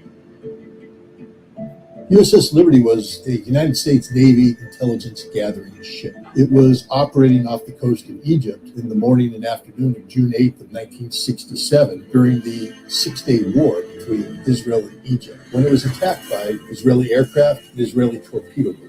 Now, this is where the story gets a little complicated. According to survivors of the U.S. Liberty, this was a deliberate attack. They feel that Israel singled them out. There was an American flag flying. The ship's identity numbers were clearly visible, and Israel pressed home the attack. Not just one attack by an aircraft, but two. Not just one attack by a torpedo boat, but two. And it left 34 Americans dead, 171 Americans wounded. A ship listing badly in danger of sinking. And the survivors of the ship in shock about what had happened because they knew who their attackers were. Israel claims that this was an accident, a case of mistaken identity. There are a lot of conspiracies out there too now. We hear that Israel attacked the ship because the ship was monitoring the massacre of Egyptian prisoners of war by the Israelis. The Israelis attacked the ship because the ship was monitoring sensitive Israeli communications about its upcoming attack against Syria. That Israel attacked the ship in order to blame it on the Egyptians so that the United States would intervene in the conflict on the side of Israel. What is the truth? But to get to the truth, we need to actually examine the ship's mission. From that, we understand more about what exactly happened on June 8th. The USS Liberty is an intelligence gathering ship. We could receive any signal that was out there, low band, high band, anything, intercepting it, recording it. And we did have on board some translators who could have immediate translation of what's going on. We would actually bounce signals off the moon back to NSA. We're spies. I mean, we're intercepting messages from embassies, military bases, police, anything and everything that we could get to ensure that the United States was comfortable with what was going on in the world and no one was conspiring against us. Basically, it was to protect our interests. This was the Cold War. American President Lyndon Johnson knew that the Russians already had substantial military influence in Egypt. He needed to find out what they were going to do next, to make sure that a local conflict did not become a world war, with the USA backing Israel and Russia siding with the Arab cause. Our primary purpose was to intercept communications of the Russian spy aircraft as it were at Alexandria, Egypt. And that was our job, was to find them. We were not targeted against the Israelis. On board, it carries a collection system known as the USN 855. It's a signals intelligence or SIGINT collection platform that focuses primarily on high-frequency HF or UHF, VHF signals. One of the key elements of the 855 system was its ability to take apart multiplexed communication. Multiplexing is where you take different communication streams and you combine them into a single channel. What the USS Liberty was able to do with the 855 system was to de-link the different channels so that they could be assessed and monitored individually. At that time, the system that was used to do this was a very sensitive system, a very critical system for meeting the intelligence collection requirements of the United States government.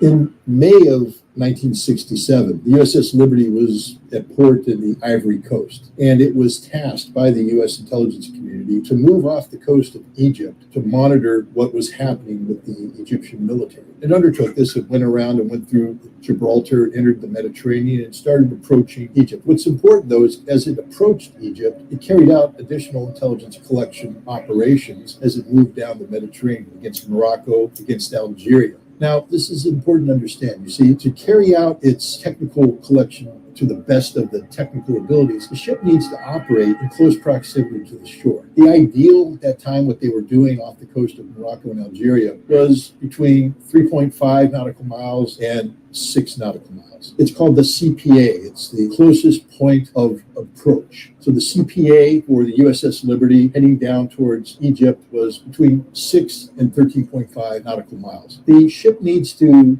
be operating at a relatively slow speed. The ideal for collection is about 5 nautical miles per hour. And the ship collects in the collection area of operation, which is about 50 nautical miles in length. So you are designated an area of operations, an area of collection. You navigate into there, so your CPA is 13.5 to 6 nautical miles, and you're operating at a speed of roughly 5 nautical miles. And this is the posture that the USS Liberty took as it approached Egypt. While it's approaching Egypt, as it's coming down to the Mediterranean, on 5 June, Israel launches a surprise attack against Egypt and Jordan. This is the beginning of the 6-day war. By the time the USS Liberty comes off the coast of Egypt, it's the night of June 7th, June 8th. The war is all but over. Indeed, on June 8th, Egypt surrendered. The war ended at 4 o'clock in the afternoon. But the war was still raging as the USS Liberty came on to the shore. As it is approaching Egypt, there is concern amongst the U.S. military command about the danger that the USS Liberty faced. It was now entering into a war zone. So before it came into Egyptian waters, its CPA was modified to be between 12.5 and 20 nautical miles. So it would be at a further distance off the shore. Now, again, the further you get from the shore, the less effective your intelligence collection becomes. You become limited in what you can and cannot collect. And this is an important fact because there's some people that are saying that the job of the USS Liberty was to collect against the Israeli target. And to collect effectively against the Israeli target, especially Israeli military communications taking place in contact with the Egyptians, you need to be close to the shore. So right off the bat, as the USS Liberty approaches the Egyptian shore, it's degrading its ability to collect. Let's put this in perspective.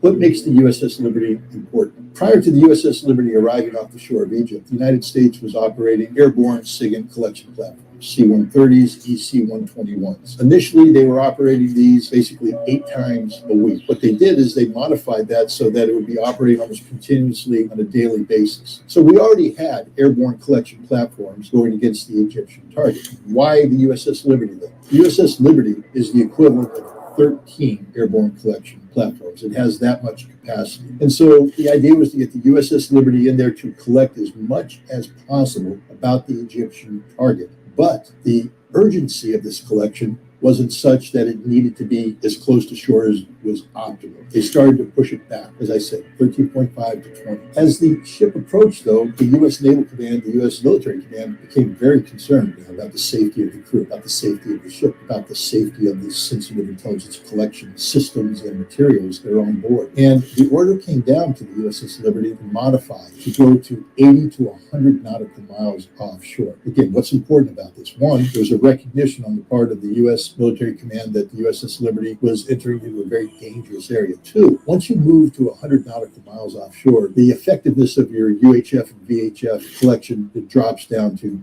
minimal, which means that there were no high-value targets that the USS Liberty was collecting against. It was collecting against normal targets. It was collecting to find out routine intelligence as opposed to the kind of specificity that some of the conspiracy theorists talk about, collecting against Israeli prisoner of war massacres or Israeli command and control or Israeli strategic intent. The other thing to note is that the USS Liberty didn't have designated Hebrew linguists on board. In fact, they had very few Arabic linguists. As the ship passed through Rhoda, there was an emergency requirement put out for Arab linguists, and 3 out of the 4 available to the U.S. military at the time were allocated to the USS Liberty. One of these 3 was a so-called special Arabic linguist. That's the term that the U.S. military used at the time to describe a Hebrew speaker. But he wasn't brought on board for his Hebrew capabilities, his Arabic capabilities. So there was no designated Hebrew or Israeli intercept capacity. Any collection that was done against the Israeli target was secondary in nature, serendipitous, so to speak, as they were doing a full spectrum collection of all available frequencies. What we were trying to monitor, find something coming from the direction of Egypt, there just was nothing. So the notion that the USS Liberty somehow posed a SIGINT collection threat against the Israelis, that claim doesn't hold water. The USS Liberty, however, didn't get the order to go off to 100 nautical miles. There was a communications failure on the part of the U.S. High Command. The order was sent, but the procedures that require a hard copy written order to back up the phone order meant that before the order could be sent and transmitted to USS Liberty, it had to be confirmed in writing. There was confusion. That didn't happen. And by the time Captain McGonigal, the commander of the USS Liberty, got the order to pull back to 100 nautical miles, the ship had already been attacked. So the ship is coming off the coast of Egypt. It's early in the morning on June 8th, and it notices that it's being tracked. The ship's log recorded an Israeli photo reconnaissance plane flying over the Liberty. It was easily identifiable as a NORAD aircraft, and those are photo reconnaissance aircraft. Israeli records obtained by Al Jazeera show that their reconnaissance plane reported the Liberty as an American spy ship, hull number GTR-5. And it circled the ship, kind of a broad circle, and headed back towards Israel. Israeli planes then continued to fly over the Liberty all morning. And they would do half-moon passes over us, and we saw that they were Israeli. They were slowly lumbering over our ship, and we were waving at them, they were waving at us. They were sophisticated, almost as sophisticated as we were as far as surveillance and technology. They had everything. We supplied them with all the technology to this day. And I felt that we were in great shape because they knew who we were. They're our friends. We felt safe. Actually, it was a secure feeling to see them. There was one other thing which made the crew feel safe. We had an American flag flying the standard, and then we put up the holiday colors, which is a huge American flag. And it was a bright sunny day with the wind blowing, I don't know, 5 or 10 knots. The flag was unfurled. You could see it for miles. What was of interest of the ship? At the time, the Israeli military was saying that its forces were in the process of occupying the Egyptian coastal city of Al Arish. They're saying that they were receiving fire from ships offshore. So the Israelis were sent to investigate, and they found the ship, and they were unable to identify it. This is the Israeli version. They were unable to identify it. It got plotted on the Israeli chart as an unknown vessel. Later on, another Israeli aircraft was sent out, and this one came back and said, no, we saw the numbers of the ship. We've identified it as an American vessel. And so the ship was not only identified as an American vessel, but because it was friendly and wasn't a threat, it was taken off the chart, meaning that from the Israeli perspective, there now no longer was a symbol on their map that said, this is the USS Liberty. Later on, as the Israeli ground commanders say, look, we're under fire, we need somebody to come in and suppress the fire coming from Egyptian ships off the coast of El Arish, Israeli fighter craft were sent out. When they received the status report from the Israeli High Command, however, they weren't told that there was a U.S. Navy vessel operating off the coast. It had been taken off the map. And so when they first approached the ship, they claimed that they couldn't identify it, but they assumed that it was an Egyptian freighter that could have been used as a platform to strike Israeli troops. And so they initiated the attack. First attack was a strafing run targeting the bridge of the ship. Captain McGonigal was wounded. Other people were killed. The ship was under attack. They were followed by a rocket attack, again, that killed an additional number of sailors, and they made it difficult to steer the ship. The USS Liberty was now in crisis. We had no way to defend ourselves. And we're just slaughtered. And they shot at the life rafts that were put into the water, and they shot the ones that were still on board the ship. Bullet holes, shell holes everywhere, blood. The forecastle, the front part of the ship, was just red with blood. Out of a crew of just under 300, there were 34 killed and 172 injured in varying degrees to life-threatening, life-debilitating injuries. So that was more than 2/3 of the crew. Throughout the attack, the Liberty had been silent to the outside world. All its aerials were either smashed or jammed. When the attack started, and we realized that we needed help, we tried to communicate with the Sixth Fleet. They were jamming both our distress frequencies and our tactical frequencies. The tactical frequencies is all right, but the international distress frequencies is a violation of international law to jam them, and the Israelis were jamming them. And we could not get a signal. Here's the question I have to ask. Who would know the frequencies other than an ally? And who was the ally in the war? It wasn't Egypt. It was Israel. They would know, and only they would know in this conflict, what our frequencies would be. We had one whip antenna which hadn't worked the entire cruise, and it had a bullet hole in it. One of the radio men had taken a reel of coax cable and ran it from one of the transmitters back there to that whip antenna, and took some shrapnel in the process. He got out and made it. Firefox, Firefox, this is Rockstar. Under attack by unidentified surface and naval air units, require immediate assistance. There's a U.S. aircraft carrier operating around 400, 500 nautical miles away that immediately launched 4 A-4 Skyhawk aircraft and 4 A-1 aircraft to respond to this, but they weren't going to get there in time. The ship now is on fire, smoking. The flag that had been flying had been shot away. Meanwhile, Israeli patrol vessels were sent to investigate the area off of Al Arish to find the vessels that were firing against Israeli troops, and they see smoke. So they immediately divert and start heading towards the now burning USS Liberty. The smoke obscured the ship. At least this again was according to the Israelis on board the torpedo aircraft, and they were unable to see a flag. As they approached the vessel, Captain McGonigal initially gave orders for sailors manning 2 50 caliber machine gun mounts on the front of the ship to open fire on the ships. And then, realizing that these were Israelis and maybe he shouldn't fire on them, he rescinded that order. But it was too late. One of the 50 caliber machine guns opened up on the Israeli torpedo boats, and receiving fire from the American vessel, the Israelis assumed that it was a hostile ship, and they began their attack, launching torpedoes. It blew a hole in the ship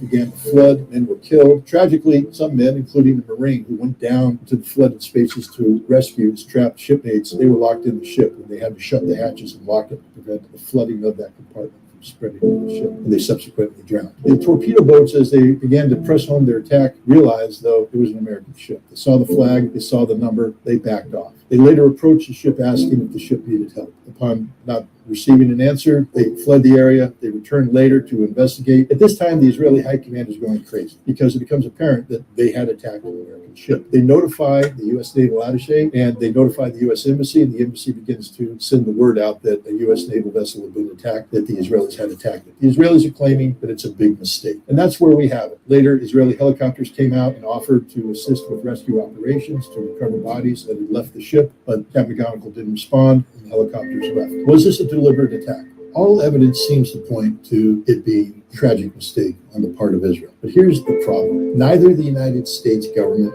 nor the Israeli government have ever been willing to sit down and tell the full story. They've released bits and pieces. Information has been declassified over time. And when you look at the totality of the picture, it tends to support the notion what happened was just a tragic series of mistakes that came together at this moment that left a U.S. Navy ship on fire, burning, 34 sailors dead, 171 wounded.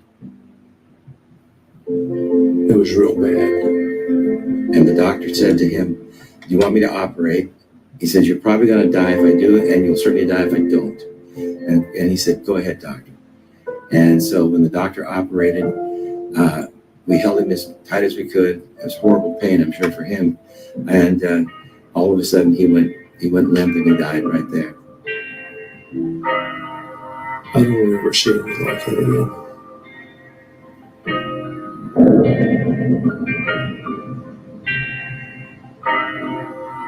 The attack on the Liberty instantly triggered a domestic political crisis. According to documents released under the Freedom of Information Act, one solution suggested in American government circles was to sink the Liberty so journalists could not photograph it and inflame public opinion against the Israelis.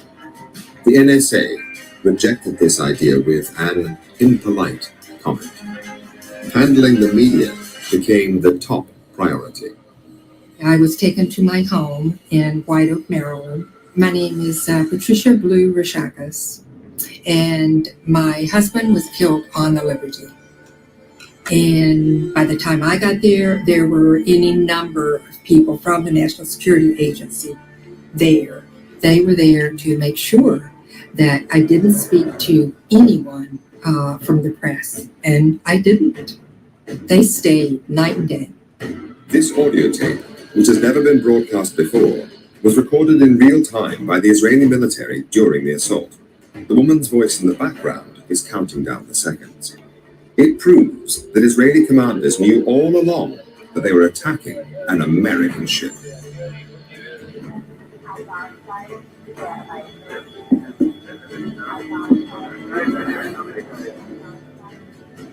I was listening to the chatter the night before. We knew it was an American ship that came into the area. They knew who we were. Attack on the Liberty, Johnson himself briefed Newsweek magazine off the record that the Israelis had attacked, and the reason they'd attacked was that they thought this was an intelligence ship that was intercepting perhaps Israeli as well as Egyptian communications. But then everything changed. The fact that Johnson himself was the leaker and briefer of Newsweek was soon leaked. And this alarmed, of course, the Israeli embassy and their leading friends in the Jewish organizations. The Israeli embassy regarded this as a major problem, and that what Johnson had told Newsweek practically amounted to blood libel. Declassified Israeli documents show they were going to threaten President Johnson with blood libel, gross anti-Semitism, and that would end his political career. For the people that were subjected to this attack, that's not good enough. They want to know the truth. They have questions. They feel that there's been a cover-up. And indeed, the way the U.S. government has behaved in this incident, it could lend itself to the notion that there has been a cover-up. Senior U.S. naval officials, including the admiral in command of the fleet, came on the ship to interview the sailors. They made the sailors sign non-disclosure agreements. The sailors were forbidden to ever talk about this incident, and they feel that no real inquiry has been made to this topic. But in defense of the U.S. Navy, the USS Liberty was involved in some of the most sensitive intelligence collection at that time. A lot of the details about how the USS Liberty was operating, what its performance parameters were, etc., lend itself to a deeper understanding of how the U.S. intelligence community uses platforms like the USS Liberty to collect against very sensitive intelligence targets. And so it was only natural that the U.S. Navy would be reticent in full disclosure, so to speak. This doesn't do the survivors of the USS Liberty justice. And to be honest, at this juncture, 77 years after the fact, the things that were sensitive back then are no longer sensitive today. There's literally no reason for the United States government not to declassify everything about the USS Liberty incident so that the full truth can be understood. The heroes of the U.S. Liberty deserve nothing less. And as Americans, as we struggle to come to grips with the nature of our relationship with Israel today, we need to know the truth, whether or not the Israeli government ordered an attack against the defenseless U.S. Navy vessel. 34 Americans lost their lives that day. 171 were wounded. They're forgotten. We can never forget them. We must pursue the truth. As long as they're survivors and maybe children of survivors, I think this will probably be an annual event. Absolutely. The names of the 34 killed are read out. Punctuated by the tolling of a Navy bell.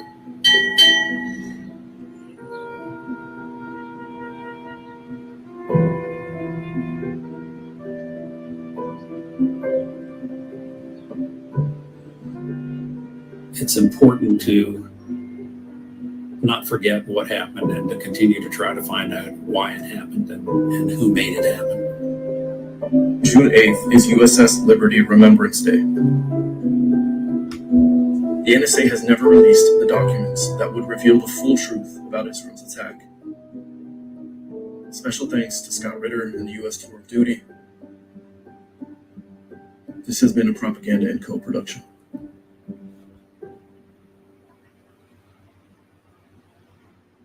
Nothing. No laws. Free movement. Everything is propaganda. Everything is propaganda. Everything is propaganda. So why not choose your own? Oh, there's the Propaganda and Co. Company. Good YouTube channel, and you should subscribe to.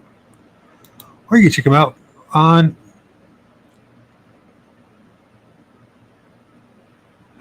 Twitter.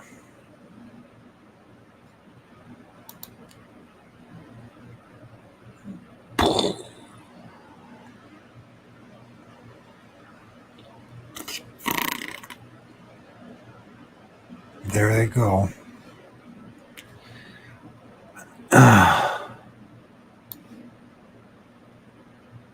Get myself in trouble here.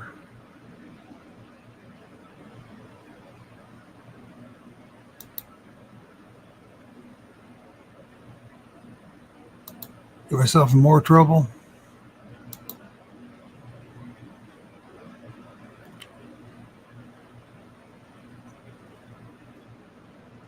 What's just going on? Mighty always. Nice. So, where are we at in all this?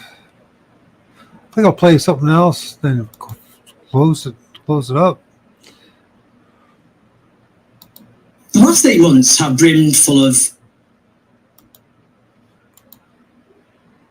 unspeakable and indescribable horror. I say that literally as a writer. The words simply are not there to describe. The last 8 months have brimmed full of unspeakable and indescribable horror. I say that literally as a writer. The words simply are not there to describe atrocities of this magnitude.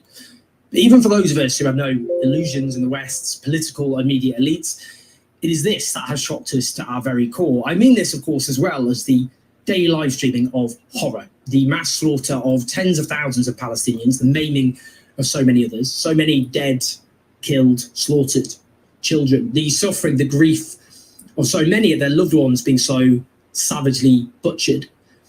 I'm not talking about the life of a Palestinian not being treated as having equal worth to that of an Israeli or a Westerner. We're not even close to an approximation of this. It is the lack of pretense that Palestinian life has any real meaning at all. Now, the first video I made about this horror on the 9th of October had a very simple title: Palestinian Lives Matter. That's because it was clear from the beginning that the decades-long dehumanization of the Palestinian people was now going to have its most hideous expression. Let me just give you a hypothetical scenario. 4 Palestinians have been arbitrarily held by the Israeli military. Palestinian fighters stage an armed intervention and free them. In the process, they slaughter over 200 Israelis, many of them children. Huge numbers of Israeli civilians are maimed. Footage shows Israeli mothers screaming over the bodies of their slaughtered Israeli children. How would this be reported by the Western media? As a daring operation to release unjustly held Palestinians? No, let's be clear. It would be treated as a massacre, rightly, as a despicable atrocity, as indicative of the utter depravity of Hamas. So, what then of Israel's operation to free 4 Israeli hostages who were seized on the 7th of October? Now, let's be clear, as I've always been clear from the very start. Taking civilians hostage is a very serious war crime. No cause on earth justifies kidnapping or killing innocent people. Anyone with a sense of humanity should want these hostages to be returned to their loved ones. One of those freed was Noah Argamani, and the footage of her being seized, driven away on the 7th of October from her boyfriend, taken on a motorcycle, begging for her life, that haunted me for weeks afterwards. I'm sure it did to so many others. Now, the sense of relief felt by the loved ones of these 4 Israelis will simply be indescribable, not least her mother, who is dying of terminal cancer. Here are the facts.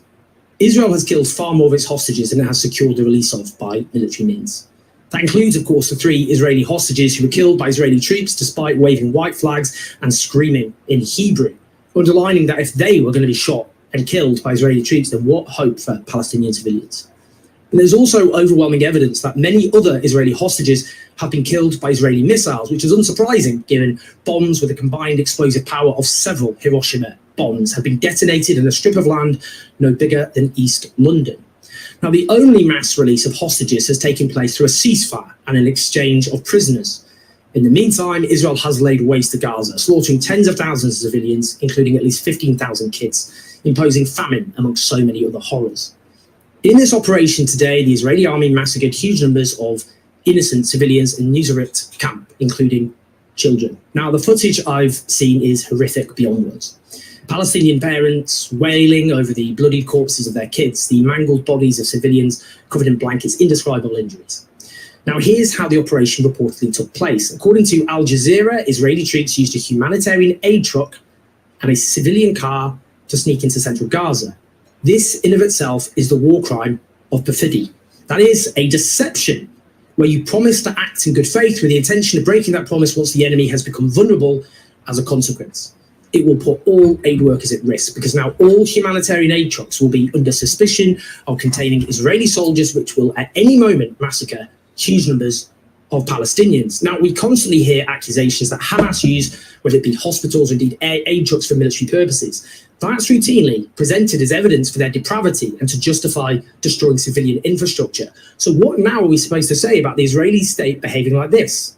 This in itself will undoubtedly further slow what little aid is getting into Gaza, and that itself will kill many more Palestinians. Let's listen to this testimony from a Palestinian man who survived what we should be describing as a massacre. مارك في الشارع أجا شحن صف كله أواعي وكله قناجر يعني يقول واحد جاي من رفح يعزل عنها ما بنسق إلا هم نازلين بيجي 10 قوة خاصة نزلت الطخطخ خدت تنفط ماك في صدري وفي إيدي ونزلوا اشتباكات طخ طخ بعدين ما أدريش عن حالي قصر انفجارات في الآخر انسحبوا خدين الشباب وطلعوا فيه على العودة على المستوصل تبع السوق من العيادة من غادي أخذونا على الأقصى من الأقصى جابوني هان وما جا خبر طلعت مرة ما جيش ولا مخلوق في السوق كله مرمى مقطع على الأرض مستشفى بين راسه مفتوحة. What does this all mean in practice? It will mean far more death and destruction. There are reports that other hostages were killed in this operation, but those reports, of course, need to be confirmed. It will almost certainly mean far more hostages are killed, given Israel keeps recovering the corpses of hostages, and the longer this is dragged out, the more likely they are to be killed, and the only proven means to release significant numbers of hostages is through ceasefire and prisoner exchanges. Netanyahu will ride the wave of jubilation in Israeli society. Those demanding a ceasefire will now be marginalized. The Israeli War Cabinet Minister Benny Gantz was expected to resign over a lack of strategy for Israel's military rampage. He's now cancelled his speech. The most popular demand will now be to release all the hostages by military means. The hostage deal negotiations with Hamas will surely be trashed by this. Those demanding more blood and slaughter in Israeli society now have the winds in their sails. The consequences will be huge numbers of Palestinians slaughtered, butchered by weapons, or starved to death. We've seen the immediate price paid by Palestinians, but the price to come will be incalculable. Yet many media headlines have simply erased the horror suffered by Palestinians. So, for example, in this Washington Post headline, it was, "For Israel, a rare day of joy amid bloodshed as 4 hostages rescued alive." There isn't even a pretense here that Palestinian life has any worth at all. None at all. Is it understood that the rest of the world hears this? How do you think we look to the rest of the world? And I will tell you, depraved. David Lammy, the shadow Labour Foreign Secretary, who's set to become the Foreign Secretary of the British government when Labour wins an inevitable landslide in a month's time, tweeted, "It's now 245 days since October 7th, when these hostages were kidnapped from the Nova Music Festival by Hamas terrorists. Their rescue is a glimmer of hope in the darkness." Not one single mention of the horrors inflicted against the Palestinian people. I've met David Lammy many times, and I know that if you asked him, do you think Palestinian and Israeli civilians have equal and innate worth? He would undoubtedly answer, yes, of course I do. But how is it possible for him to justify such a statement based on that tweet alone? How would he justify it? Those politicians and commentators celebrating this operation should be asked, do you think that over 200 Palestinians, many of them children, being slaughtered is an acceptable price to pay for 4 Israeli hostages? Get them to say it on record. They should also be asked, do you think the war crime of perfidy, in this case, pretending to be a humanitarian aid truck, is acceptable? Get them to say that on record too. I want to say this as well. As I've said, the taking of hostages was a grave war crime. It is good to see that after hospital tests, it's been confirmed the Israeli hostages released are in good health. That doesn't detract from the horror of them being taken and kept away from their loved ones for so long, and we will undoubtedly hear their testimonies in good time. Let us not forget the thousands of Palestinians seized by the Israeli state, often without any charge, and detained under horrific conditions. These are the Palestinian hostages held by the Israeli state. Now, we've heard allegations of sexual violence presented as central evidence of the unique barbarity of Hamas. What then to make of these details in a New York Times article, which you can only find by reading to the very end? Now, these details are horrific. I must warn you of that in advance. Eunice Al-Hamlawi is a senior nurse from Al-Shifa Hospital who was arrested in November. Let me read. Mr. Al-Hamlawi, the senior nurse, said a female officer had ordered 2 soldiers to lift him up and press his rectum against the metal stick that was fixed to the ground. Mr. Al-Hamlawi said the stick penetrated his rectum for roughly 5 seconds, causing it to bleed and leaving him with unbearable pain. A leaked draft of the UNRWA report detailed an interview that gave a similar account. It cited a 41-year-old detainee who said that the interrogators made me sit on something like a hot metal stick and it felt like fire, and also said that after another detainee died after they put the electric stick up his anus. That's rape. If we heard such a report from an Israeli captive at the hands of Hamas, it would be front page news and lead news bulletins as key evidence of Hamas's depravity. But in this case, buried in a New York Times article. Again, the lack of pretense that Palestinian life matters at all. It is the most disgusting spectacle of my life. And the consequences of that will be felt, not just in this hideous present, but for many, many generations to come. Please like and subscribe. Do leave your comments. Do help us take on the Pro War Media over at patreon.com/Joseph. Listen to the podcast. I'll speak to you soon.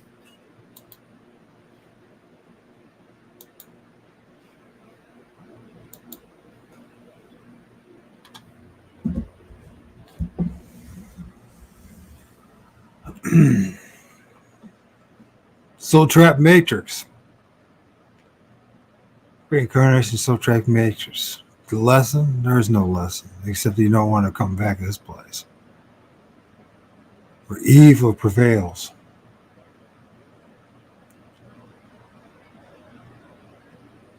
Enjoy the moments that are enjoyable. Love the ones that you can love.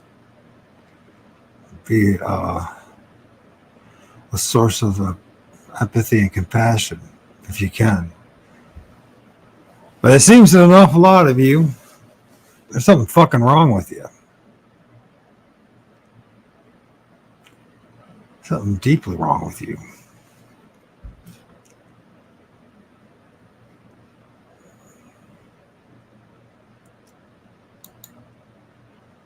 And just a reminder, Donald Trump, this game that they're playing, Donald Trump and Benjamin Netanyahu, fucker, whatever his name is, were the closest of political allies during the 4 years of his overlapped in office, at least in public. Not anymore. I haven't spoken to him since. Trump said of the former Israeli Prime Minister, fuck him. The first person to congratulated Biden was Bibi. And the man that I did more for than any other person I dealt with. Hear what he's saying. This is Donald Trump. Hear what he's saying. And the two of you or whoever's going to hear this, that has the capacity to hear the truth. Donald Trump said this: the person that congratulated Biden was Bibi Netanyahu, the man that I did more for than any other person I dealt with. Bibi could have stayed quiet. He has made a terrible mistake. Okay, for you that are going to vote for Trump, you better hold him to this. But you won't even know about this, I bet. You know, fascinating thing is I'm so censored and so shadow banned. I'll be lucky if there's a half a dozen people hear this. But the half a dozen of you to hear this might remind everyone else this.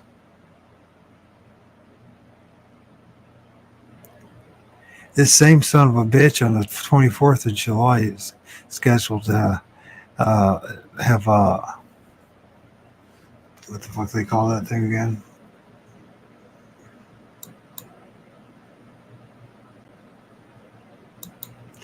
So to address a joint meeting of Congress.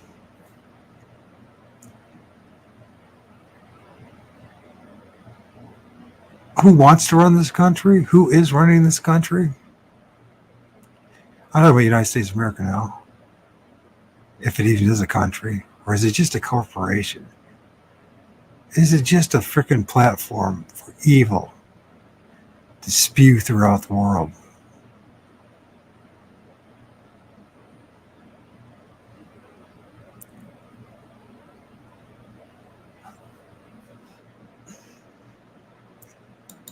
They're doing what they're designed to do.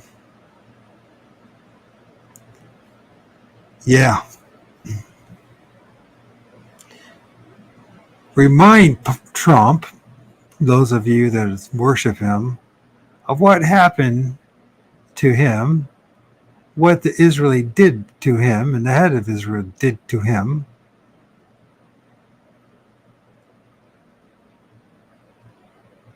Remember, Trump repeatedly criticized Netanyahu for doing 2 interviews for my book, Trump and Peace, Abraham Accords and the Reshaping of the Middle East.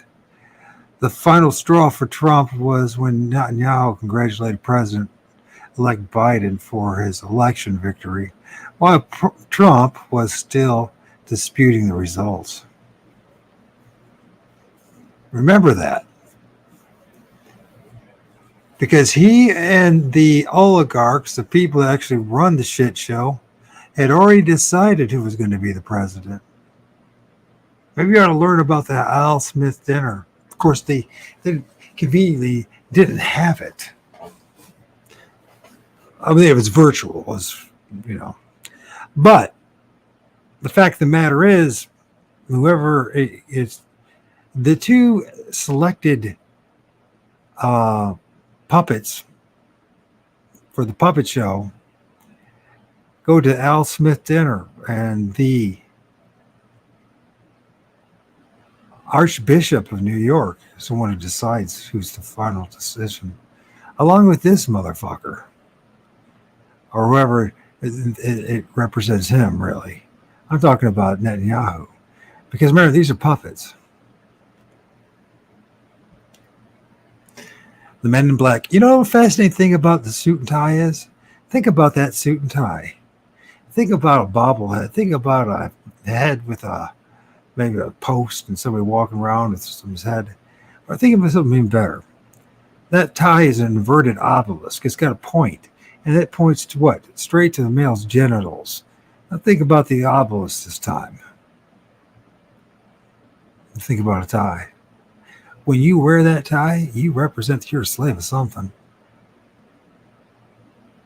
Most people will never will see that. Most people even don't understand what I just said. The next time you see a guy walking around in a suit and tie, he's got that tie and a pointed obelisk pointing to his fucking dick, call him a dickhead. Think of him as a dickhead, because that's exactly what he is.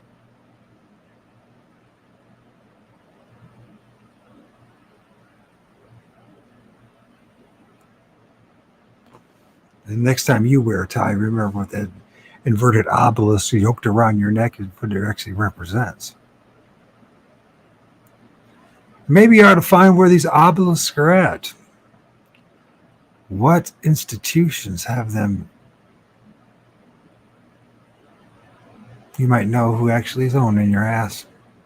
Or at least you'll know who's owning these guys' ass.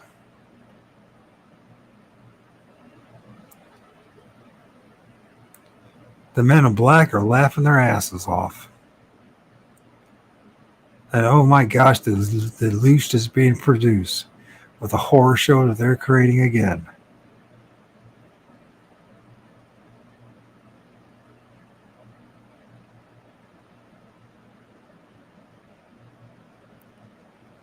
You know what's disgusting about the whole thing is the complicity of it all. It's not just the United States. There's Britain and Western Europe. There's Egypt. There's the Arabs.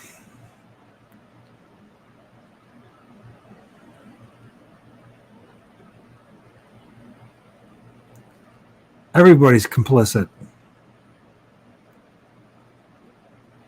And they'll get away with it. Look at all the international laws that Israel has broke over the years. Not just this time, but for over freaking nearly 80 years, 70-something years. Well, it's more than 80 years.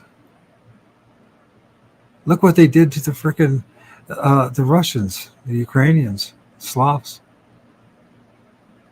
Look at what they conjured up for Europe. You see, whatever the historians say, they can't tell you the whole truth. You won't be able to sell the book. I'll tell you the truth. Just feed something. Some things.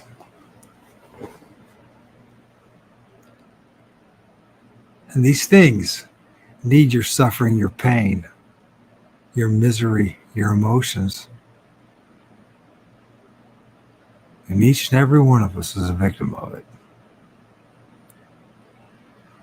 That's no excuse for the evils these guys do in the end.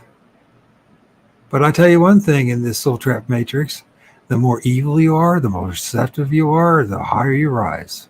What does it say about this place?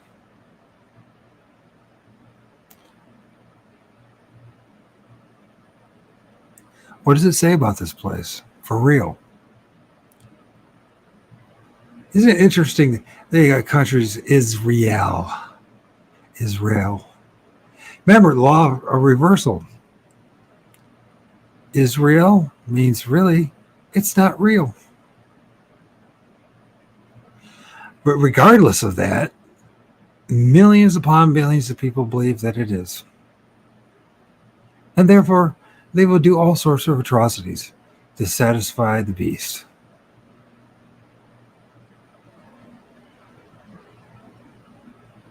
They accuse you of being racist because they are racist.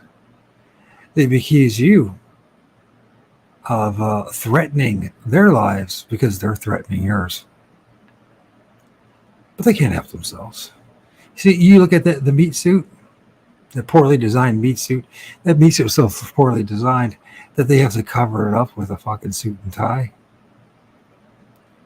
We got a couple of clowns. But those clowns are deadly clowns. You know, when it comes to, this is what Trump's going to do when he gets in office to satisfy the anger and the bloodlust that's in us. He'll start deporting people. He will. He won't deport them all. God forbid that. That's 40 million people.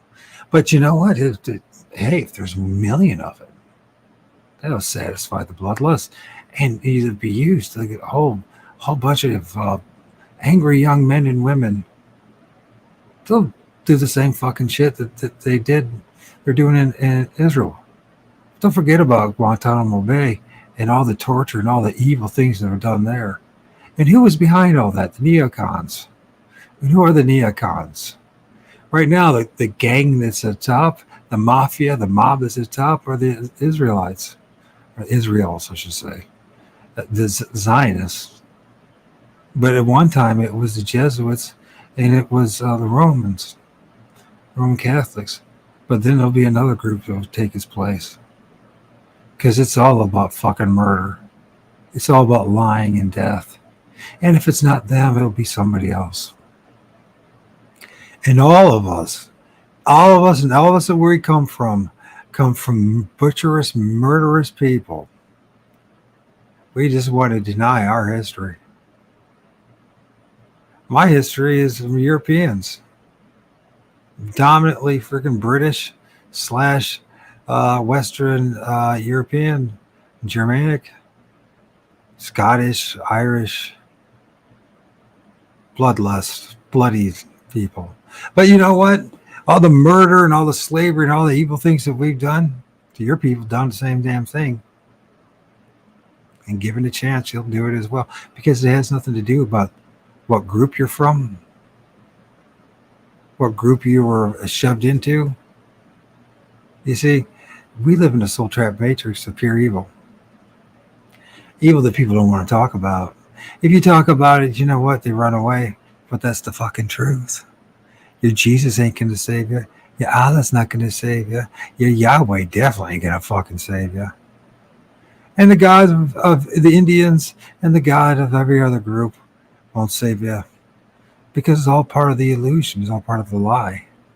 Part of this construct. It's pure evil. I think the only decision you have in this life is either you comply to the evil or you fight it. And if you fight the evil, you must understand that you will have great pain and suffering.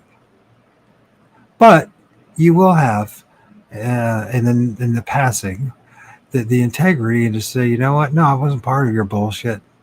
And I know, and if you prepare yourself in this bullshit to not accept any of it, then the light show and the show that's on the other side, when you think you're seeing your loved ones or whatever it may be, you'll be able to say, fuck off. I want my sovereignty again. Because I was trapped in this bullshit. I might have been tricked into this bullshit. I might even agree to it because I didn't know what was going on. As this system is, it's always about fucking deceitful contracts and deception. But you don't have to comply to this shit. You can be a decent human being here, and you can hold your head high knowing that you did the best you could, and you weren't out to fucking use people, kill people, exploit people, rob people. Well, the rest of them that are doing that, they'll run around having a good old time and drinking their champagne or whatever the fuck they're doing on the weekends. But you know what? You don't have to be a Biden. You don't have to be a Hunter Biden or Donald Trump or Netanyahu or whatever creature that's presented to us. Remember, that's a shell. That's an avatar. That's not the real entity that you're looking at. And you're not, when you look in the mirror, that's not the real entity that you are. But understand one thing, there's a whole bunch of energy entities. You can find them. I can show you how to film them. I can show you how to find them. And then you know that there are entities all around you. I don't care if you believe me. And I could, start a cult following. I'm not going to feed you a whole bunch of bullshit. It seems like everyone else. You live in the soul trapped matrix. You live in the closest thing to hell that there is. Of course, hell is a delusion in its own right. And where did it come from? These same creatures.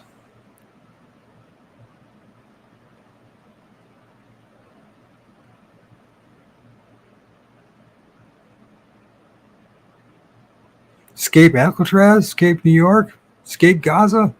Shit. You got to figure out how to escape this fucking place so you never come back. And only you can do it. The guru can't do it. I can't do it for you. You can't do it for me.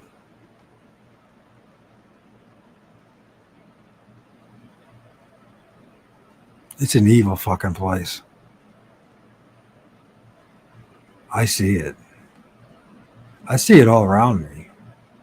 All the constructs, all the made up bullshit, all the make-believe. Just picture you as a little child playing in a sandbox with some kids your age. And the biggest dicks end up being the plantation owners, managers. And they're there to deceive you because they're so trapped. Some of them know what's going on, though, at the very top. Very top, what makes them the very top? When you know what this place is and you go along with it, then you know you're pure evil.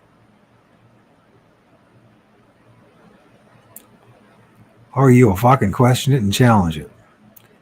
And very few people will ever hear this. And very few people are intended to hear this shit. Because very few people, if they're honest about it, which they're not, love the shit. They love it. Deep down inside, they love it. They love the horror. Because that's what they really are. Yeah, go ahead and vote for Trump. Go vote for whatever you want to vote. And play along with this fucking game. But just remember all your fucking false idols and what they've led to. And if you think that what's going on in Gaza is not coming home to here in the United States or wherever you are, shit. You're in total denial. Where do you think they really get their fucking power from? Money? Just who they know? Or is it what they know? And what they know, they're not going to tell you. I'll tell you, though. You're in a soul trap matrix. Reincarnation soul transformation, most likely. And they tell you this much, what this is going to happen. These entities, these things that are inside these meat suits, they've done a lot of evil. And they love the fucking evil. Occasionally they'll do something that seems good. But there's always something evil behind it all. Past 4 years have told you that. The lockdowns, the death jabs, the destruction of the families, the family units, on it goes. Why do you think they do that?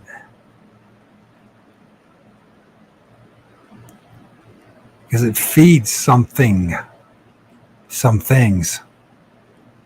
And they'll continue doing this, by the way. And there'll be more horrors. It's going to get worse, as it always does. It always compounds and builds up. And all the gadgets they get, they're there to save your life, if you're lucky enough, maybe if it's lucky, or most likely the real foundation of why they build these things, create these things, whether it's in the medicine or whether it's in the war machine or whether it's in whatever it is, banking, whatever. Everything is designed to exploit you, destroy you, corrupt you, and make sure that you produce as much loot as possible to feed the archons and the entities that are around you and if you haven't figured out what's going on, you'll come back for another fucking round. And they'll tell you it's because you need to learn a goddamn lesson, or that you need to serve Allah or Jesus or Yahweh or whatever fucking false god there is. But the fact of the matter is, the only person that's going to get you out of this mess is you, and you better demand it. You better absolutely fucking demand it. How do you do that? That means I ain't playing you guys' games. I'm not here. I'm not here to come back again. I'm not here to be part of all this nonsense. I reject it all. I say no to every goddamn fucking thing you ever goddamn presented to me. Because I know goddamn well you don't give a fuck about me. You should hold contempt for every entity and being that's out there. Every politician, every priest, every pope, every prime minister, every religious nut, every rabbi, every frickin' imam, all of them. And every military monster. Those monsters that showed up in Gaza today, pretending they were fucking gonna rescue some hostages. Yeah, it was just a ritual, man. We'll kill them all. It's justification. And we'll turn that fucking, the graveyard called fucking Gaza into shopping malls and how high expensive, beachfront property. And it will be a pleasure place for the demons. Who knows? Maybe at the end of the day, the people that end up being slaughtered and killed are the lucky ones because they don't have to maybe come back again. Or maybe it's just they don't have to fucking be here anymore. I know. I'm supposed to be real positive, right? I'm real positive about something. This place is a fucking shit show. It's evil as all get out. And I don't know how many times I've seen a smile that turn into fucking death. I don't trust a goddamn smile. I wouldn't trust me. I wouldn't trust any goddamn thing in this place but yourself.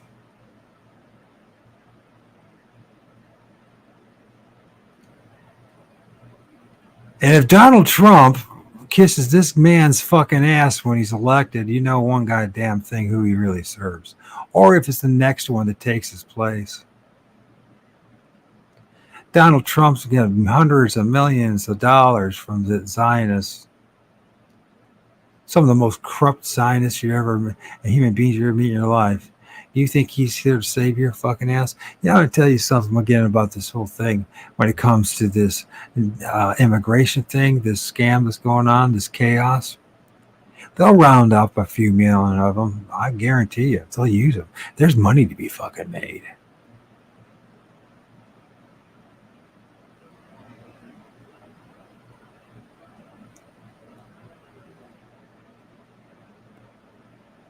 Israel is horrendously known for its organ. What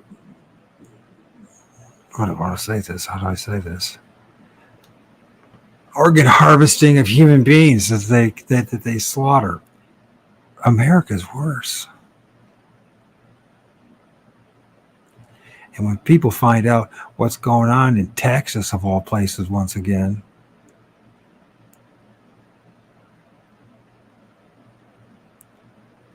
tens of thousands of young people that show across the board and end up missing. What do you think's happened to those young people?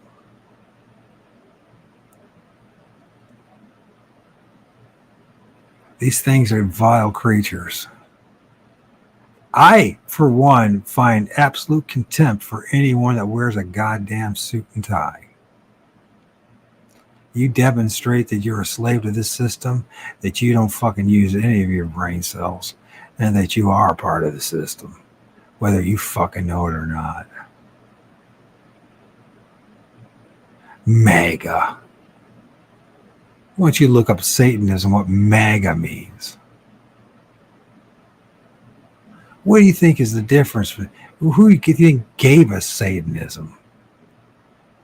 Look at that shorter clown of a character who's responsible for tens of thousands of tortured, maimed, and muted, and suffering, and killed people right there.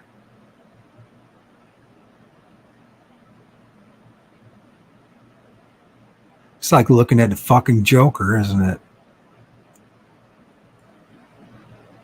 Cross between Pinocchios and Jokers is what it is. Netanyahu. It's not even his fucking real name. In fact, it's amazing that none of these people use their real fucking names.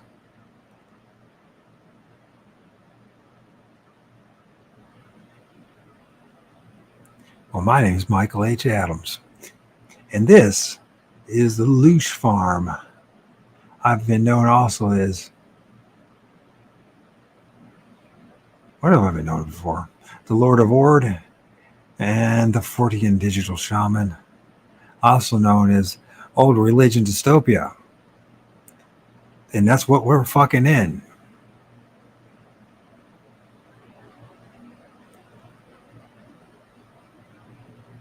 We can hide from it. We use entertainment, drugs, alcohol, sex. Well, the internet, the dopamine fix. But believe me, you will not escape fate. And what is fate? You're an entity that's in that meat suit, and that meat suit is all designed for you to have experience pain and suffering. Sorry, can't get away from it. What you can do, though, is say fuck off to all this shit, and then and learn to say fuck off to all these constructs that have been thrown in your way, and you find your way, you become your own person, and you prepare yourself to become your own person, so that when you cross to the other side, you can tell all the light show and all those entities that go blow themselves to fuck off. Tell them, I don't need you. Never did need you. You needed me. I want you to seriously think about what I'm saying. And not dismiss what I'm saying, but seriously think about what I'm saying.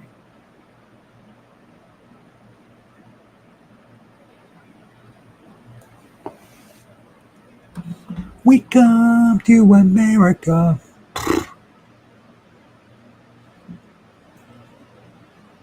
Well, don't forget the Liberty. The USS Liberty, what all it means, all its implications. And remember, they should pay. They must pay.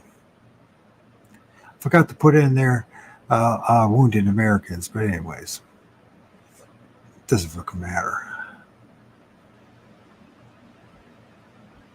It don't fucking matter.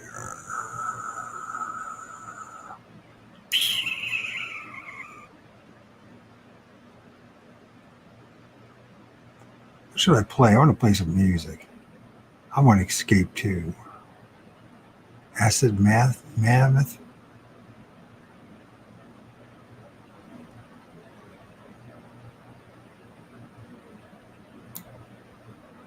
How about intro? We dream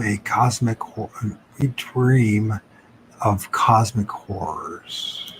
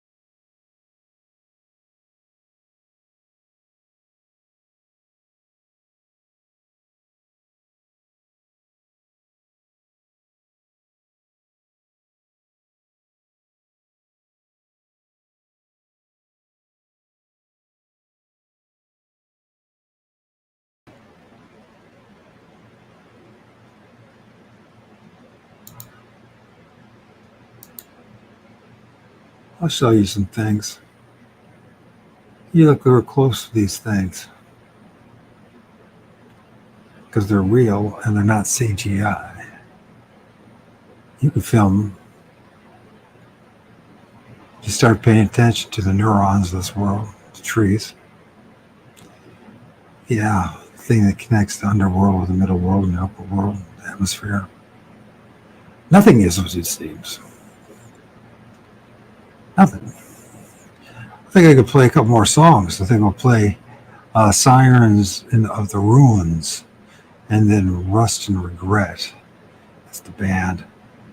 The band is maybe it's New Fallen Empire. Is that what it is? Rust and Regret. So I'll play that pretty damn good, and then I'll end the show that way.